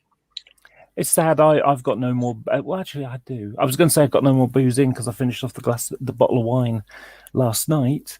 But I have got one other thing left, and that is mulled wine, which isn't really great. Ooh, mulled wine is yummy. Yes, it is. I love mulled wine. I have a cousin who lives in Melbourne, and he works he's a chef, works in hospitality. He was working in a venue a couple of years ago, and he used to go and see him occasionally. And he would make this mulled cider that was fucking amazing. I don't know what he put in it, but you just get this cup of warm cider that just had all these additional herbs and spices in it. It's like, yeah, dude, keep giving me this. What the hell? This is amazing. I mean, I'm okay with Merlot. Quite like Merlot. Yeah. But this stuff, I don't know. It just doesn't taste right. So really, most of the time, I just use it for making food a bit richer. Using cooking, yes. Yeah, why not? Yeah. I don't like the taste of it, but it works well in cooking. Yeah, my daughter is very good at using wine in cooking. It's like she goes, I'll just buy me some cheap wine. So I'll go to the supermarket, and because our supermarkets here tend to have a bottle shop attached to them. And so I go in and go, what's on special for $5 in here? And I'll buy the red wine for $5 because it's just going into cooking anyway. And but I made something because she made something, and she basically said, have you got some brandy? And I said, have I got some brandy? And so I got some brandy to put in. And she cooked something with it. And so then I was making something. So in the marinade, I put some brandy and stuff in, and I cooked it up. And she's got a much more refined palate than me. She's like, what was in that? And I know a bunch of stuff. Tastes like there was some alcohol that you didn't quite cook off. And I went, oh, yeah, there was some brandy in there. I thought I cooked it off because I cooked it for a while. And she's like, oh, my God. And I was just going, your palate is so much more refined than mine. It's just like... I don't really do alcohol very much. I'm not like against it or anything. I sort of have an unfortunate duality with drink. So the first one, and I've mentioned this to you before, but not you, Nettie. Yeah. I've only ever been drunk once in my life, and I was 9. Oh. You were 9. Yeah. Oopsie. What happened was we went to Spain in 1983. I was 9 years old, and these were the days where I could still go to the shop and buy cigarettes for my mum. They trusted kids. Yeah, what happened? Yeah. So what happened was my parents treated me to a pina colada, and I thought, oh, this is nice. And so throughout the evening, I went and got 2 more. And I didn't realize they were alcoholic. I thought they were just like a coconutty fruity drink. Of course, yeah, because they're lovely. Yeah. So and I remember feeling jolly, not a lot more. And then, but I do remember waking up the next morning, or my parents opening the curtains to wake me up, and I was like, Gremlins. Bright light. And I ended up having to spend an extra couple of hours in bed sleeping it off because it hurt and my head hurt. And I basically said to myself, okay, didn't really like the whole being drunk thing, so I think I'm going to avoid that from now on. And I'm not a teetotaler or anything. It's more when I start to feel it, that's when I stop. Yeah, that's a good call. That is absolutely a good call. And I'm a bit worried about you, Angry, because just a little tip for you, because you drink so much, it worries me now. Little tip for you: if your skin starts to sort of go a bit Trumpish, that may be a suggestion your liver's not going well. Yeah. If you go Trump colored, that's not good. Yeah. Jaundice I've is a never very seen anyone go Trump coloured except Trump. You know. Oh, and the other thing is if your nose sort of you see these old, and it's almost always men, old alcoholics, people who've been basically abusing alcohol for about 4 decades, and their nose sort of turns into a cauliflower. That's a very bad sign. Yeah, That's there's someone actually not to do with alcohol. That's something else. But all the broken capillaries is alcohol. Yeah, broken capillaries across the nose and cheeks is really like someone who's been abusing alcohol for about 4 decades. Yes, yeah. But no, that when the nose goes like a bit of cauliflower, that's a genetic thing, and it's a kind of growth. They're sort of like growing a new nose on top of their nose, and it can be, it can be removed, but it's removed with surgery or this sort of burning thing. Yeah. Kind of like how you burn off warts. Ooh, yeah. Yeah, like that. Yeah. But it's actually a genetic, it's some kind of a condition. And being alcoholic will make it worse. Oh, yeah. But you can have it without being an alcoholic. Yeah. Ooh, sorry. While we're talking about, I don't want to abuse alcohol. I'm just looking up more cocktail recipes. And found an article about Chambord, and I don't have Chambord, but I have a couple of fruit liqueurs. And this one talks about doing scotch and Chambord and cream and sugar syrup. And now, here's one for you. I think you might like this. Yeah. So, oh gosh, it was like, oh gosh, I can't remember when it was now. It was about 1998, something like that. And I was into Japanese stuff, and I made some friends from Japan. And one of them was coming over, and she came to visit for a couple of days, showed around the city and stuff. And I said, could you do me a favor when you come over? Could you bring me some sake, proper Japanese sake? Proper sake, yeah. And so she did, but you know when you get like, I don't know if you sell it there, Kiora, and you get them, the stuff you put in a lunchbox for kids in a little carton, a little cardboard carton. It came like that. That's what she brought. She brought 2 packs of 3. One was sake, and the other one was a sake liqueur, and that was gorgeous. Really like that. I've never had that. I've never had sake. Like in juice boxes. Yeah, like juice boxes, exactly. It's like I may have to do that here. I could just imagine sort of, those look okay. The parents buy some, because they're from Britain or Australia or something like that, and they think it's the same. And so next thing you know, there's a phone call from school saying your child is drunk. Yeah. Can you imagine the calls to child protection? Oh, sorry. The box was all in Japanese. I didn't realize. Yeah, we got mixed up. I thought I had it, and the kid actually had it. Yes. I just have this more amusing idea is, I'm going to have some of that sake, and you start drinking. It's like, wait a minute, this is juice. No. Oh no!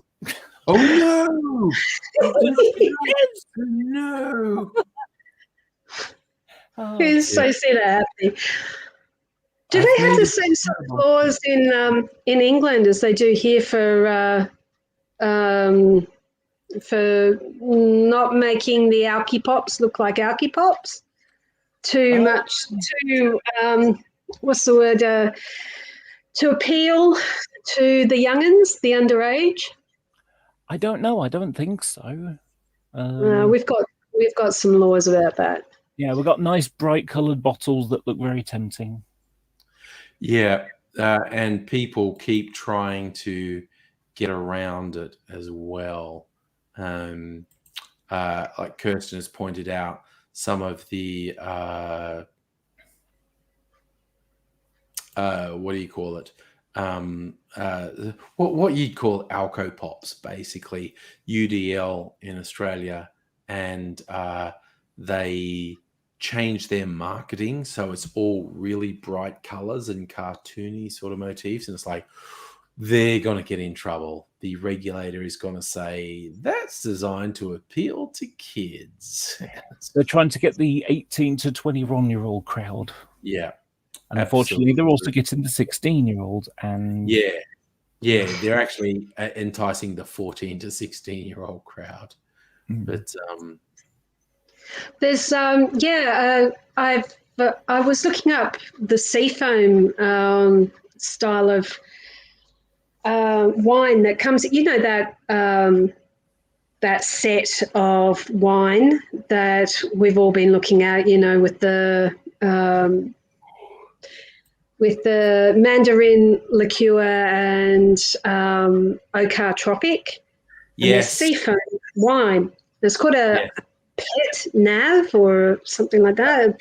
Pet Nat, they call it. Pet Nat. So I was like, what the hell is this thing? So I was looking that one up. Yeah. And apparently it's like a very trendy sort of wine. It's a bit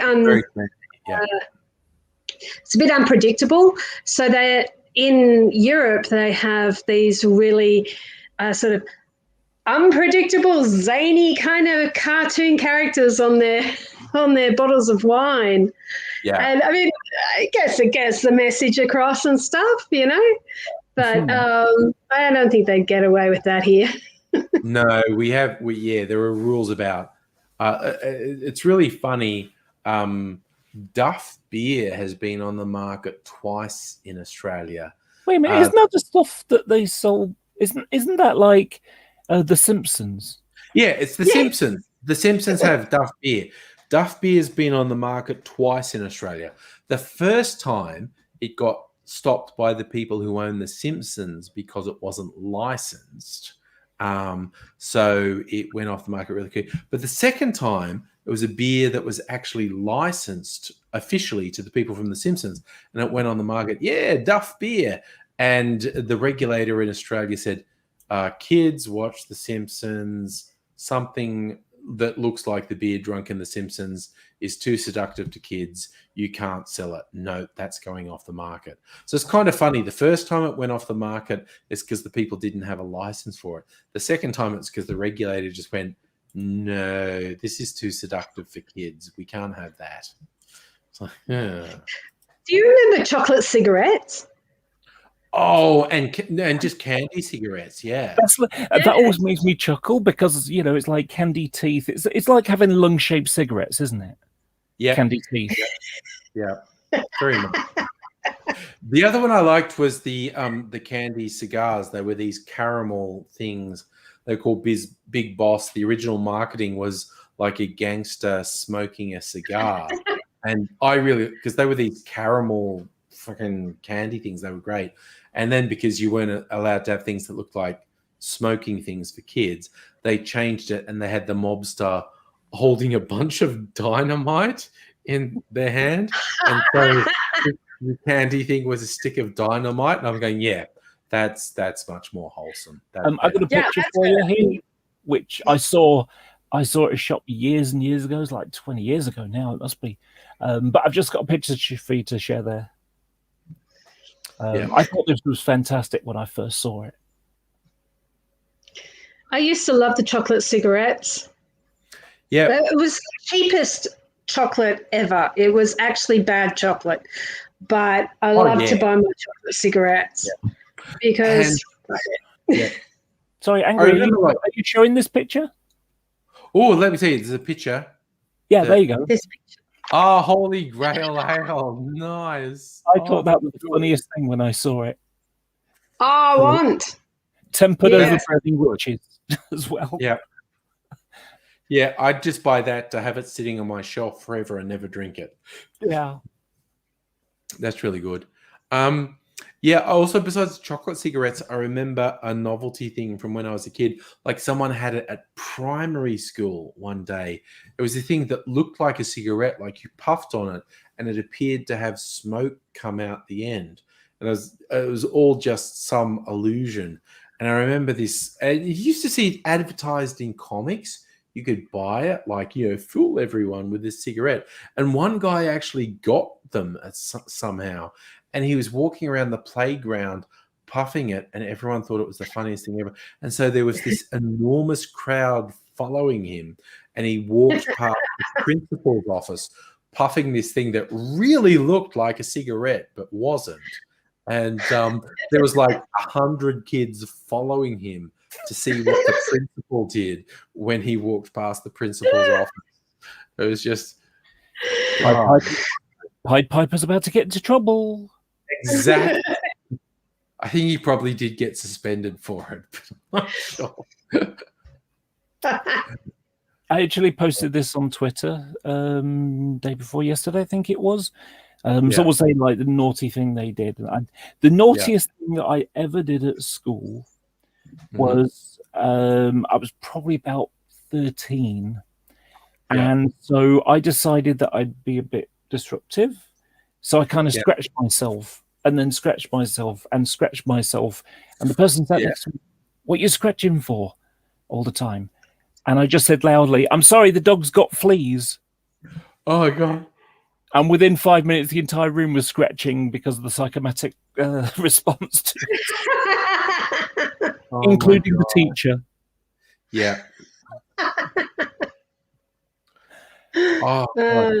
It's like mentioning head lice will make people start scratching their head. Yeah, because it's a psychosomatic thing. Just as you say that, I scratched my head.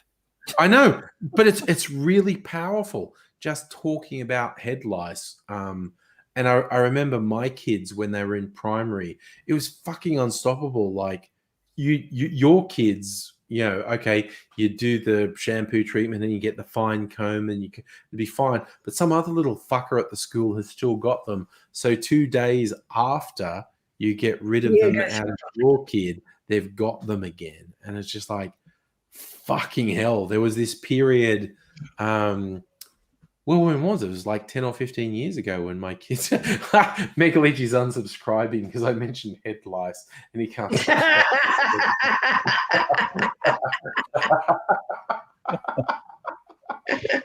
Yeah. It's like yawning. You can make other people yawn by yawning. And then see, now I have to scratch my head. There's whole bits of my head because I mentioned head lice. I have to scratch my ex, the moment he heard that the kids had lice, he shaved all his hair off. He just shaved his head. Oh my God. He's like, that's really intense. That's really intense.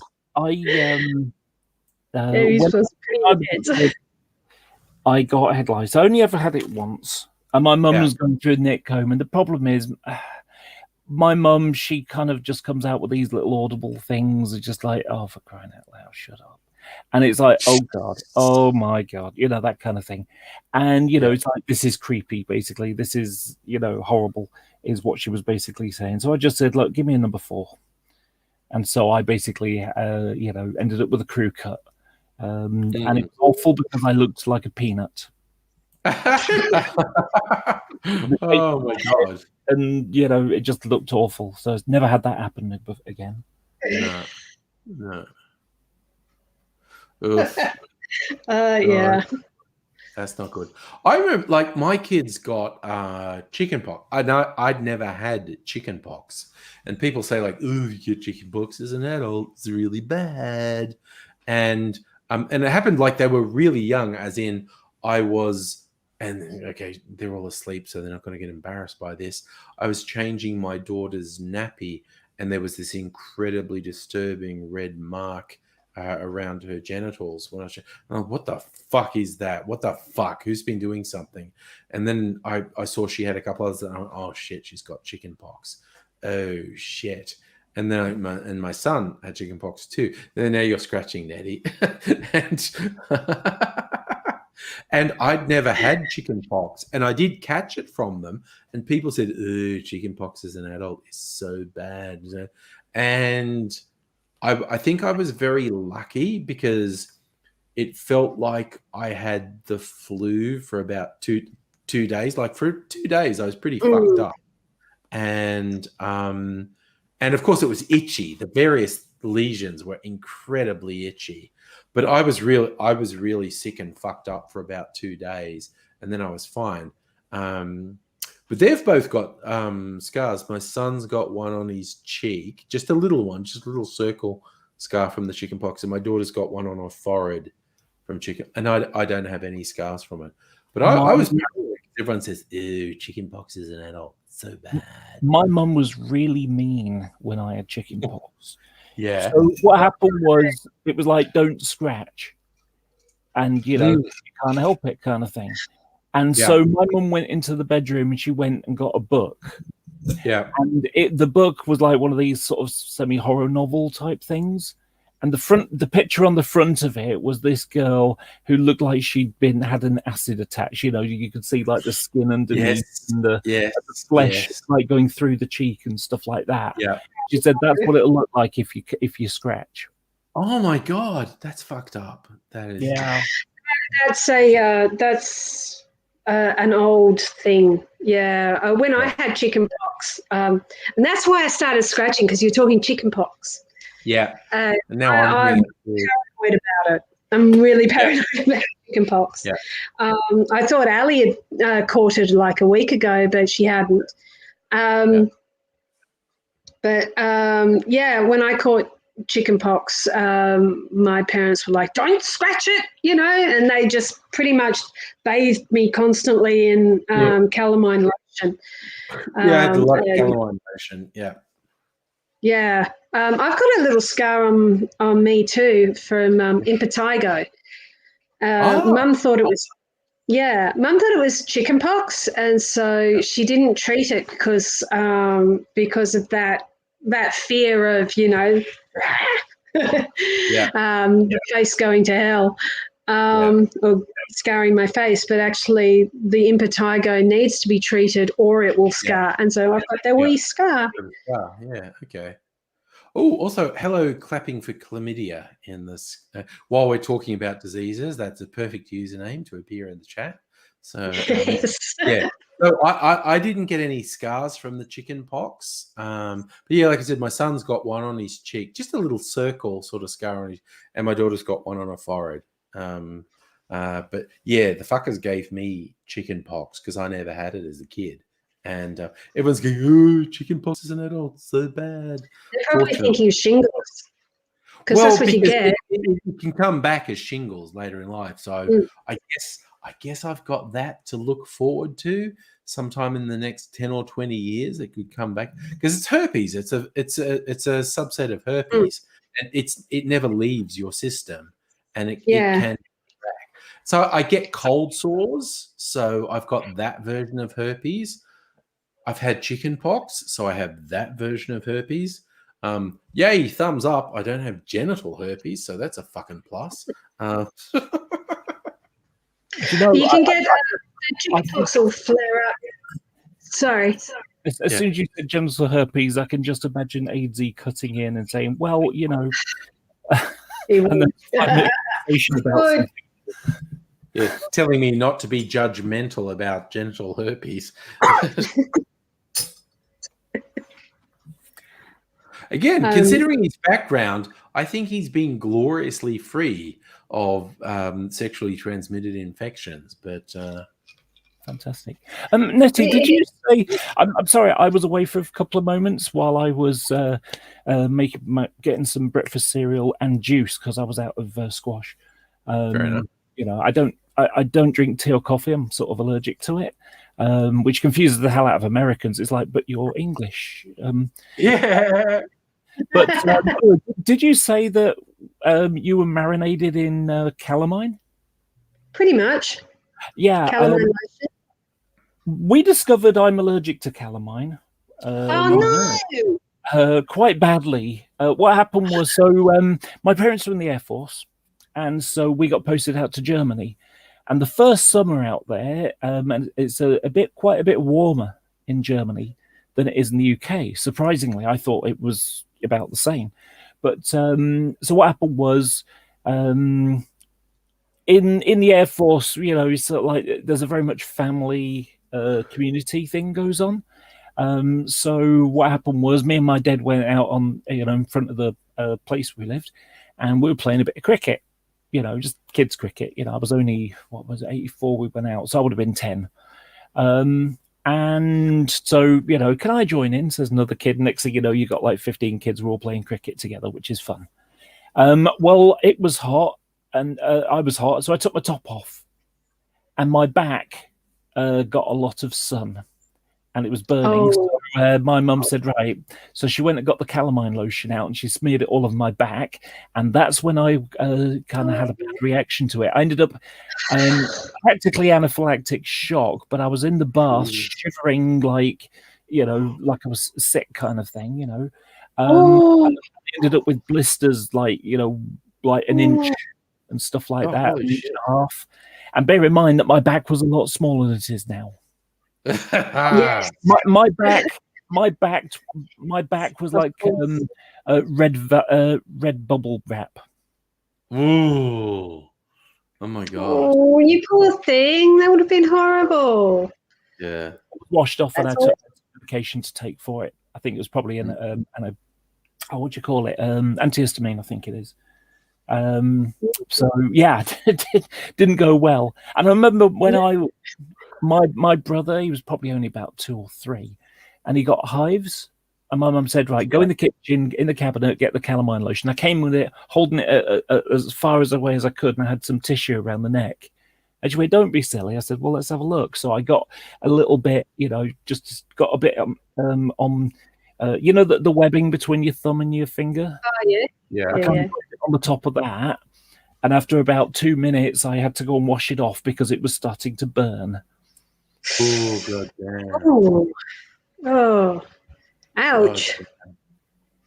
It's kind of weird when I went for my COVID jab a couple of weeks back. Yeah.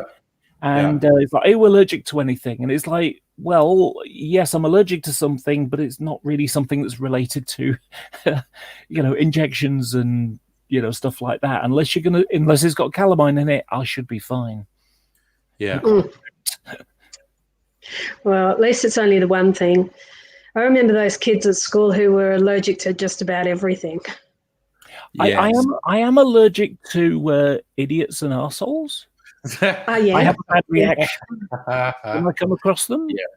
Yeah, I completely understand that one. Yeah, absolutely. I had this weird allergic reaction when a few years ago, it was 2016, and I think it might be rust trees, but I'm not sure. Mhm. But I just broke out every day after I had a shower. Yeah. And I just had hives everywhere, and they're incredibly itchy, and I had to have antihistamines. And it was after that, it was a few weeks actually after that big asthma storm. And the only thing my doctor could think it would be was, it's pollen and stuff that came in on the asthma storm. Yep. It's so weird having asthma storms. It's weird. When you talked about the trees, did you say it was trees? Rust trees. Rust perhaps. trees. Yeah. When I heard you say that, my mind sort of went back to another Angry Aussie video from years ago about how dangerous it is in Australia because the nature wants to kill you. And it's like, that sounds like, humans are allergic to Australia. Yeah. Yeah. Basically. Yeah. At least European ones. The locals seem to be all right. They've acclimatized. Yeah.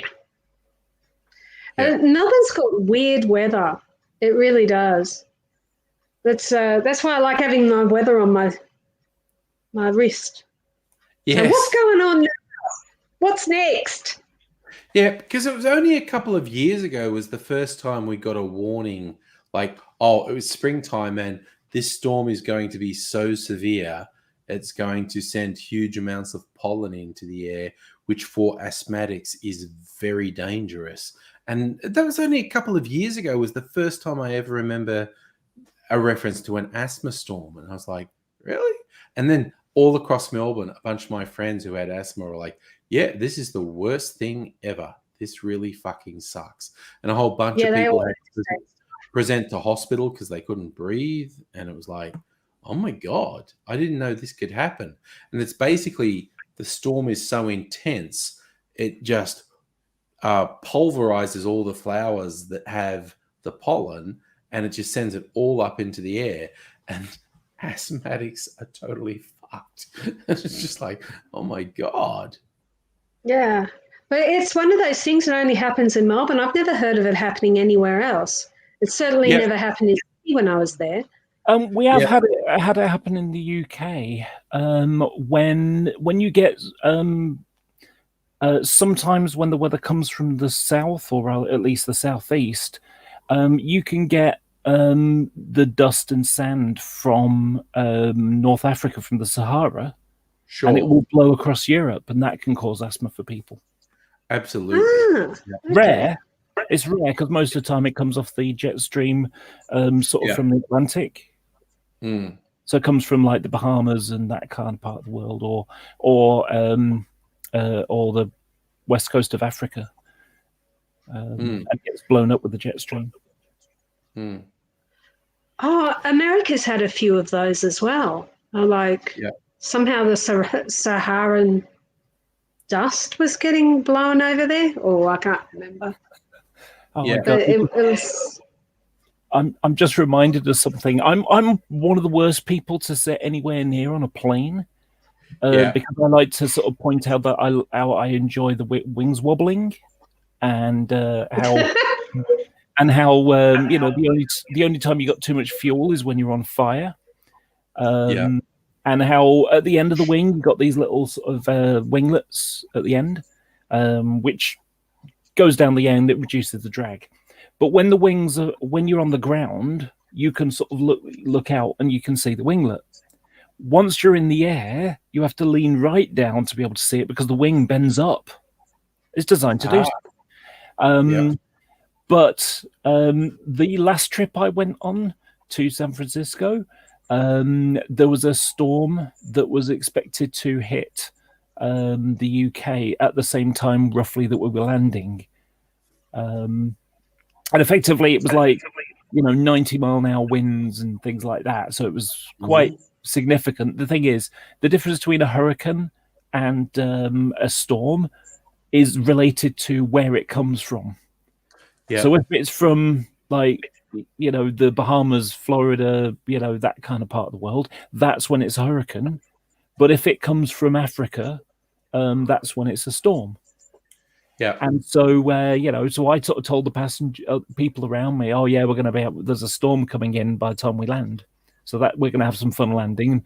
And as a result, like 6 people around me were like, getting really upset as we're coming into land, and it's like, oh my God, so you can hear them, it's that ignorance is bliss kind of thing.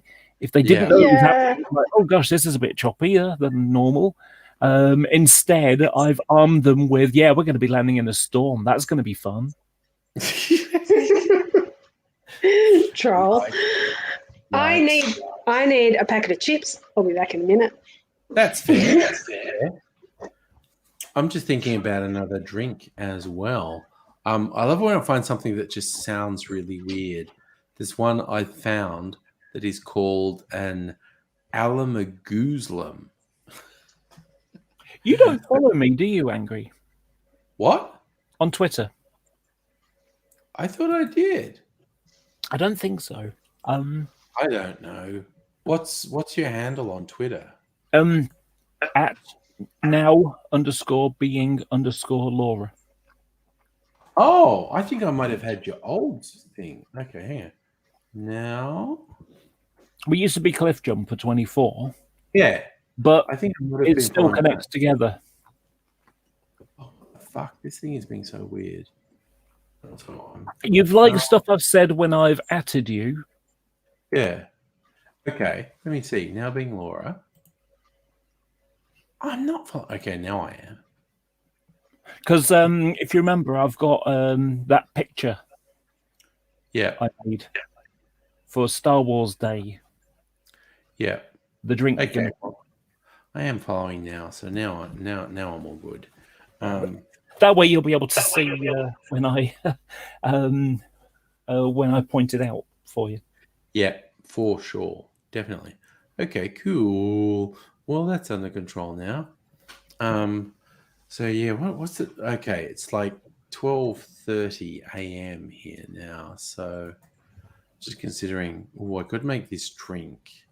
I'd have to improvise. So need something that approximates Old Geneva, and then some rum, and yellow chartreuse, and orange curacao. Ooh, a whole bunch of substitutions in there.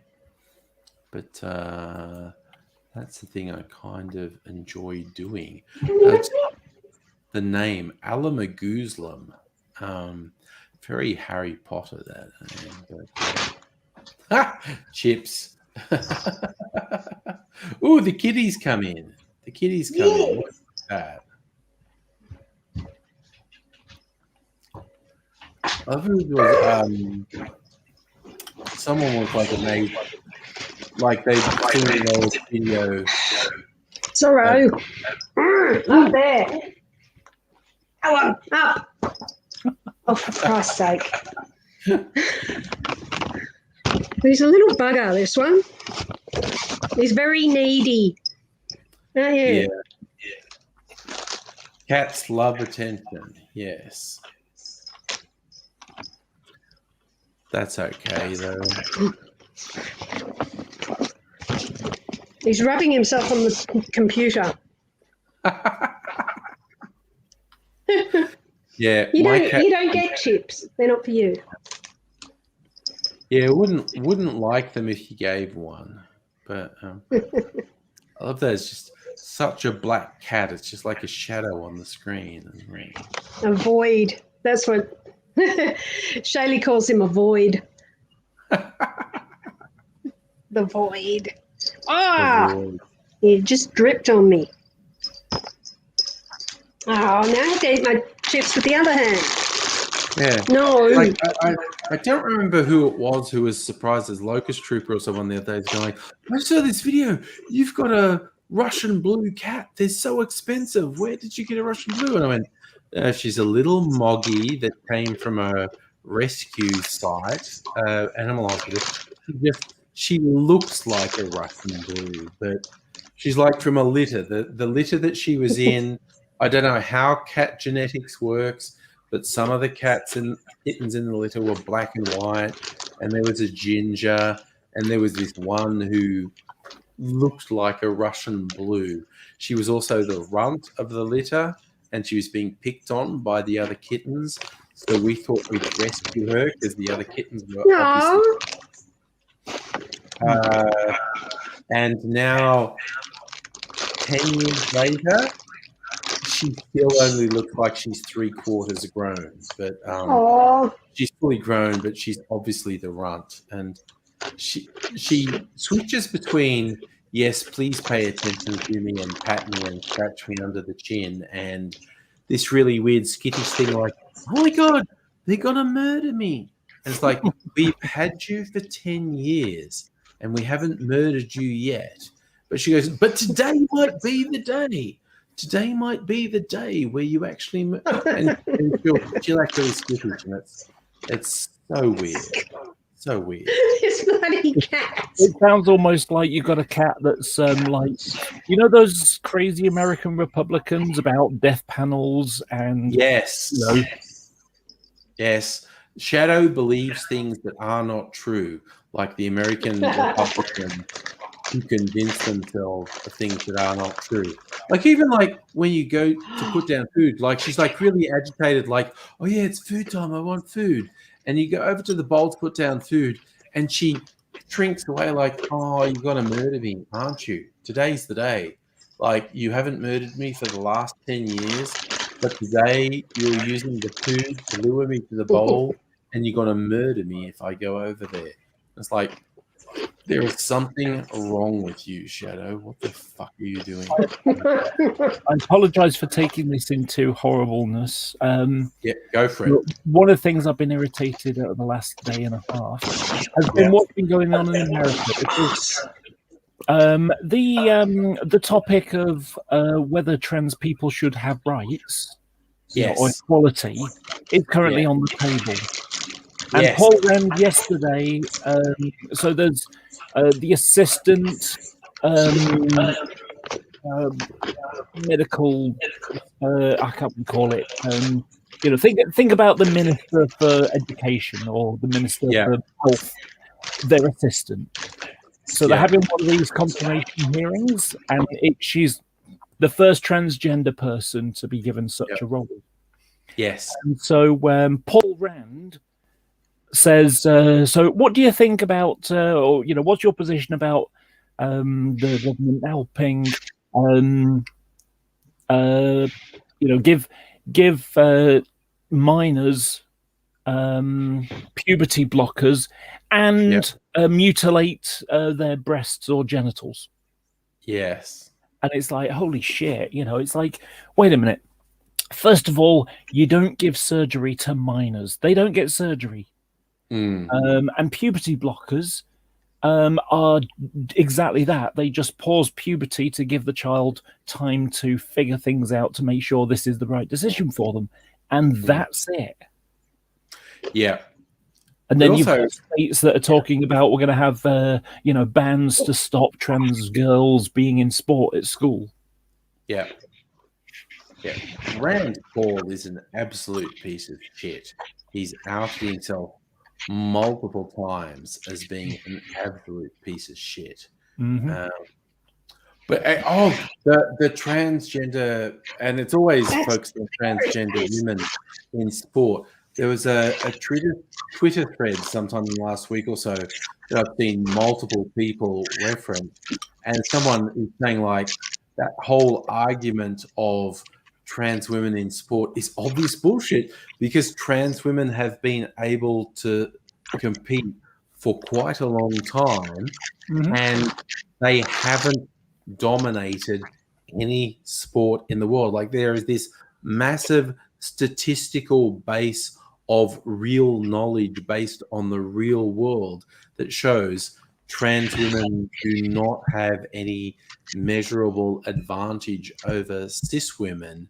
And people are just going, oh yeah, but I feel like they do. It's like, motherfucker, what you feel doesn't mean shit. We actually have an enormous body of statistics that show this prejudicial idea that trans women have some sort of advantage over cis women actually isn't true. And that's reality that's telling us that. And what it comes down to is basically it's effectively transphobia under the guise of fairness. Yes. And the thing, what people are ignorant about this stuff, so they just go off what they feel, seems to be realistic. The thing is that we replace our cells in our body after about three to 4 months. Just normal, and that includes muscle cells. Yes. And so this idea that, they've got a predisposition. Well, as soon as you stop taking testosterone, because when I get hormones, I'll take testosterone blockers and estrogen. Yes. And it'll come to a point because you do need some testosterone in you. I mean, Nettie, I'm guessing you're a cis woman, I'm almost certainly. You will have some testosterone in you, and you need it to survive effectively. So many trans women end up having a prescription for really low doses of testosterone, even though they're mostly on estrogen. Because once you get the surgery, no testicles anymore equals no more naturally produced testosterone. Testosterone, yeah. But this idea largely came about because of a There was someone called Rachel McKinnon. She's changed her name now, but a cyclist, does at a velodrome, and she won for the first time. Yeah. And what the person who came bronze, she didn't come in silver, she came bronze, complained that she had an unfair advantage because she was trans, born male, and but seems to have forgotten about the I think it was something like 12 or 13 times that she'd beaten her all the time. Yeah. She'd beaten the trans woman loads of times, but the one time that she wins, suddenly it's an unfair advantage. Yeah, absolutely. Yeah. And also, this bullshit throws cis women under the bus. Like, who copped all this shit? The South African athlete, Caster Semenya, who's not trans. She's a cis woman. She apparently does produce more testosterone than most cis women. So there's possibly, she possibly is intersex at some level. But the fact is, she's a cis woman, and this trans paranoia has resulted in this ridiculous prejudice against Caster Semenya and these rulings that she's not allowed to compete. And it just makes no fucking sense whatsoever. But people who obsess over this shit end up making really dumb decisions that don't make any sense. There's one from a number of years ago where, and it's a common turfy thing, that people you see on Twitter. Pretty much every single week, you will see one post a picture, and it's a trans man fighting a girl in wrestling. Yes, and the trans boy is physically stronger. You can see the muscle mass was dominating. And it's like, look, see, this is how unfair it is. This is how unfair it is. Except for that, the only reason why he was fighting the girls was because Texas had a law saying that you had to fight you had to compete with your birth gender. Yeah, and he didn't want to compete against the girls. No, not at all. It was that bizarre Texas law, and that's what I said. This bullshit that the transphobes go on with is always throwing cis women under the bus, like the dumb shit that J.K. Rowling said about people who menstruate. We used to call that women, and they're going, okay, there are an enormous number of cis women who don't menstruate for a whole spectrum of reasons, and you are just to advance your political agenda. You are just saying to these cis women, you're not really women because you don't menstruate. And it's like, fuck you. What the fuck is wrong with you? But it's bullshit. Yeah, it's really hard to be transgender right now. I mean, tomorrow, on Sunday, the Times broadsheet, you'd expect them to be a bit more, educated. Yeah. But no, every week there will be the anti-trans thing. Every single week. Yeah. Oh, and God, in the UK seems to be the fucking global center of transphobia at the moment. Yeah. Yeah, what is that? Do you remember the Airplane, the movie? Yes. And you've got Lloyd, what's his name? Bridges. Yeah, and he's like, guess this was the wrong week to quit smoking. Guess this was I almost feel like that. Guess this was the wrong decade to be trans. Yeah. It's still like the bit that still cracks me up, the coming out video for Philosophy Tube on YouTube, Abigail coming out, even though I think she'd been preparing people for it. I think she'd been presenting as really femme for quite a while, Because previously on Philosophy Tube had a beard and shaved that off and was honestly presenting quite femme.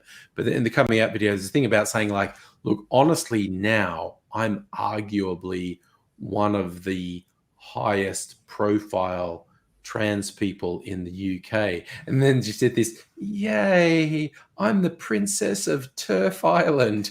And I was just, it was kind of painful, but it was so funny. And it was just like, yep, there is some nasty shit happening in the UK right now. Yeah, there's also something that's It's 1 o'clock in the morning. So I'm sorry, I'm just going to have to fade out. Me too, Nettie. Why don't I say Abigail? Because we normally have Abigail in here. Yeah, no. It is 1 a.m. I think that's a good time to go to bed for us. Thanks for coming on and saying. Can I finish with one final thing? Yeah, definitely. Okay. Close out. So this is the personal trans stuff for me. So after 2 years of waiting, I got moved to a new gender identity clinic that only covers Manchester, which means that the queues are really, really, really short by comparison. And if I was with the gender identity clinic I was before in Leeds, I'd probably be waiting at least another year for the first assessment and 6 months to a year after that for the second one, at which point I'd get hormones. So 18 months roughly at best. This new one, I had my screening call last week. I got the date for my first assessment, which is in 4 weeks from yesterday. Cool. And 4 to 6 weeks after that, I'll get the second assessment, and that's usually when they say, yes, you can take hormones. So in a couple of months' time, 2.5, 3 months, I'll be on hormones, and I've been waiting for that for, a year before COVID turned up. Yeah. So it's all really exciting for me now. And I'll tell you what it feels like. It almost feels so sudden and caught me unaware because I'm so used to the waiting. And I'll tell you what it's like. When you phone up the gas company or the water company or whatever, and, they've only got 3 operators because COVID. And so you sit there on it for an hour waiting on the phone, and of course, you got these constant messages. We value your custom. We'll be with you as soon as possible. And you've heard that sort of 58 times already. And so it's like suddenly someone answers, and you're like, oh, and your brain sort of goes, oh, they answered. We've got to collect your thoughts about what you want to say. What? Yeah, so it feels like that. It's like all of a sudden this stuff is right on top of me, and it's like, oh my gosh, it's so sudden and exciting as well that I'm finally going to get to see me, get me to be me. Yeah, excellent. Yeah, but I understand that's a bit weird. Yeah. Well, hopefully, but like the I say, next couple of months are just good news. Yeah, I mean, I'm really happy now because 5 minutes, 10 minutes ago, we were talking about negative trend shit that goes on, and we've finished off on a nice one. Yes, we've finished on an up. Things are going right.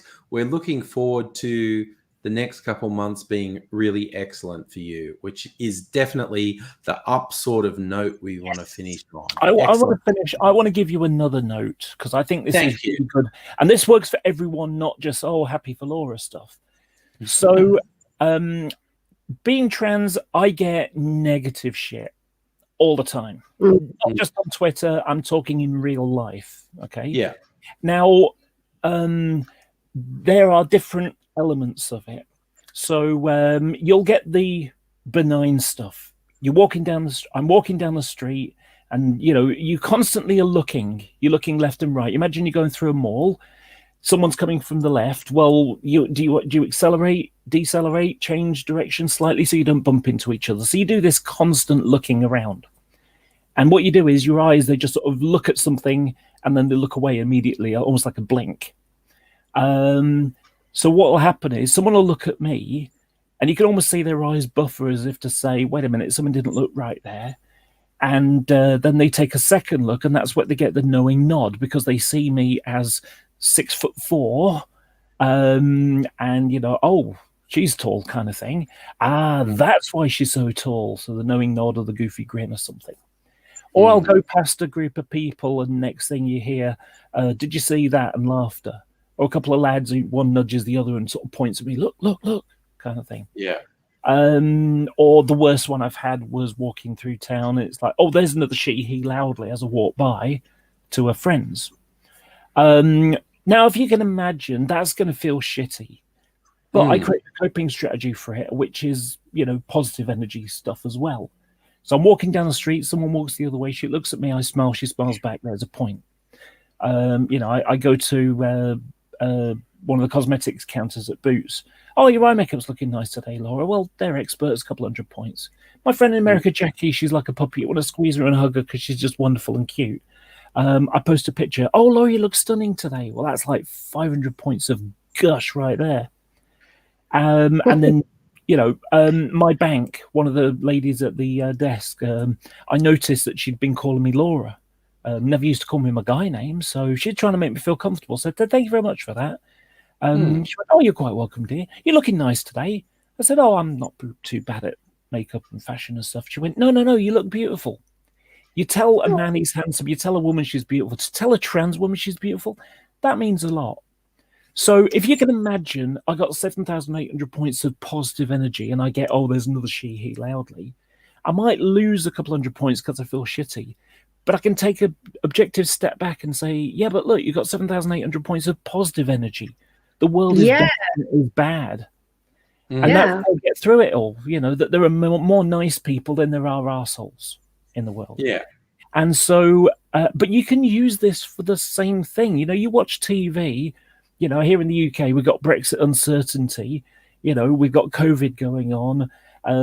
People getting stabbed and shot as well sometimes. And so, just all these sorts of things going on.